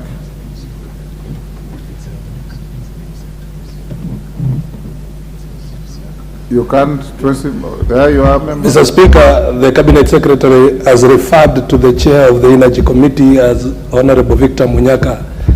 Is he sure, are we sure that he is answering the right question? Thank you, Mheshimiwa Hilary. I really meant Vincent Mushoka. He's in the house. I've seen him. Chairman, sorry for referring to you as Munyaka. So yes, we're working with the chairman, Vincent Mushoka Kawaya Mheshimiwa. we will be providing schedules of all the public institutions in all the constituencies through the clerk of the house to the honorable members to help us to confirm public institutions that have not been reticulated with power, and we will then work together to provide adequate budget so that in the next cycle of 2 years we should be able to finish all the powering all our schools and all our health centers to support our populations where we live. The other question from Jessica is to outline the measures that the ministry has put in place to either service or replace dysfunctional and obsolete solar PV systems that were installed to provide uninterrupted power supply to various public institutions in the country, and particularly in Kibwezi East constituency, especially primary schools where power is critical for supporting digital learning. Honorable Speaker, REREC has a total of 4,870 primary schools installed with solar PV systems. This project has been in existence for 8 years now since the first solar PV system were installed, and hence most of the systems are due for maintenance. Cumulatively to date, a total of 1,787 solar PV systems have been maintained, and another 156 are currently being maintained. The corporation REREC is carrying out continuous scoping of primary schools for maintenance subject to budget availability, and like I said, we'll work together to ensure that we do have adequate budget to reticulate where there is now grid, but more importantly, I don't think it is enough to just tell this honorable house subject to budget availability. The government is adopting the following strategies to replace dysfunctional, obsolete solar PV systems that include the primary school solar maintenance replacement program that will be continuous and ongoing based on availability of budget, and again, like I've said, we'll work together to make sure that there is budget for maintenance. I want to confirm, Honorable Speaker, that we recently had a number of staff recruited in REREC, I think late last year, and we have got adequate staff to cover most of those regions to make sure that when we run these maintenance programs, we are able to ensure that we have everything in good working order. REREC is also continuously developing in-house technical capacity through various training to carry out repairs on maintenance of the solar PVs in public institutions by our team of engineers and technicians. And in the endeavor to attain universal access to electricity, the government has a medium-term strategy to extend the grid to schools, install on solar PV system, and eventually electrify all households within the radius of 600 meters through what we all know within the maximization program.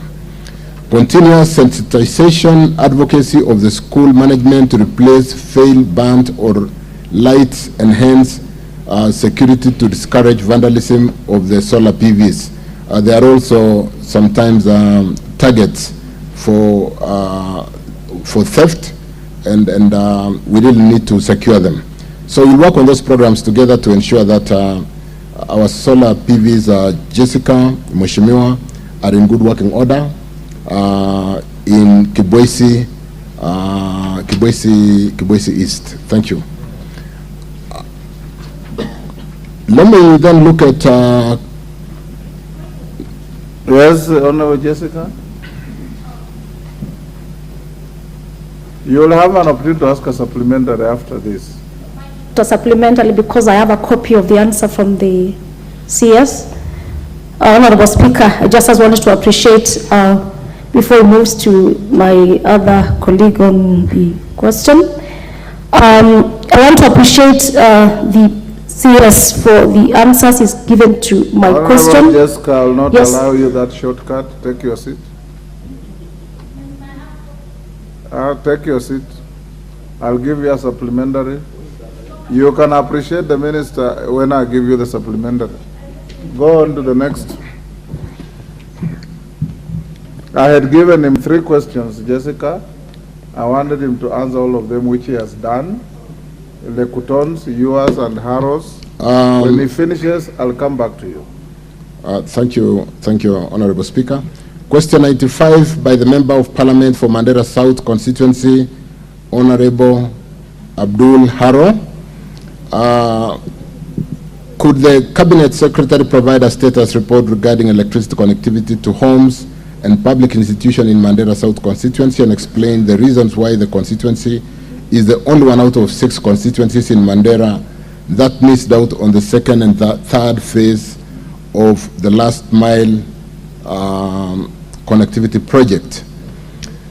Let me also refer as honorable members to REREC, the Rural Electrification and Renewable Energy Corporation, and say that REREC has implemented 5 transformer maximization projects in Mandera South constituency, worth Kenya shillings 39.98 million.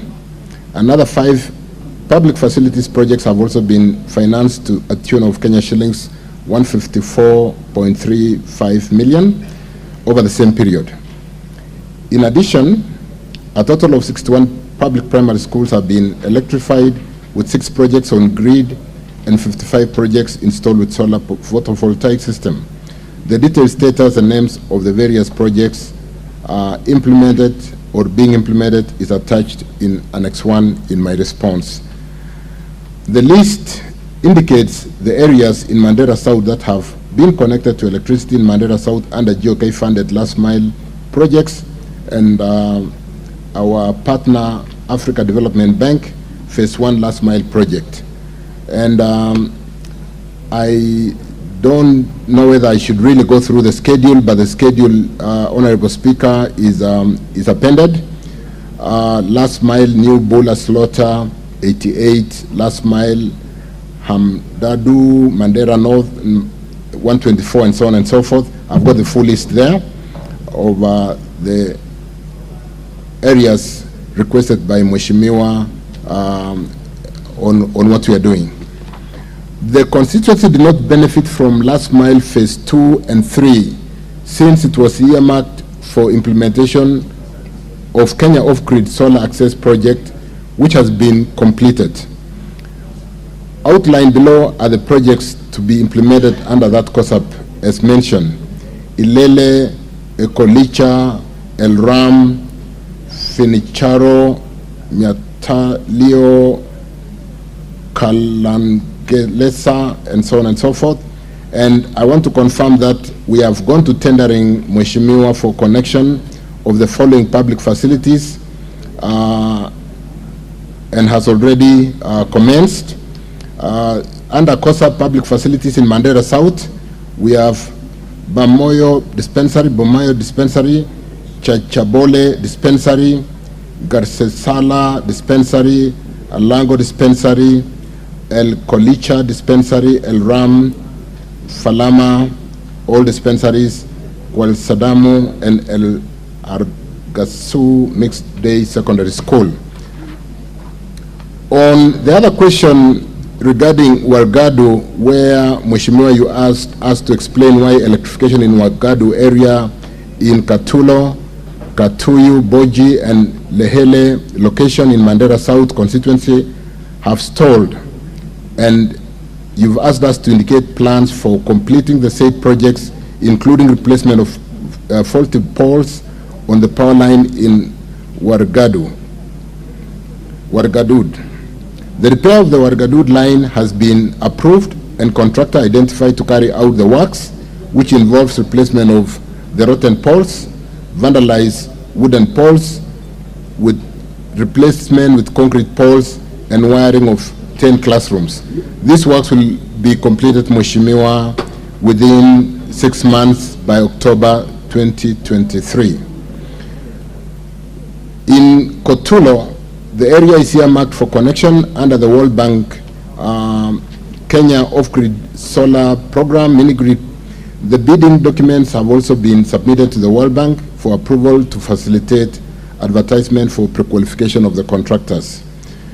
With respect to Kutayu Bochi Lehele Market, the medium voltage line which we constructed on 33 kV rating, during its commissioning it became overloaded or capacitative, and the receiving end voltage was higher than usual, resulting in the need to downgrade some 14 kilometers medium voltage power line from 33 to 11 kVA.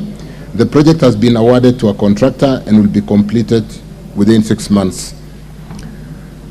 With respect to the transformer, where you have asked us to state when the transformer in the following areas will be supplied: Bula Power, Kubo, Dabasiti, Bula, Kweloti, El Safara Mosque, Bula Moyale, Bula Nguvu, Alutayebi, A and B, Bula Warberi, Elwak Post Office and in its environ, El Hache and its environ, Elwak Girls Primary School and its environ, Bula Gesredki, Bula Wateti, Bula Tuse, Elram, Albay, Umar, Gabole.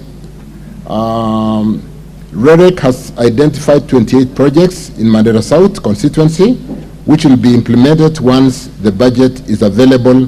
And I want to keep honorable members saying we'll work together to make sure that, because of the popularity of this project to power our economy, power our lives, power our people, homes, we will work together to make sure that we get the budget.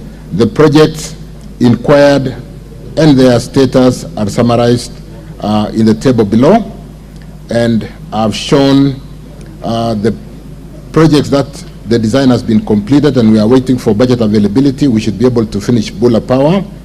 With respect to projects planned for survey, design, and make budget availability, I've shown from item number 2, Mheshimiwa, to the last one, Elwak Post Office and its environs, all the way down to Bamoyo.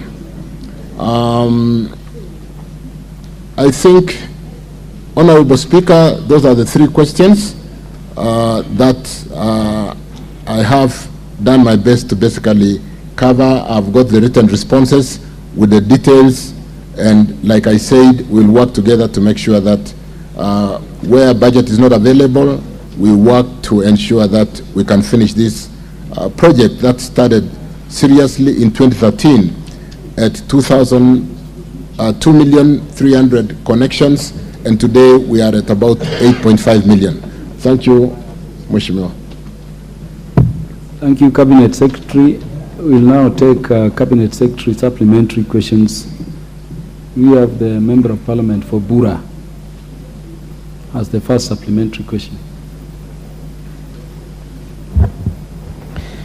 Thank you, Mr. Speaker.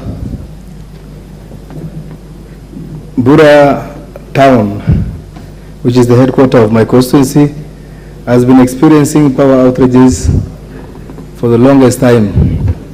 The situation is worsening, So my question is, this problem has been brought about by a line from Shikadabu going all the way to Garissa County and coming back to Bura.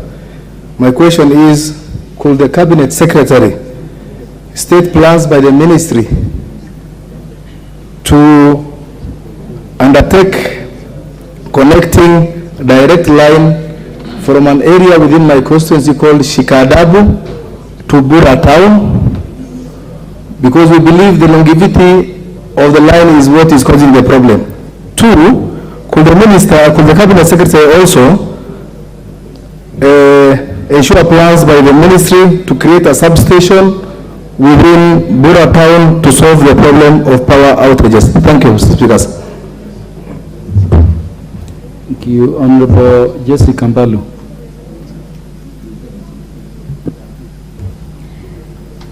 Thank you, Mr. Speaker. I'd reason just to have my comments on the response because I have the written response from the Cabinet Secretary, and this being one of the three questions that we had asked as members of the Parliament. Mr. Speaker, let me start by saying I really appreciate the response by the Cabinet Secretary, as I congratulate him. Mr. Speaker, it is important for us to look at the response from the Cabinet Secretaries, especially to the questions they came prepared to answer. I want to appreciate and say, Mr. Speaker, the Cabinet Secretary has alluded and said that we will be meeting or will be calling upon every member of Parliament as we do the budgeting, Mr. Speaker. Mr. Speaker, why I say so is because out of the response is annexed, and I think it is good for the record, some of the survey being planned in my response are not in my constituency. Like an area, we talking about Yinzao area, Ngiwa, Mativi, Mbugani village that are not in Kibwez's constituency. Having served that constituency for 10 years, I have not heard of such village. So it is important that Cabinet Secretary has said is be talking to us and dealing with every other member, and especially the budgetary estimate being planned in other areas. So, Mr. Cabinet Secretary, I will be visiting your office just to ensure that we can put the document together to ensure the areas that are being covered here are in my constituency so that my budget is not being eaten on. Thank you. Honorable Jesse Kambalu, that was a very long statement. I would request members asking supplementary questions, especially members whose questions have been responded to be a bit more brief. So would we have Honorable Lekuton? Members also remember our standing orders. The time within which the Cabinet Secretary should be in the House is limited, and it is nearly done. So Honorable Lekuton, just brief if you have a follow-up question. If you don't, appreciate the Cabinet Secretary, and we move to the next. Thank you, Mr. Speaker. Mr. Speaker, I do have a follow-up question, and I'd like to thank the Honorable CS for his appointment and also for being very brief and articulate to the question that we've asked, and I thank him very much for that. Mr. Speaker, I'd just like to finish up with the minister to ask him that Mount Kulal, which is supposed to get part of the solar program, is not very conducive to they don't get a lot of sun there. It's a mountain with a lot of forest. So, Mr. Speaker, I was asking the minister to reconsider and put a hybrid solar together with generator to that post in Mount Kulal, Mr. Speaker. Thank you. Thank you. Cabinet Secretary, I would request you and your team take note so that we take as many questions as possible. The Honorable Abraham Kirwa, the Member of Parliament for Mosop. Follow-up.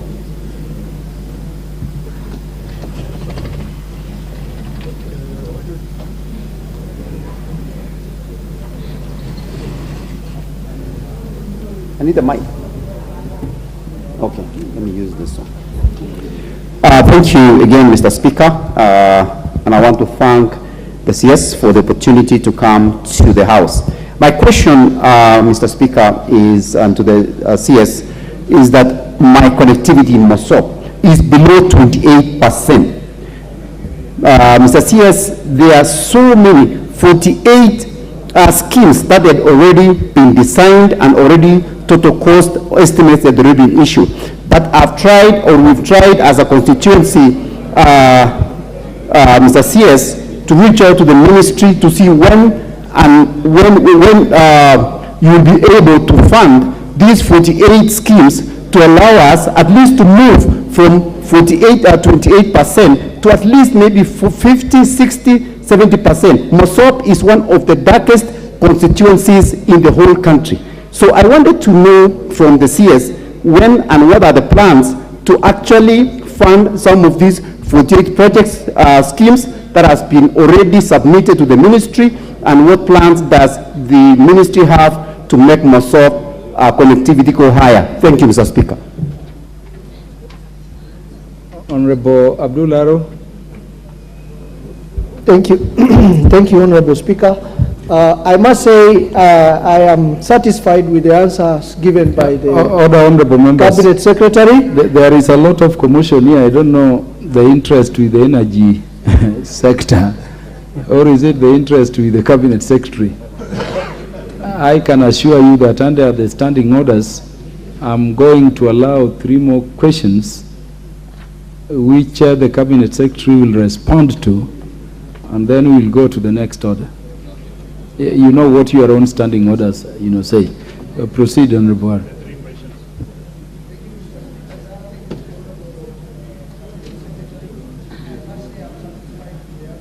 The Cabinet Secretary has given. But the Honorable Cabinet Secretary, I have one question as a follow-up question to my question. But before I ask that question, I must say, as we speak, the only area that had remained with electricity in my constituency, that is the Elwak town, has been under blackout for the last 2 weeks because of a faulty generator, which has taken more than 2 weeks to repair. The other 2 areas for Kutulo and the other area for Wargadud, you have already talked about it, and you've said the repair works will be complete by October.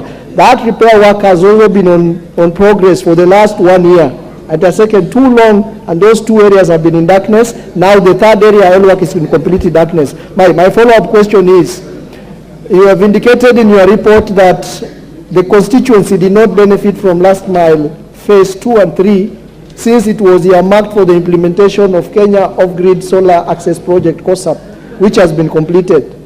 The Honorable Cabinet Secretary, I would like to ask what criteria was used to select Mandera South only for this COSAP and leave it out from the last mile 2 and 3 and not the other 5 constituencies. Thank you. Thank you. Give the mic to Honorable Ali Abdul Saraf Khalif to ask his question.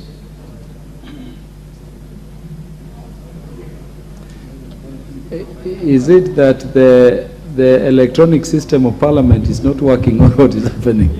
Thank you. Parliament has a way of dealing with all the issues. Don't worry. Thank you, Mr. Speaker. Honorable CS, fuel subsidy was introduced by a last government to caution the public against high fuel prices. This has caused an accumulation of close to 50 billion to oil marketing companies. As a result, we have small and indigenous oil marketing companies that have closed shop because of this unnecessary and unplanned subsidy. Employees are being rendered jobless, and assets are being auctioned due to this issue. My question is, when is the government paying this money to the oil marketing companies? Thank you. Thank you. The Honorable Owen Baya. Is that the last question, members? Yes. Thank you, Honorable Speaker. Okay. Honorable CS, 2 questions. CS, I would request you take notes. I think there is a way in which we need the CS energy in the house for a whole day. And I can't imagine the traffic therefore in your offices also. So CS, try taking as many as possible, because I want the CS to respond once and we go to the next order paper. Honorable Mbaya. Thank you. First question, CS, Honorable Speaker, the issue of power and water, that for us to generate water for pumping, we need power. The cost of power is very exorbitant, so it makes water very, very expensive.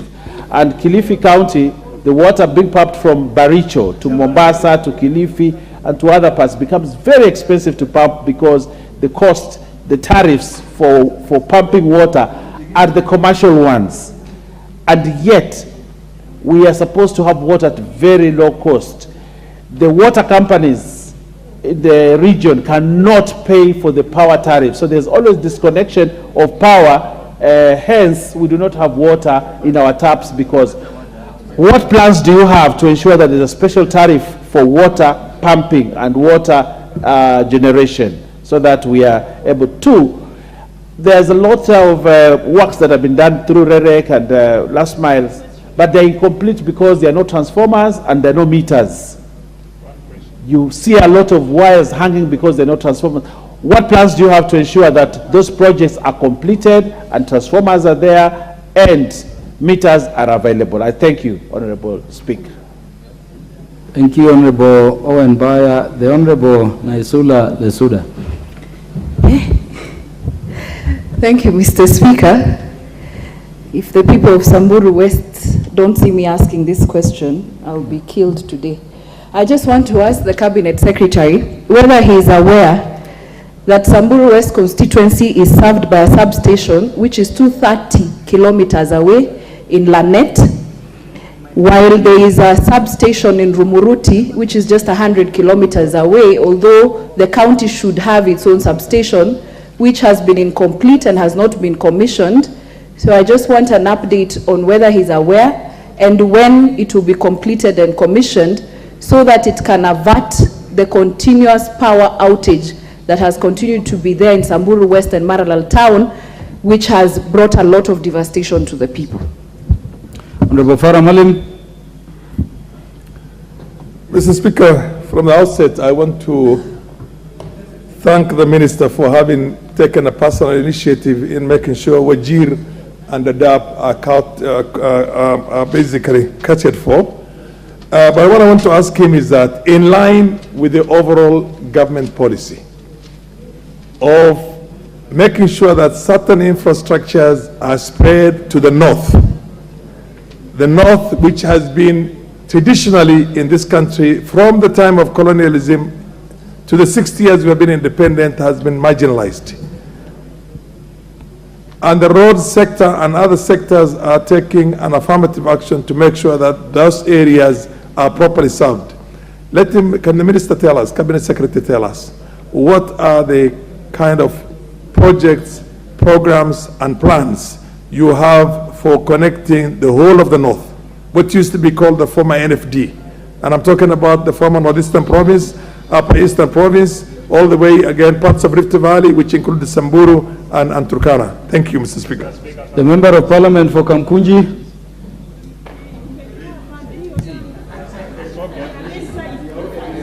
Thank you, Mr. Speaker. The last time I checked, I was told the right side of the Speaker is the government side.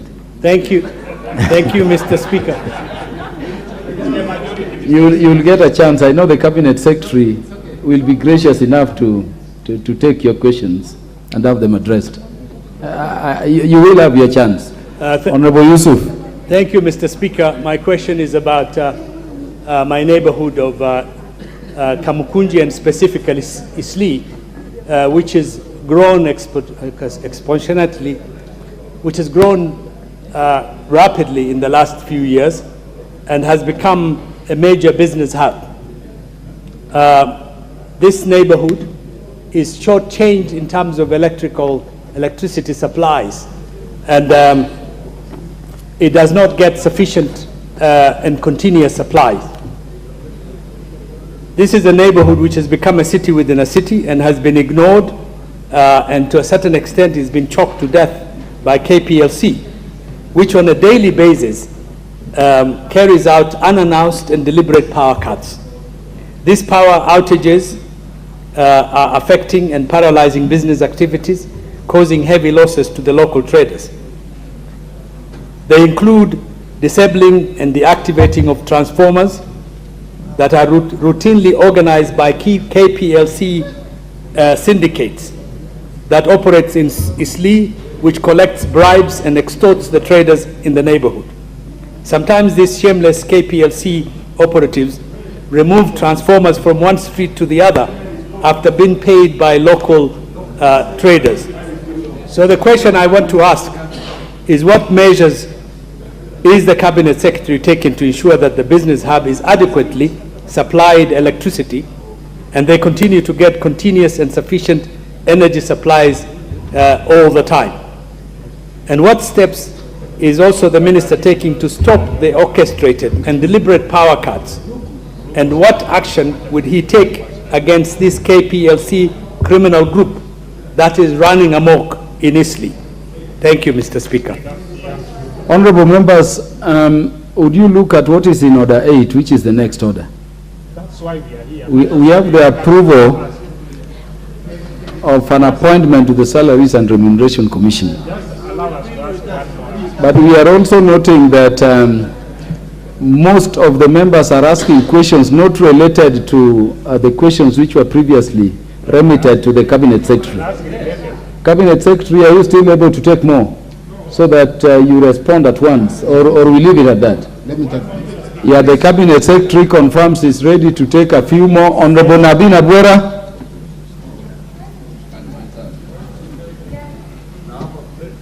I'm coming that way. I'm coming towards the Cabinet Secretary. Honorable Nabin Abwera, last on the left side.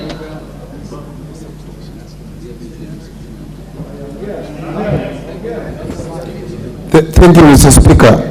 My question to the Minister is, what are you doing to ensure that we achieve equity in the distribution of power in the country, realizing that some constituencies like mine have been left behind in the last mile?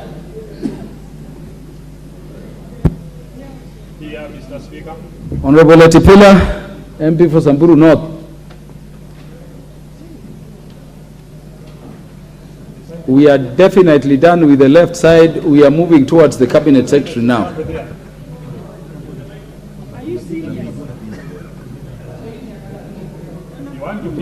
Honorable Etipila, the MP for Samburu North.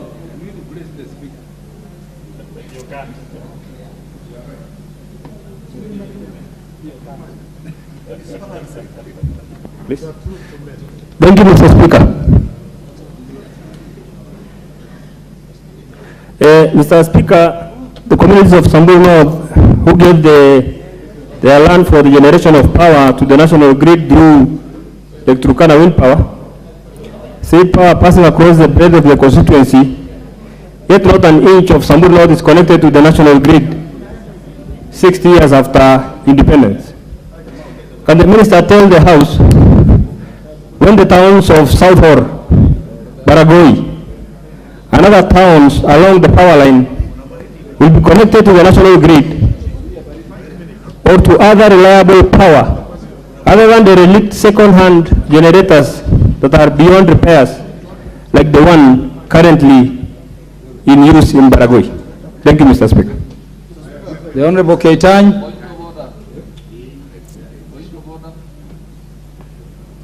Mr. Speaker, thank you very much, Mr. Speaker. I would like to ask a question about optimization of transformers that have already been installed.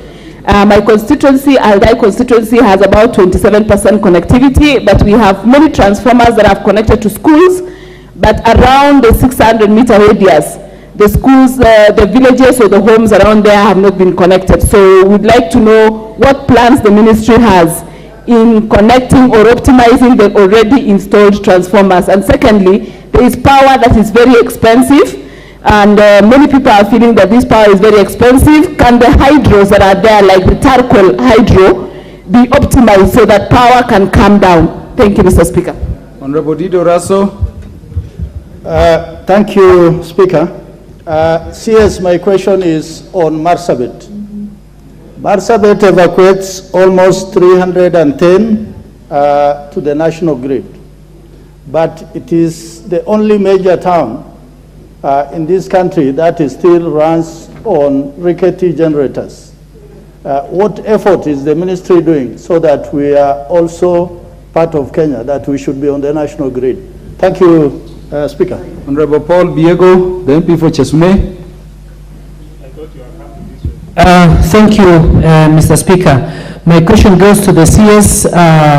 Thank you so much. Kudos to REREC. They're doing designs in my constituency, but the question would be, what would the ministry do to enable and to assist us in funding thereafter? And number two is that for the people living with disabilities, they have a reprieve of VAT exemptions in the bills. What is the minister, I would like the minister to confirm to us whether that is the case, that they do not have, they are not being charged VAT. Thank you. Honorable Ferdinand Wanyonyi. Mr. Speaker, thank you so much for the time. I've been here for some time, but the question is, I come from Kwanza, Trans Nzoia County. CS, we have the upcoming marketing centers and shopping centers, and they need flashlight because of security. Who actually pays for this, and what are you doing about the upcoming centers that need flashlights because of security in my constituency, Kwanza? Thank you. Honorable Victor Koech. Yeah, thank you so much, Mr. Speaker. I would like the CS to explain the low connectivity to electricity within my constituency, that is Chepalungu. Although several primary schools have been connected, the households have not been connected. I would like him to explain the steps he is taking to connect the households. And finally, Mr. Speaker, the high cost of electricity within our country, aware that the same is brought about by diesel generators. I would like the CS to explain what steps he is taking to retire the expensive diesel generators, and especially Mooroni, so that we have low cost of electricity within our country. Thank you, Speaker. The Honorable Dr. Pukose. Thank you, Mr. Speaker. Mr. Speaker, for the last almost 1 year, 2 financial years now, many of the constituencies have not been connected, both for the transformers and the last mile, which is the 600 meters. I don't know what is the cabinet, and we were told that that is because REREC was not properly constituted. At one time, the procurement had problems. Could the cabinet secretary now clarify, and specifically in relation to my constituency of Endedes, tell us when the connectivity will be done, and also in the other constituencies? Thank you, Mr. Speaker. My question is to the Cabinet Secretary is, why was Elgeyo Marakwet removed from benefiting from the last mile connectivity, yet the county is below 30% in connectivity, and especially Marakwet East, which is at 8% connectivity? Again, Mr. Speaker, there are projects which were to be maximized, were awarded but never done, and the contractors left side over 100 projects. When are they going to complete them? Thank you. Honorable Kamuren.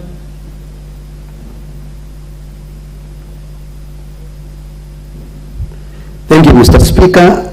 I want the minister to state when are they going to open the office of Kenya Power and Lighting Company in Kapel, Mochongoi region, because they are being served from Nyandarua, which is very far. And what are they doing towards restoration of peace over the issues of electrification of Rukus, Mukutane, and Araban locations?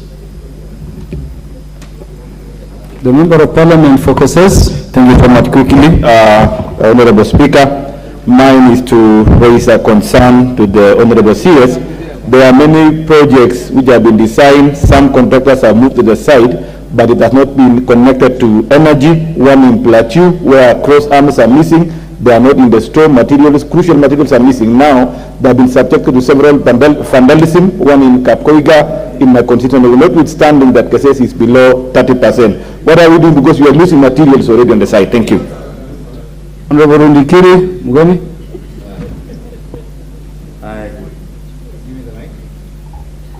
Thank you. I would like to ask the Honorable CS.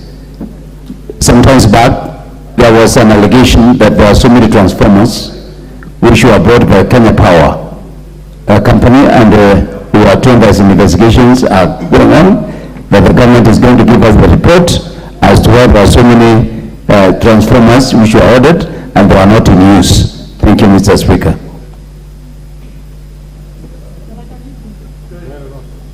Honorable Jane Kiara. Finally. Thank you, Mr. Speaker. I have 4 questions, but I only ask one, because I was supposed to have tea with the CS yesterday, and when I postponed and I told him to reschedule to today, I didn't get a response. So I still hope he owes me that cup of tea. Mr. Speaker, can the CS tell this House when he's going to pay for owners of properties that were taken by Ketrako on the Ethiopian line? Mr. Speaker, there was a report from this House that they revalue their plots because they had really devalued them. Can he tell this House when he's going to pay the owners of the plots, because during these economic times, they are really suffering and their properties have been taken by Ketrako? Thank you, Mr. Speaker. Honorable Hilary Kosgei. Thank you, Mr. Speaker. I want to ask the Cabinet Secretary.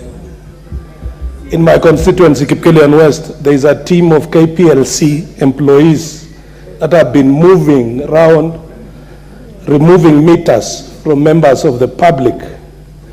And when they have removed them, they tell them these meters belong to other counties. Yet it is the same KPLC employees that brought the same meters. Why is Kenya Power punishing their customers in a mistake that is their own? Cabinet Secretary, are you able to take 3 more? Or we leave it at 2? I don't know the interest of members of parliament in the energy sector.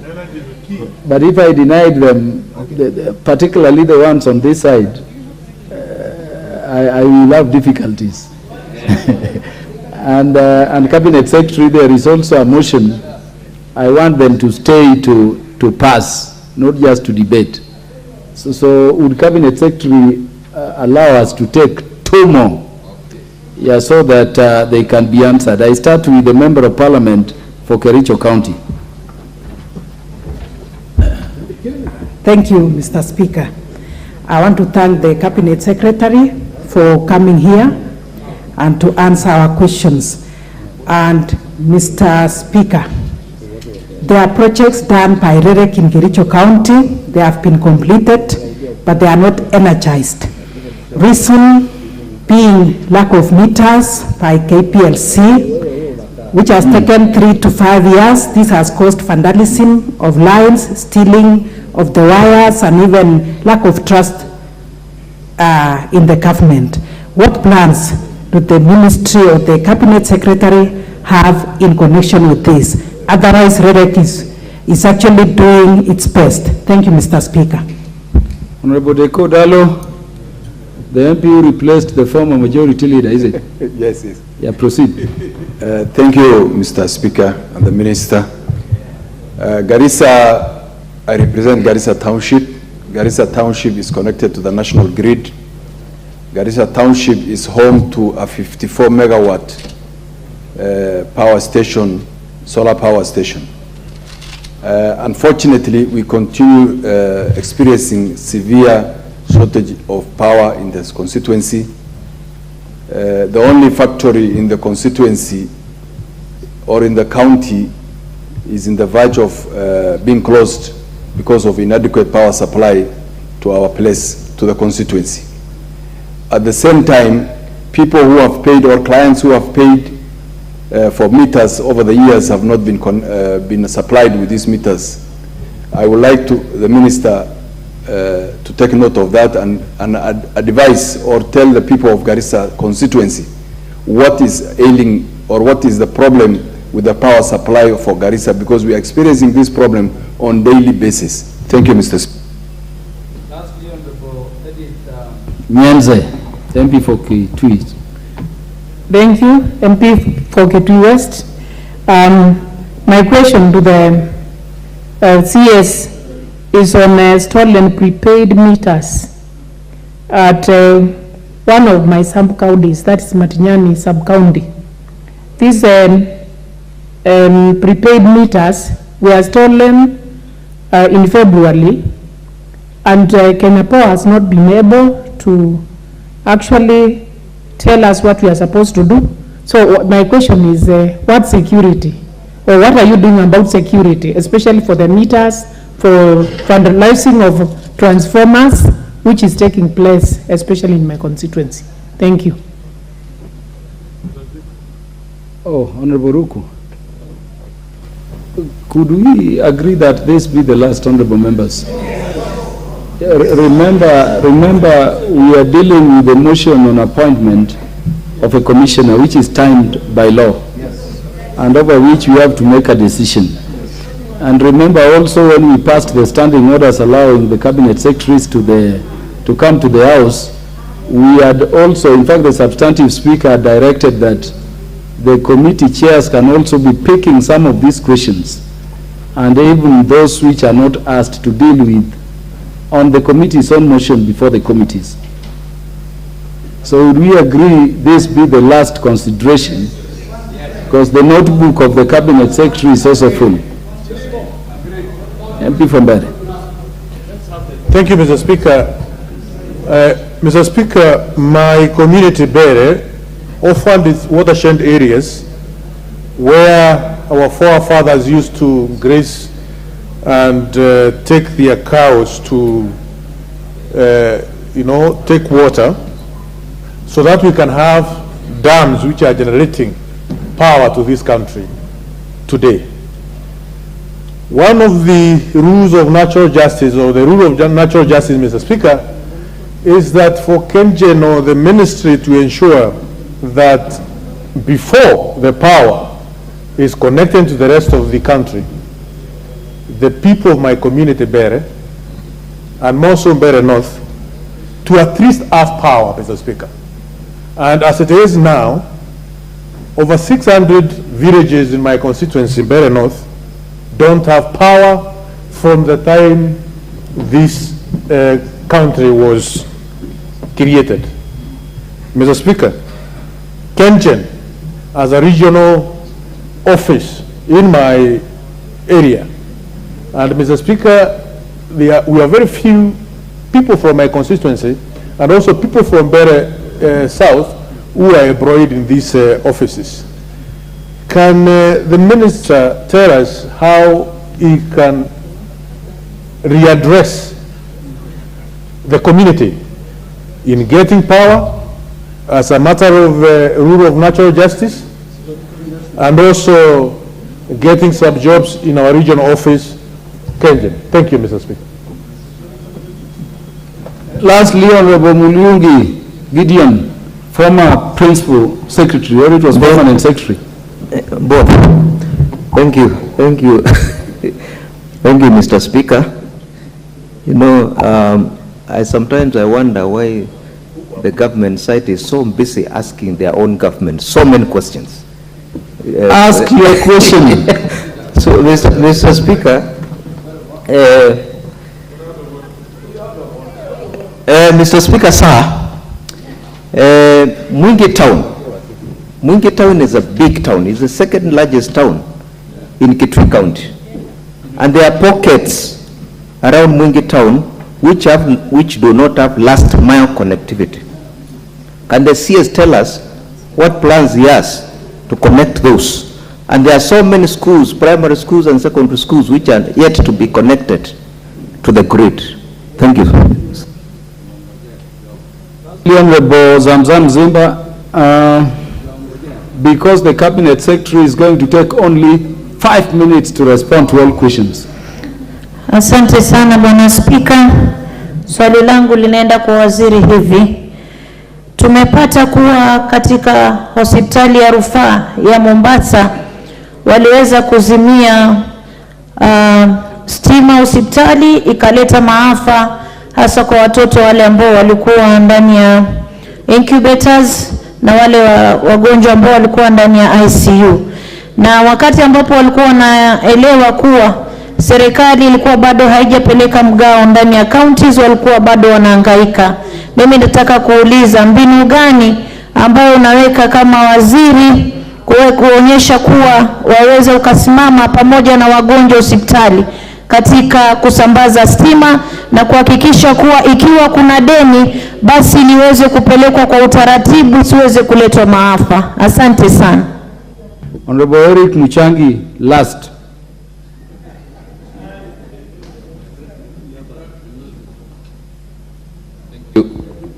Thank you, Honorable Speaker. I intended to ask the question that was asked by the Honorable Hilary Koskei regarding Kenya Power disconnecting members of the public who have been enjoying services of electricity but are disconnected, being told that they are not registered in the same meters. So I would like to get a response from the CS regarding the same. Thank you very much. Cabinet Secretary, you have your platform to respond to the members, and it will be 5 minutes because of the other businesses Parliament has to transact. Honorable members, any question which would have not been specifically responded to by the Cabinet Secretary, you are free to interact with the Cabinet Secretary at his offices in the usual manner, or direct them to the chair of the committee so that the chair of the committee can have that separate meeting between you and the Cabinet Secretary within the context of the committee. Cabinet Secretary, proceed. Thank you, Speaker. I will, in answering, make hopefully satisfactory statement to answer most of the questions, which is basically to say, I think Kenya has done very well. Between 2013, when we had a connection population of 2.3 million to 8.5 million plus today, it's a significant move, and I think we allowed the establishment of REREC, which was a principle to basically optimize a transformer. You'll recall that previously a connection would be as high as 150,000, and we brought it down to 15,000 under the last mile connectivity, and even the 15,000 you are not required to pay. We connect and bill the 15,000 into your prepaid bill so that we recover as you use electricity. What I just want to confirm is that whereas Kenya Power is a listed company that operates commercially, we have REREC, which is fully funded by the government of Kenya to basically accelerate the provision of power to where we live and be able to power or provide energy that we use on a day-to-day basis in our economic activities. So, honorable members, to that extent, and to a very good extent, that we recognize at the Ministry of Energy that the members of Parliament do support the initiative of accelerating provision of power under the last mile. We will work together, and I do say that cognizant of the fact that members have put in a matching fund from your CDF to accelerate the last mile connectivity. We'll work together on budgeting to make sure that we accelerate this program, and under my term, because I was also there in 2013, 14, and a bit of 15, there should be no reason today why we have a single primary school, unless it's a new one, or a secondary school, a dispensary, public institutions, which are not connected to power. So we'll work together to make sure, like I said, let me provide the list of all public institutions to every member of Parliament under my own signature. The work is very advanced. I should be able to do that within the next 7 days, to basically audit and confirm where there's been no connectivity, particularly and initially within the public institutions. And then we do comprehensive budgets to make sure that we are able to cover those institutions where there are really concentration. Markets are a place of concentration of population where people come to do business. Schools, 500, 600, 700 children, there should be no reason why there should be no power. So that once we do this audit, we should be able to do a comprehensive budget and ensure that within the next 2 years, we should have connected all our public institutions, and the rest will be maximization and providing transformers in the dark places, which are 600 meters outside the transformer once we do that connectivity. So I want to confirm that I will be giving you a schedule for every constituency of all the public institutions, and the status as we see it from REREC. We will give you a column to confirm whether there is power or there is no power, and where we agree, we will work together to make sure that we do adequate budgetary provision and provide full connectivity to all our public institutions in the next 2 years, and the rest will be maximization and acceleration to ensure that we provide power also where our people live. I don't know whether that answers the question, Eric Mushangi or Karemba. Let me start with the disconnection of, and cover that with the question asked by Muriuki Gideon from Kitui on last mile connectivity, Roku, Mheshimiwa from devolved legislation, I know from Better North. We will really work together to make sure that we accelerate this connectivity. And like I said, moving from 2,300 to 8,500 today, under that real good program that puts Kenya today above Africa average at almost 80% connectivity in average, according to Kenya Bureau of Statistics rather.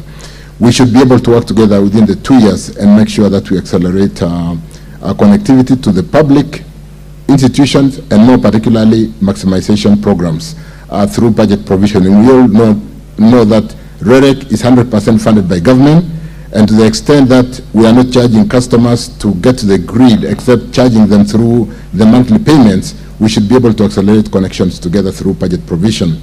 But once I send you that schedule of your public institution in your constituency, please help us to audit and confirm to us where there is power as we see it, or where there is no power, even if we have said we think we have connected, because unscrupulous contractors could have signed that they have connected and there was no connection. Regarding stolen transformers and stolen prepaid meters, we have a crisis. Sometimes we have 2 transformers being stolen every week. And we are currently working with the Ministry of Interior. I hope you are on a point of order. What is out of order?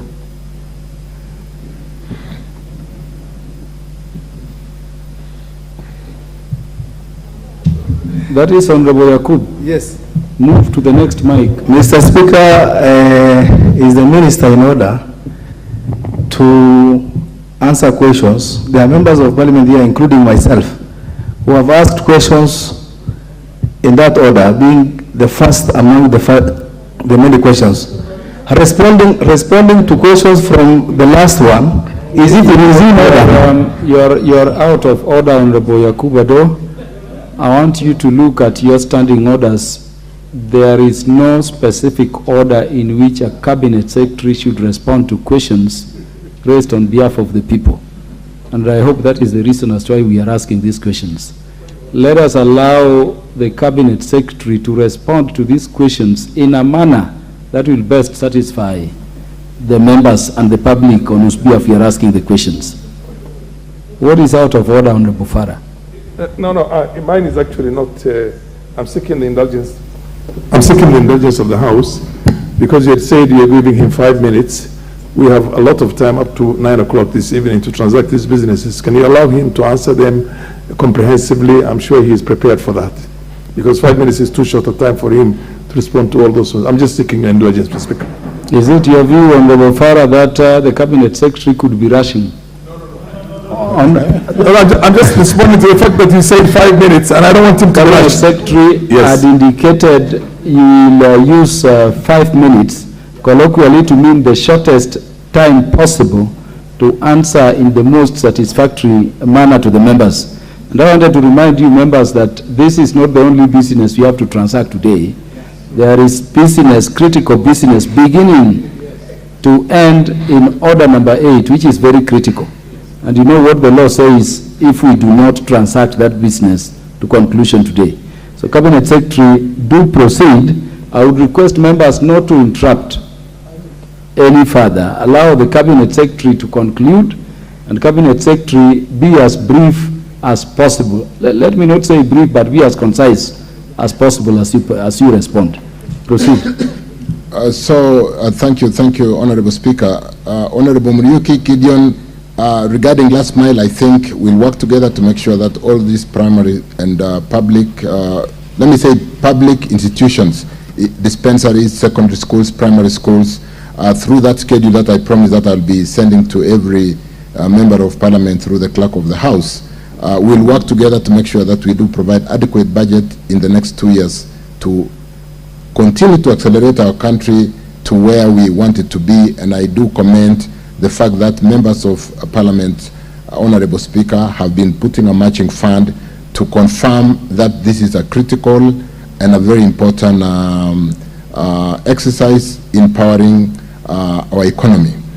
Let me apologize with respect to the disconnection of power, Mheshimiwa Sanza in Mombasa, and confirm that I'll undertake to work with my colleague, the Minister for Health, together with Kenya Power, so that before critical institutions, life-saving institutions like hospitals are disconnected, we really work together with the Ministry of Health and Kenya Power to make sure we do not disconnect and cause untold suffering to people who have gone to seek medical services in hospitals. So it won't happen again. I will work very closely with my colleague at the Ministry of Health and the Kenya Power to make sure we do coordinate revenue collection due to from public institutions.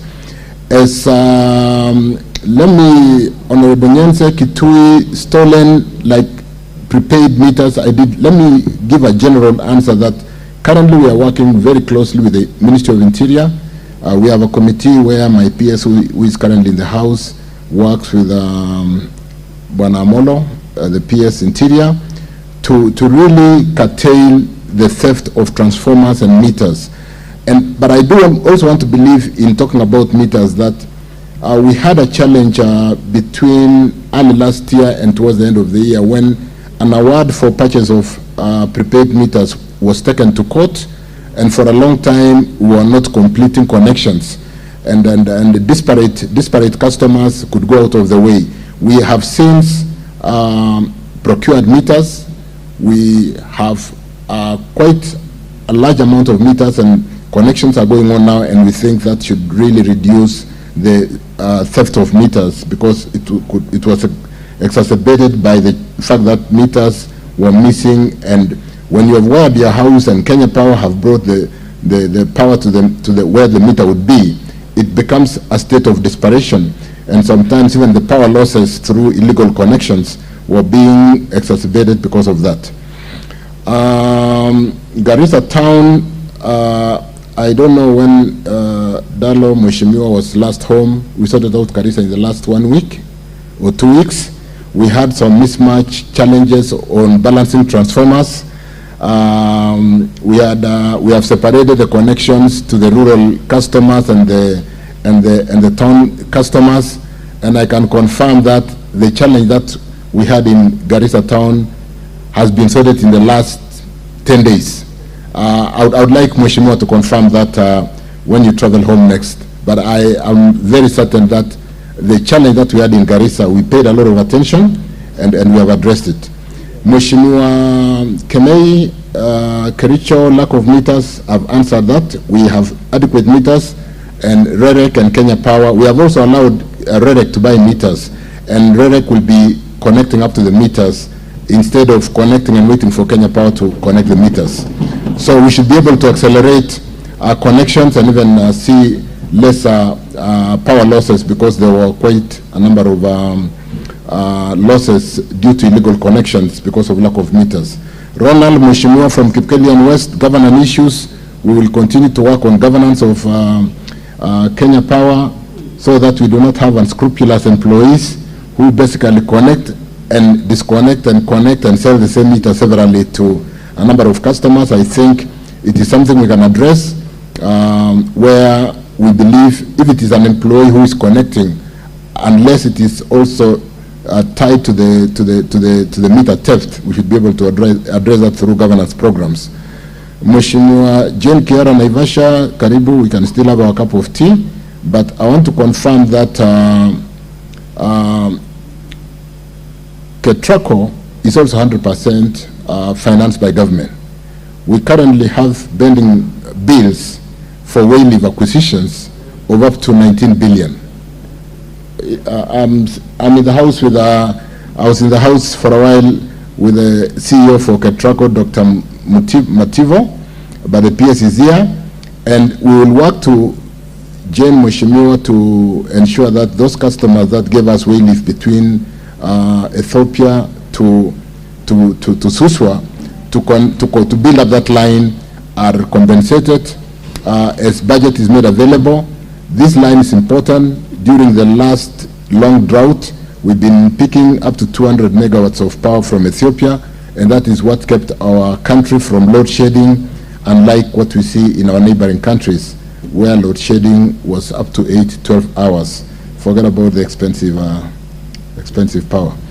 Keses design has been done. Again, like I've said, we'll work together to ensure that we do provide budget and run through those connections. If the designs have been done, we should be able to run through that very quickly. Kamuren, Baringo, Muchongoi, KPLC, when are we opening an office? Bana PS, we will take that as an assignment and confirm if Muchongoi or Baringo South needs a KPLC office and it makes economic sense, we will take up that.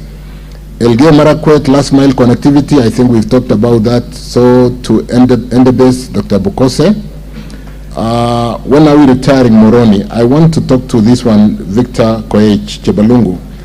We do have funding to, let me say this, Olkaria geothermal has been a great resource for this country. Today we power a country up to 45% of energy comes geothermal, which is green, environmentally friendly.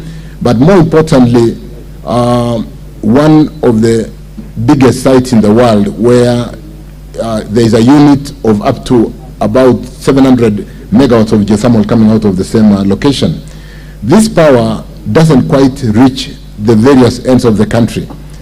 Those of us who come from western part of Kenya, I had Nabwera and a number of us, don't quite get enough voltage. And sometimes for people like me from Bomet, Kericho, Kisii, Migori, all the way to Awendo, in the evening, the voltages are not enough to power our industry, forget about our homes. We are building a line. We've gotten funding from the government of Korea to the tune of about 15 billion, together with our local funding, to connect Bomet, which is the link which has not been done, Bomet, Narok. And that way we'll be able to evacuate more power. We have enough power in Olkaria, but it is not reaching Western Kenya because of that short link. Once this link is done, and the link from Chemosit to Bomet has been done, a place called Kapwen, we should be able to evacuate more power all the way to Bomet, Kericho, Kisii, Migori, and Awendo. And that project should be starting in a short while. We should be able to retire Moroni, which is one of the most expensive power plants, diesel power plants in the country, but which is necessary for managing those voltages. I think I could almost say with certainty that Moroni, which is actually run by KenGen, should be able to retire in the next max 2 years, as soon as we finish that connection to the western part of the country, so that we can take more of the geothermal power. Ferdinand Kwanza, Kenya, what do you call it? Ferdinand Wanyonyi from Kwanza. Flashlights, who pays? The county pays. So, and we will endeavor to ensure that we provide more of those flashlights in markets to ensure that we have a working economy. Most of our vegetable sellers do sell in the evening because you need to buy fresh vegetables, and you can only do that if the markets are lit. And so we'll continue to work to provide flashlights, but who pays? The county government pays. Chesumei, funding disability, we've taken that to make sure that in the database of Kenya Power, we should be able, if it is not already not captured, we should capture disability status of customers and be able to give them that reprieve that is given accordingly. Mheshimiwa Raso Ali, you came and answered your question when you, during the vetting, you asked me, what are we doing to Marsabit? We are funding, and I want to confirm that there's a project which will pick power from Loyangalani to Marsabit, from Marsabit down to Isiolo. We can go up to Garbatula, go to Garissa, and possibly go north. But for now, the funding is available to Marsabit and down to Isiolo, and we should be able to provide power to the people of Marsabit, where they give us 310 megawatts of wind. Aldai optimization, Marianne Keitany, we will continue to work together on that maximization, as I did indicate earlier, that I'm sending to all the members of this House, Honorable House, a schedule. I'm sitting here with the CEO for REREC, Peter Mbugwa, and I'm sure he hears, and we all hear the interest with which the members of this Honorable House are pays to ensuring that our country is connected. For Samburu North, who is Samburu North? This is MP for Samburu North over there. Lesuda. Yeah, Lesuda is there. The question was, you are not on the grid. Areas like Baragoi, we are going to work more on hybridization. What we will do to basically support the more difficult areas where the grid cannot get immediately would be to work on a diesel generator together with a solar plant or a wind farm through the COSA program, the mini what do you call the mini grids, and we should be able to do more of Samburu to ensure that they are on the grid. You may be aware that the Energy Act 2019 does open up the market, and we should be able to see other farms building up grids similar to Kenya Power and Lighting Company. And some of these mini grids will grow to build interconnection capacity with some of the companies that we license to own these mini grids while we manage the tariff, so that even when you're on mini grid, you still pay the same tariff like those customers who are on the grid. Yusuf Kamkunji, I think Mheshimiwa,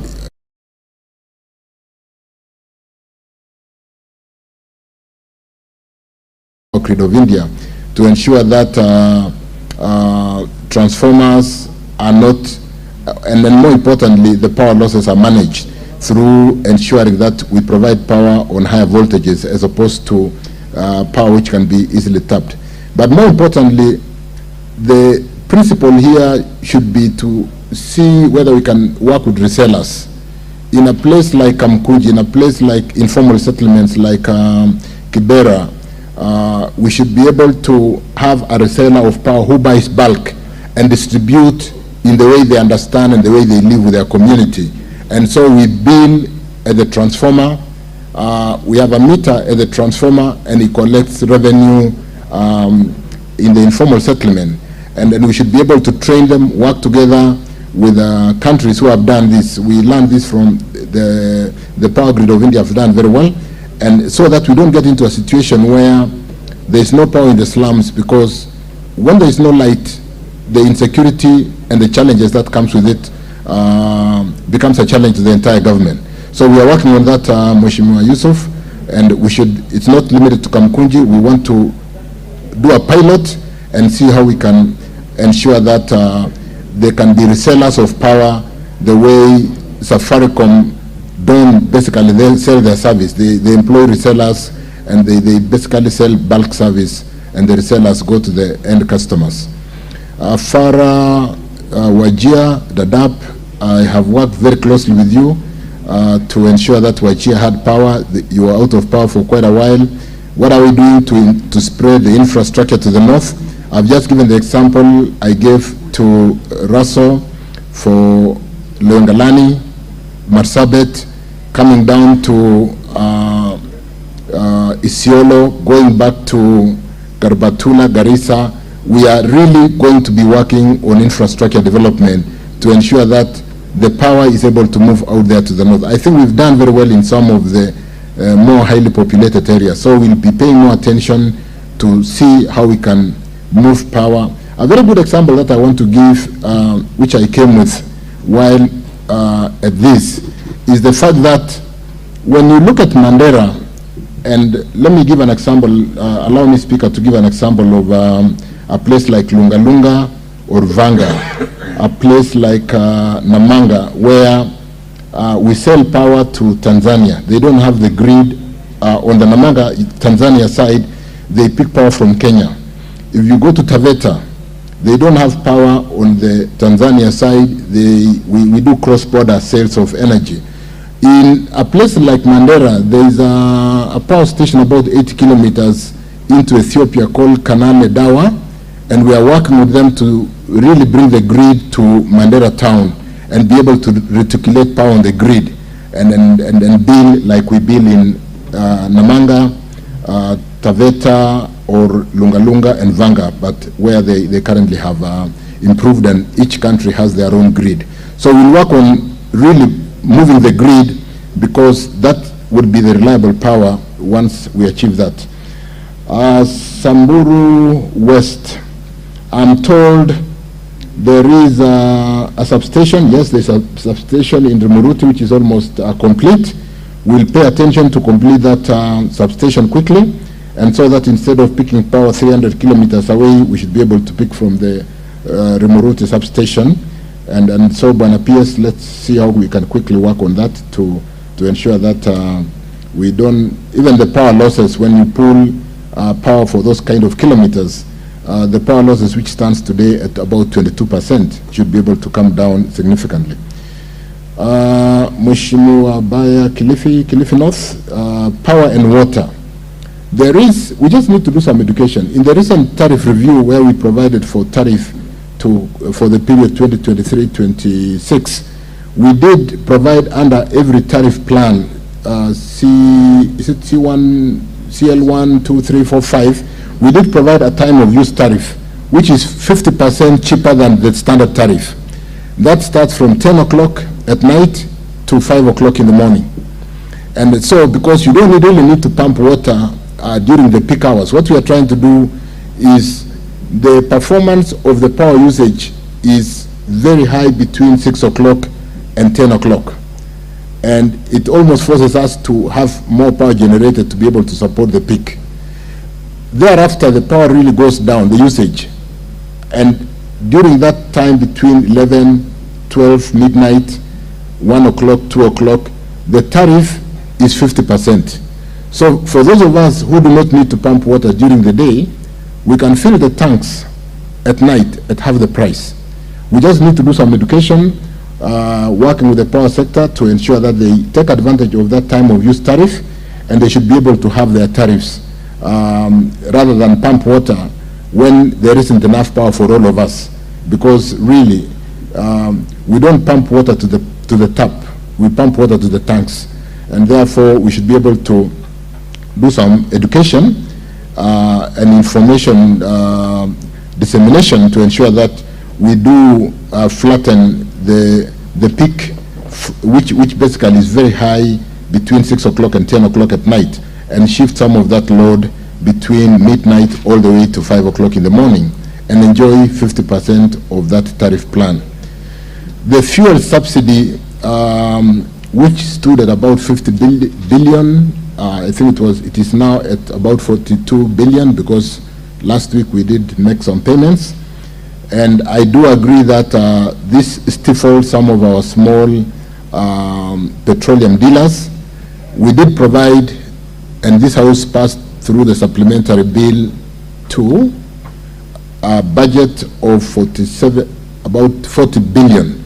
So yes, we have a budgetary allocation that should be able to extinguish the outstanding bill to some of those petroleum dealers. And we do appreciate they really supported through withholding that kind of amount, but that budget was provided, was approved in supplementary too, and subject to cash flows within government, we should be able to extinguish that outstanding debt. Abdul Haro, Mandera South, I think we've talked quite a bit about Mandera and the fact that we can even get power from across the boundary and reticulate and put Mandera on the grid in disregard of the fact that it doesn't have to be a Kenya grid. We are doing it in Namanga, we are doing it in the other towns, border towns. Jessica Mbalu, you did bring a supplementary question which was basically looking at how to really work towards achieving the same goal that we talked about. And like I said, once we work together on the schedule that I'm going to provide to every member of parliament and work on really pushing a budget that can complete the assignments, we should be able to complete this country together in a very short while. Lekuton Joseph, again, for Mount Lekulal, I've talked about hybrid systems. We can work together. If solar doesn't quite work, we can do wind in Marsabit is very good. We can do wind hybridized with diesel generator because wind is good at night. When it rains, there is no wind, but if we hybridize with the diesel generators, we should be able to sort out that problem. Abraham Kirwa, the 48 schemes, 28% connectivity. Again, basically we'll work together. In these 2 years, I want to pay attention, working in the team with the members of parliament to ensure that we do provide a budget. We do work with ROREC. Peter Mbogwa is here. He's listened to the attention and to the concern of the MPs, and we will pay attention and work together on your priorities to make sure that we do power this country together. I think, Chair, that... What is out of order, Honorable Gikaria? Thank you, Honorable Speaker. I don't know whether I'm privileged or underprivileged to be sitting here. But Honorable Speaker, sorry. At around 10:43 today in the morning, I got an alert from a clerk in the National Assembly indicating that I was actually listed as number 2 to ask question number on a matter of some 30 permanent employees of GDC who are terminated their services, particularly some drivers and some other staff. But I did not get an opportunity to ask that question, Honorable Speaker. I don't know whether you can give me. I have been here. Yeah, I have a communication that I got from the clerk that shows that I was supposed to ask that question as question number, the second question actually, but I didn't get on the order paper. And it's about some critical... Just a minute, Honorable Gikaria. Cabinet Secretary, is this a matter you're aware of? No request. Lamanan Aramata on the 30 employees? I'm aware. Honorable David Gikaria. Actually, the question was, Honorable Speaker, regarding termination of 30 employees by GDC in April 2022, who are permanently employed, permanent and pensionable, but they just got their letters without. Cabinet Secretary, you have that response, or we could direct Honorable Gikaria to pursue it with your office separately. I do, to a very good extent, Honorable Chair. I think there was a challenge with some employees So Cabinet Secretary, if you have the response, give it as you wind up also. I'll do that. as you conclude. Rundigiri, did I miss the question on transformers? What was the question from Mheshimiwa Buri? Mr. Speaker, my point of order is that... I want to request that we allow the Cabinet Secretary to conclude. I'll allow him, but we have a tradition in this House and we have ways in which we transact these things. The questions are listed on the order paper. If a question is not listed on the order paper, then of course the honorable member has got to seek this question to be listed on the order paper. You cannot ask a question which is not listed on the order paper and get the minister to answer.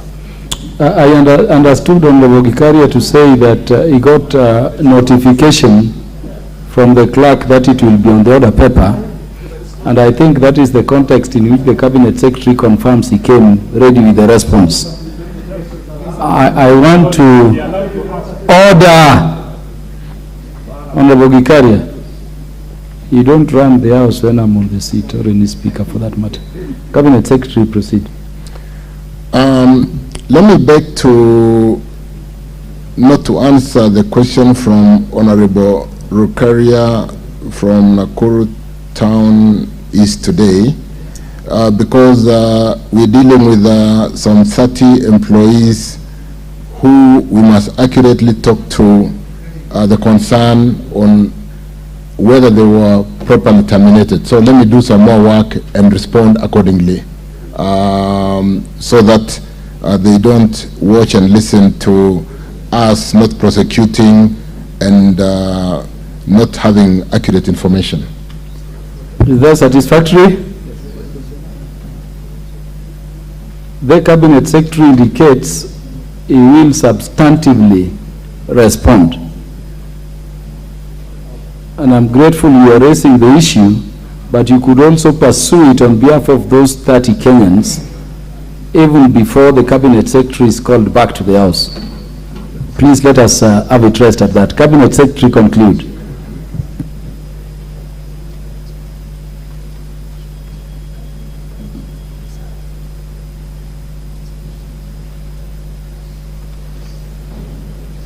Thank you, Bwana PS. For Bura Town, I think I missed there was a question on Bura and what we are doing to stabilize power there. There is a 220 kV line which we are building from Garsen, Ola, Bura, Garissa, which will address the Bura challenge. We did have a facility from the Chinese bank, Exim Bank, which expired, but we are working. I do know that we have laid, when you go through that line, you will see poles which have not been strung. We'll work very quickly to finish because quite a bit of work has been done and we need to string. Some of the sections have even been, the conductors have already been laid. So we'll work to reestablish and make sure the funding is available so that once that line is built and we get the 220 kV line, we should be able to stabilize Bura Town with power supply. Thank you.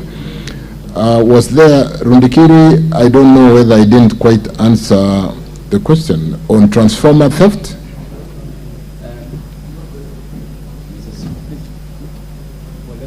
Cabinet Secretary, I can confirm you have responded to the question by Honorable Rundikiri Mugambi and is satisfied.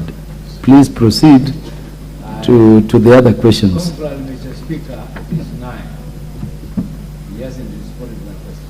He only remembered that he hasn't answered my question and he asked for some clarification from the Cabinet Secretary, proceed.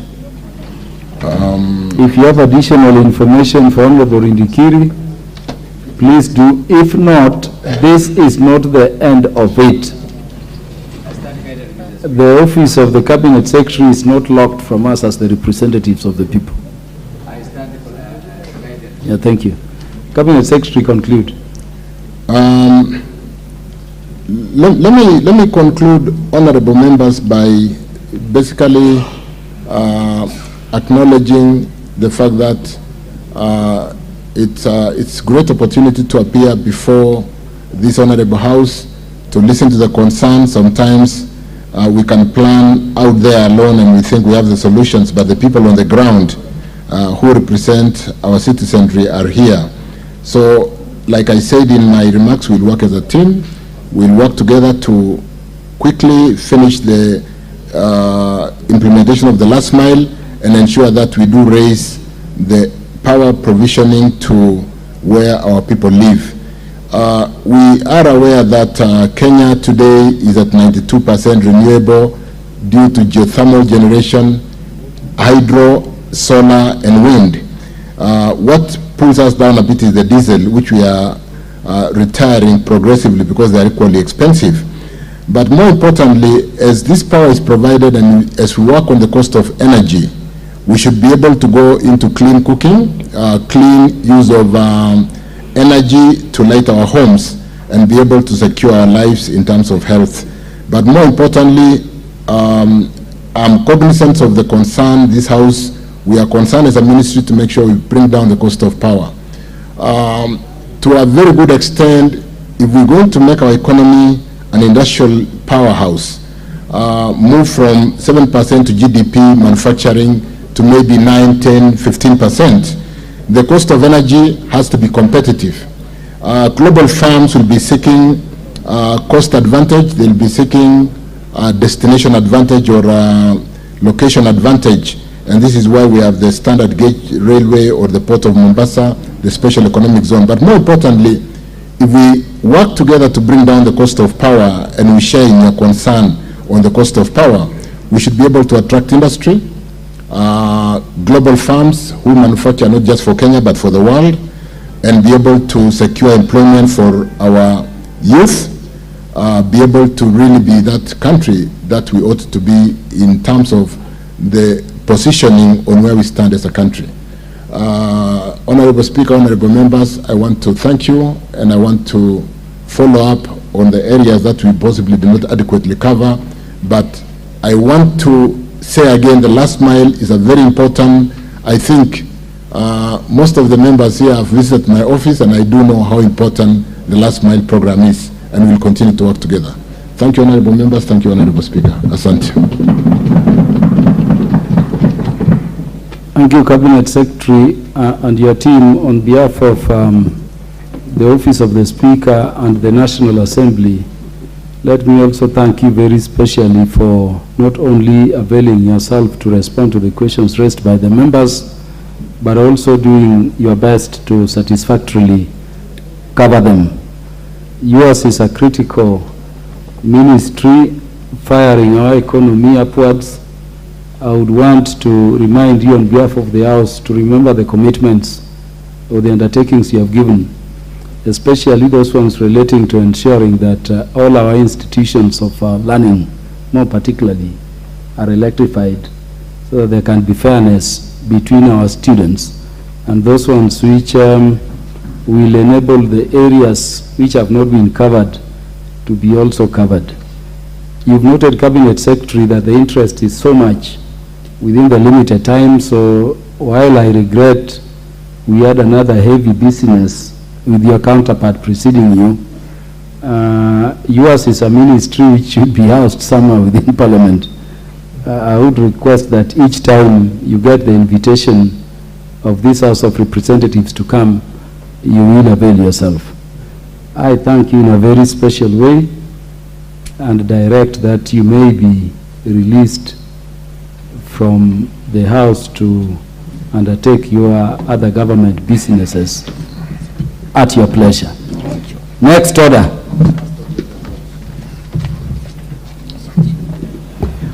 Order number 8, special motion, consideration of a nominee for appointment as a member of the Salaries and Remuneration Commission. Mover. Thank you, Honorable Speaker. Honorable Speaker, pursuant to the provisions of Articles 230, Section 2B, Part 1, and 250, 2C of the Constitution, Section 710 of the Salaries and Remuneration Commission Act, number 10 of 2011, and Section 6 of the Public Appointments Parliamentary Approval Act, number 33 of 2011, His Excellency the President notified the National Assembly of the nomination of Mr. Isaac Kipkemboi Meli to the position of member. Chair, committee chair, move. I beg to move and start by reading the entire motion before you make contributions. Thank you, Honorable Speaker, for the guidance. Honorable Speaker, I beg to move that taking into consideration Proceed. Honorable Speaker, I beg to move that taking into consideration and pursuant to the provisions of Articles 230, 2B1, 252C of the Constitution, Section 710 of the Salaries and Remuneration Commission Act, number 10 of 2011, and Section 6 of the Public Appointments Parliamentary Approval Act,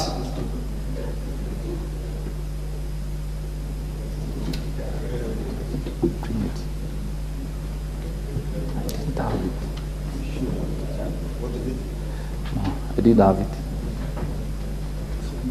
Thank you, Honorable Russell.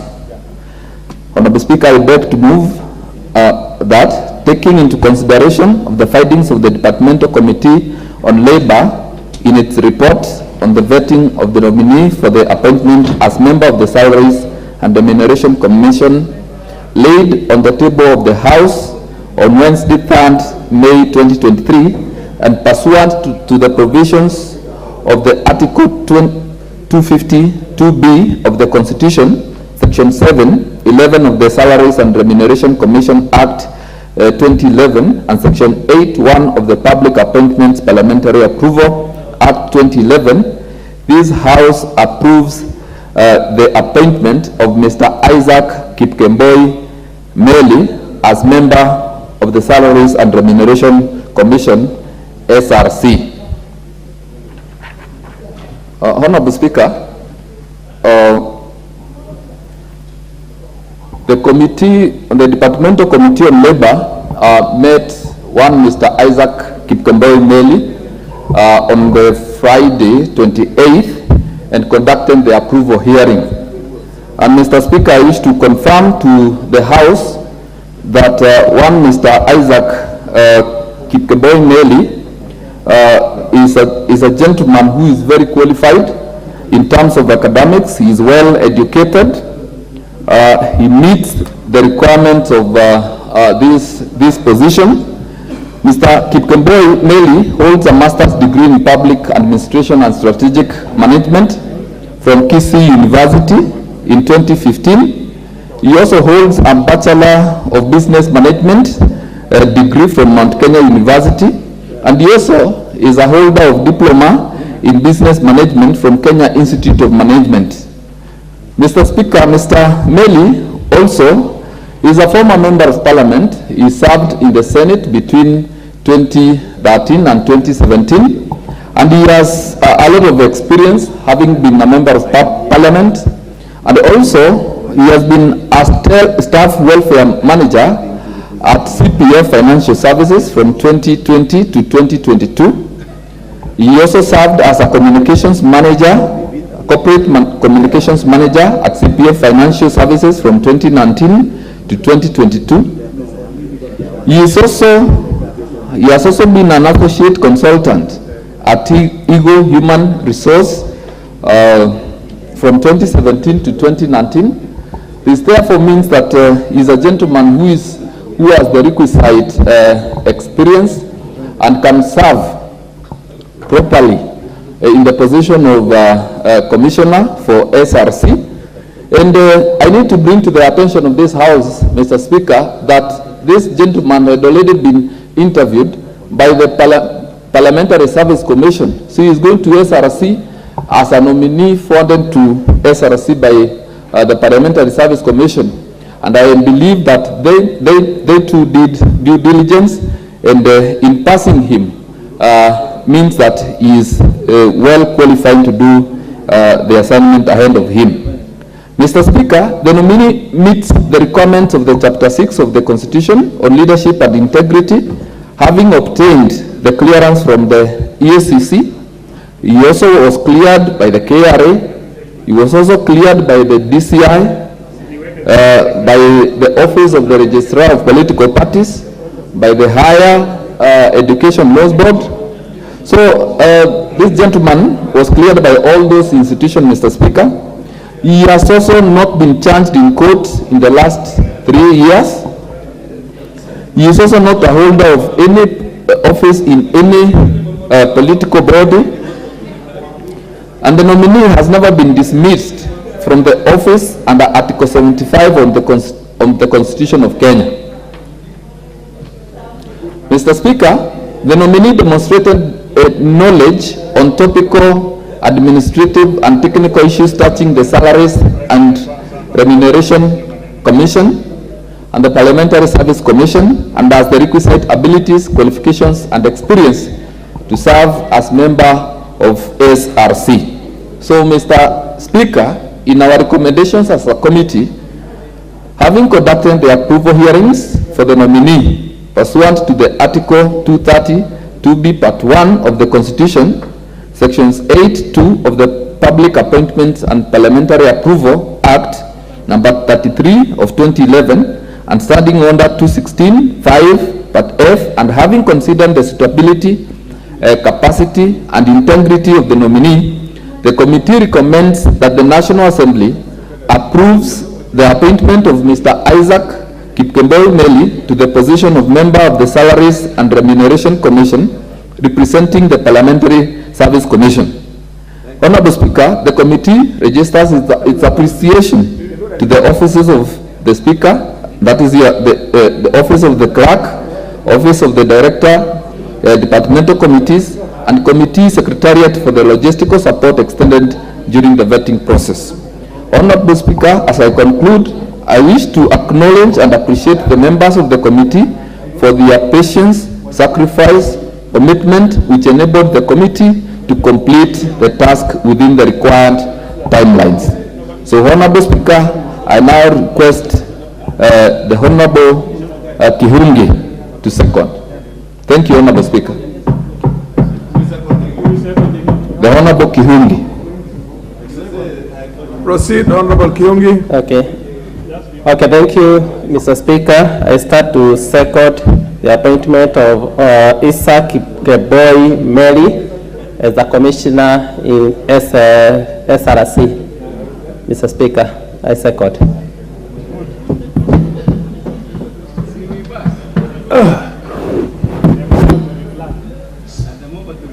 Order, honorable members. Honorable members, I now propose the question that taken into consideration the findings of the Departmental Committee on Labor in its report on the vetting of a nominee for the appointment as a member of the Salaries and Remuneration Commission laid on the table of the House on Wednesday, the 3rd of May 2023, and pursuant to the provisions of Article 250, Sub-Article 2B of the Constitution, Section 7, Subsection 11 of the Salaries and Remuneration Commission Act 2011 and Section 8, Subsection 1 of the Public Appointments Parliamentary Approval Act of 2011, this House approves the appointment of Mr. Isaac Kipkemboi Meli as a member of the Salaries and Remuneration Commission.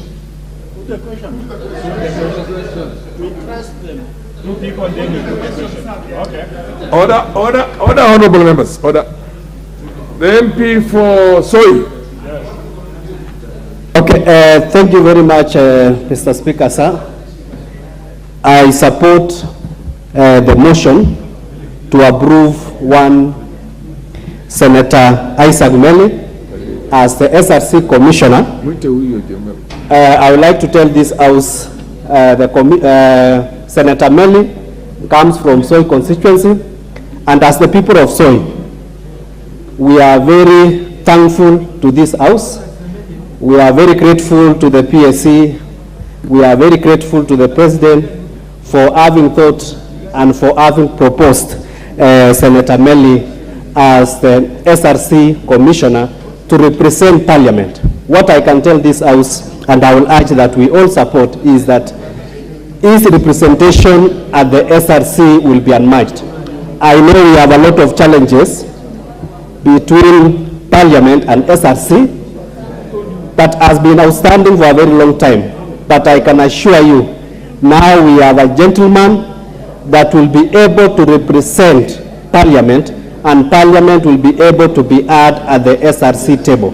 So without taking time, because I know most members are tired, I would like to really support and call upon all members to support the candidature of Honorable Isaac Meli to be the Commissioner of SRC. Thank you, Mr. Speaker, sir.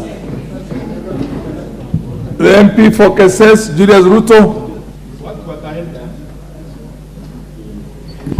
Thank you so much, Mr. Speaker, for according me this opportunity to support the motion of approving one Honorable Senator Isaac Meli to be the Commissioner of SRC. And indeed, Honorable Speaker, it is good to appreciate the fact that this Honorable House found the merit of the member who has been proposed for to join the SRC. And all of us, we understand that out of the experience and the service the member has served in this Honorable House, we all have a lot of hope in him that he's going to prosecute issues on behalf and in the interest of the honorable members and in the interest of the Honorable House and the National Parliament at all. So I stand to support this motion. Thank you so much. What's your point of order, the Honorable Kosing? Mr. Speaker, all of us support the appointment of Honorable Meli. Are you sure about the quorum? And we have the quorum. No, order. You don't have the quorum. We have the quorum, Mr. Speaker.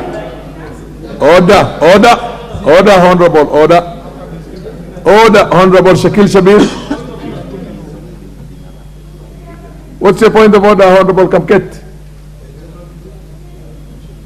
Mr. Speaker, you have made a very dangerous pronouncement from the chair that there is no quorum. So we have no business being here. Order. That cannot be initiated by the chair. But the chair has a responsibility to look and see. And the rules are very clear. You cannot pass a piece of legislation without.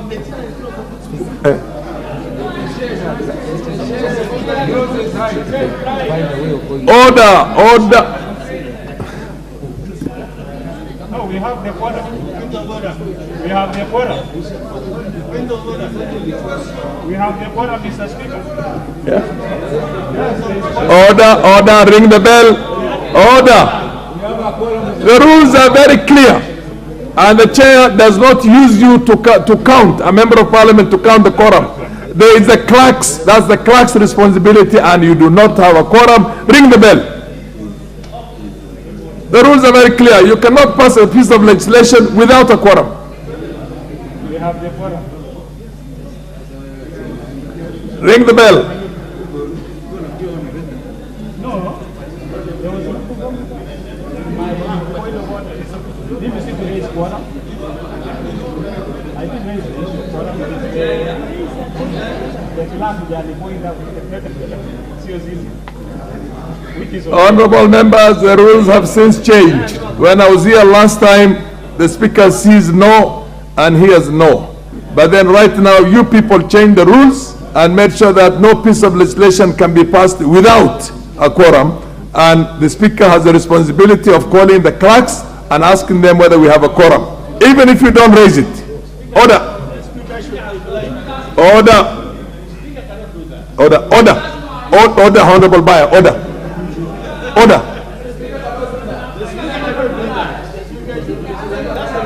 We have a quorum?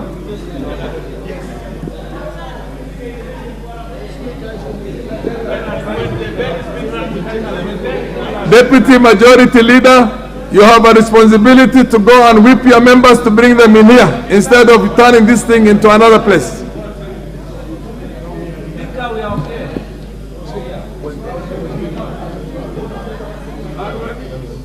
And when the bell is rung, no member should go out. The rules are very clear. Can you count them now to check if we have this?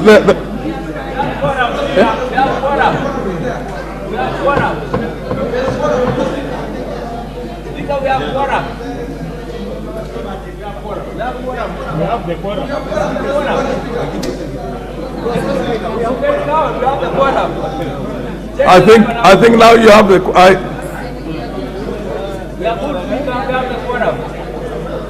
Do we have the quorum? We have. Okay, okay, proceed with the business of the house. Proceed. Okay, what's your point of order, Honorable Kosing? Order. Honorable Kosing, what's your point of order?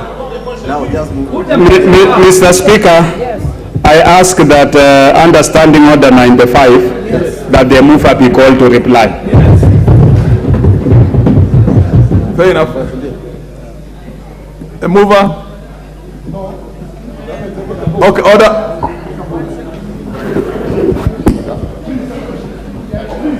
Order. Honorable members, I now put the question that taking into consideration the findings of the department. I put the question now, the mover be called upon to reply. As many of that opinion say aye. Aye. As many of the contrary opinion say nay. The ayes have it. Honorable Speaker, I beg to reply.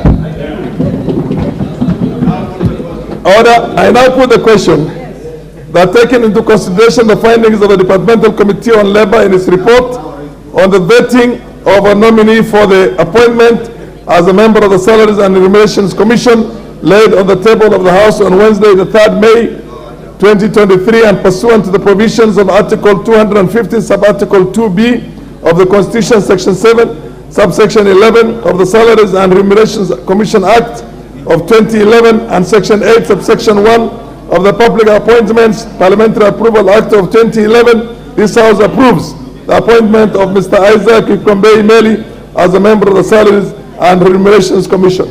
As many of the opinion say aye. Aye. As many of the contrary opinion say nay. The ayes have it.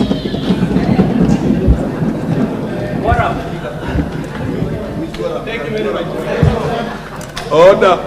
Order number 9, motion. Consideration of the reports of the Auditor General on the financial statements for the National Government Constituencies Development Fund for 26 constituencies.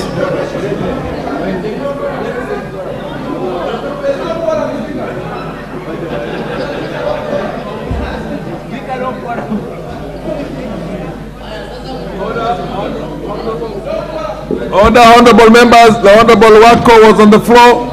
You have five more minutes. Naomi Wako, proceed.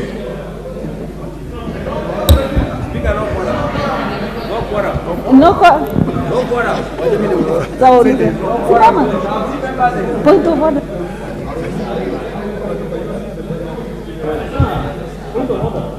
Thank you, Mr. Speaker.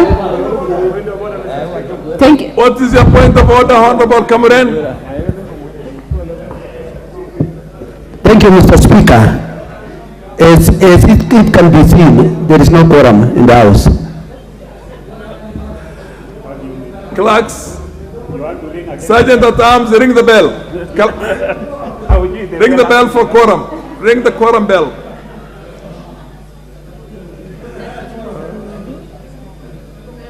Order, honorable members, when the bell is rung, you cannot leave. So you can't leave when the bell is ringing.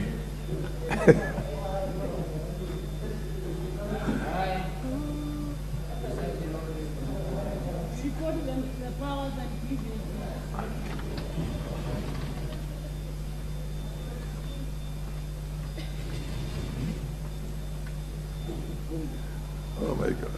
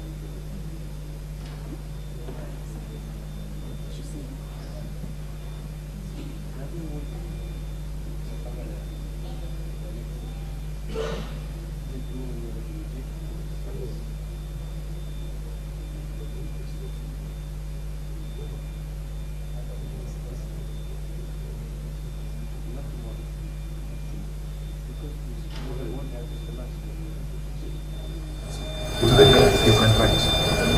Yeah, it is removed. It's the clerk is to say clerk. Just say that you are exposed and you will not be available. Do I know what let's say it comes to noise? So if you come in the, If you read now, the order paper is being prepared. But I can mention it to you directly. You can have to write by him. Yeah. Yeah. I can give you. okay. Look. Just Kindly give me a piece of paper, please. Okay. You can write by hand. Yes.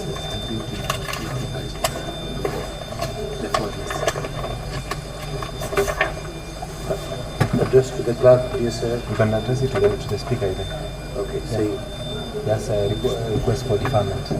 Just requesting that the order be deferred because you will be unavailable tomorrow.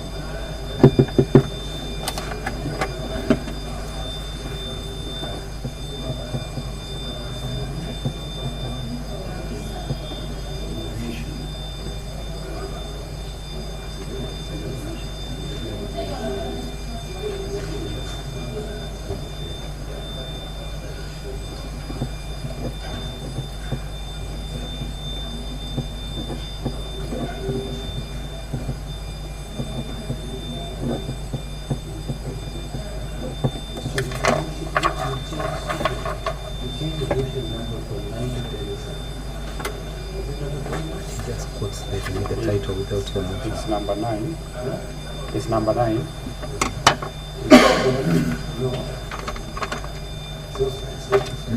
Oh, it's number 10 on the supplementary. It's number 10. It will be better for you to quote just the title because the motion changes with the order paper. It's not specific. Anyway, it will communicate.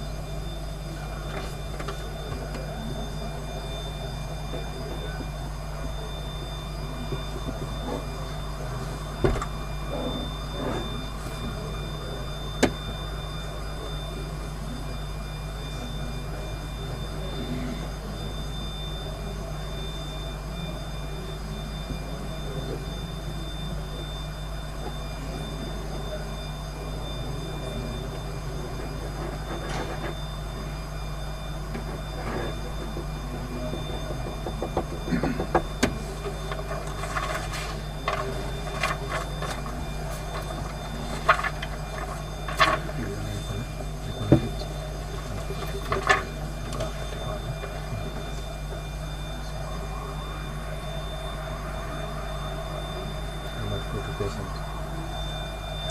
Just in case Kula walk out. So 51.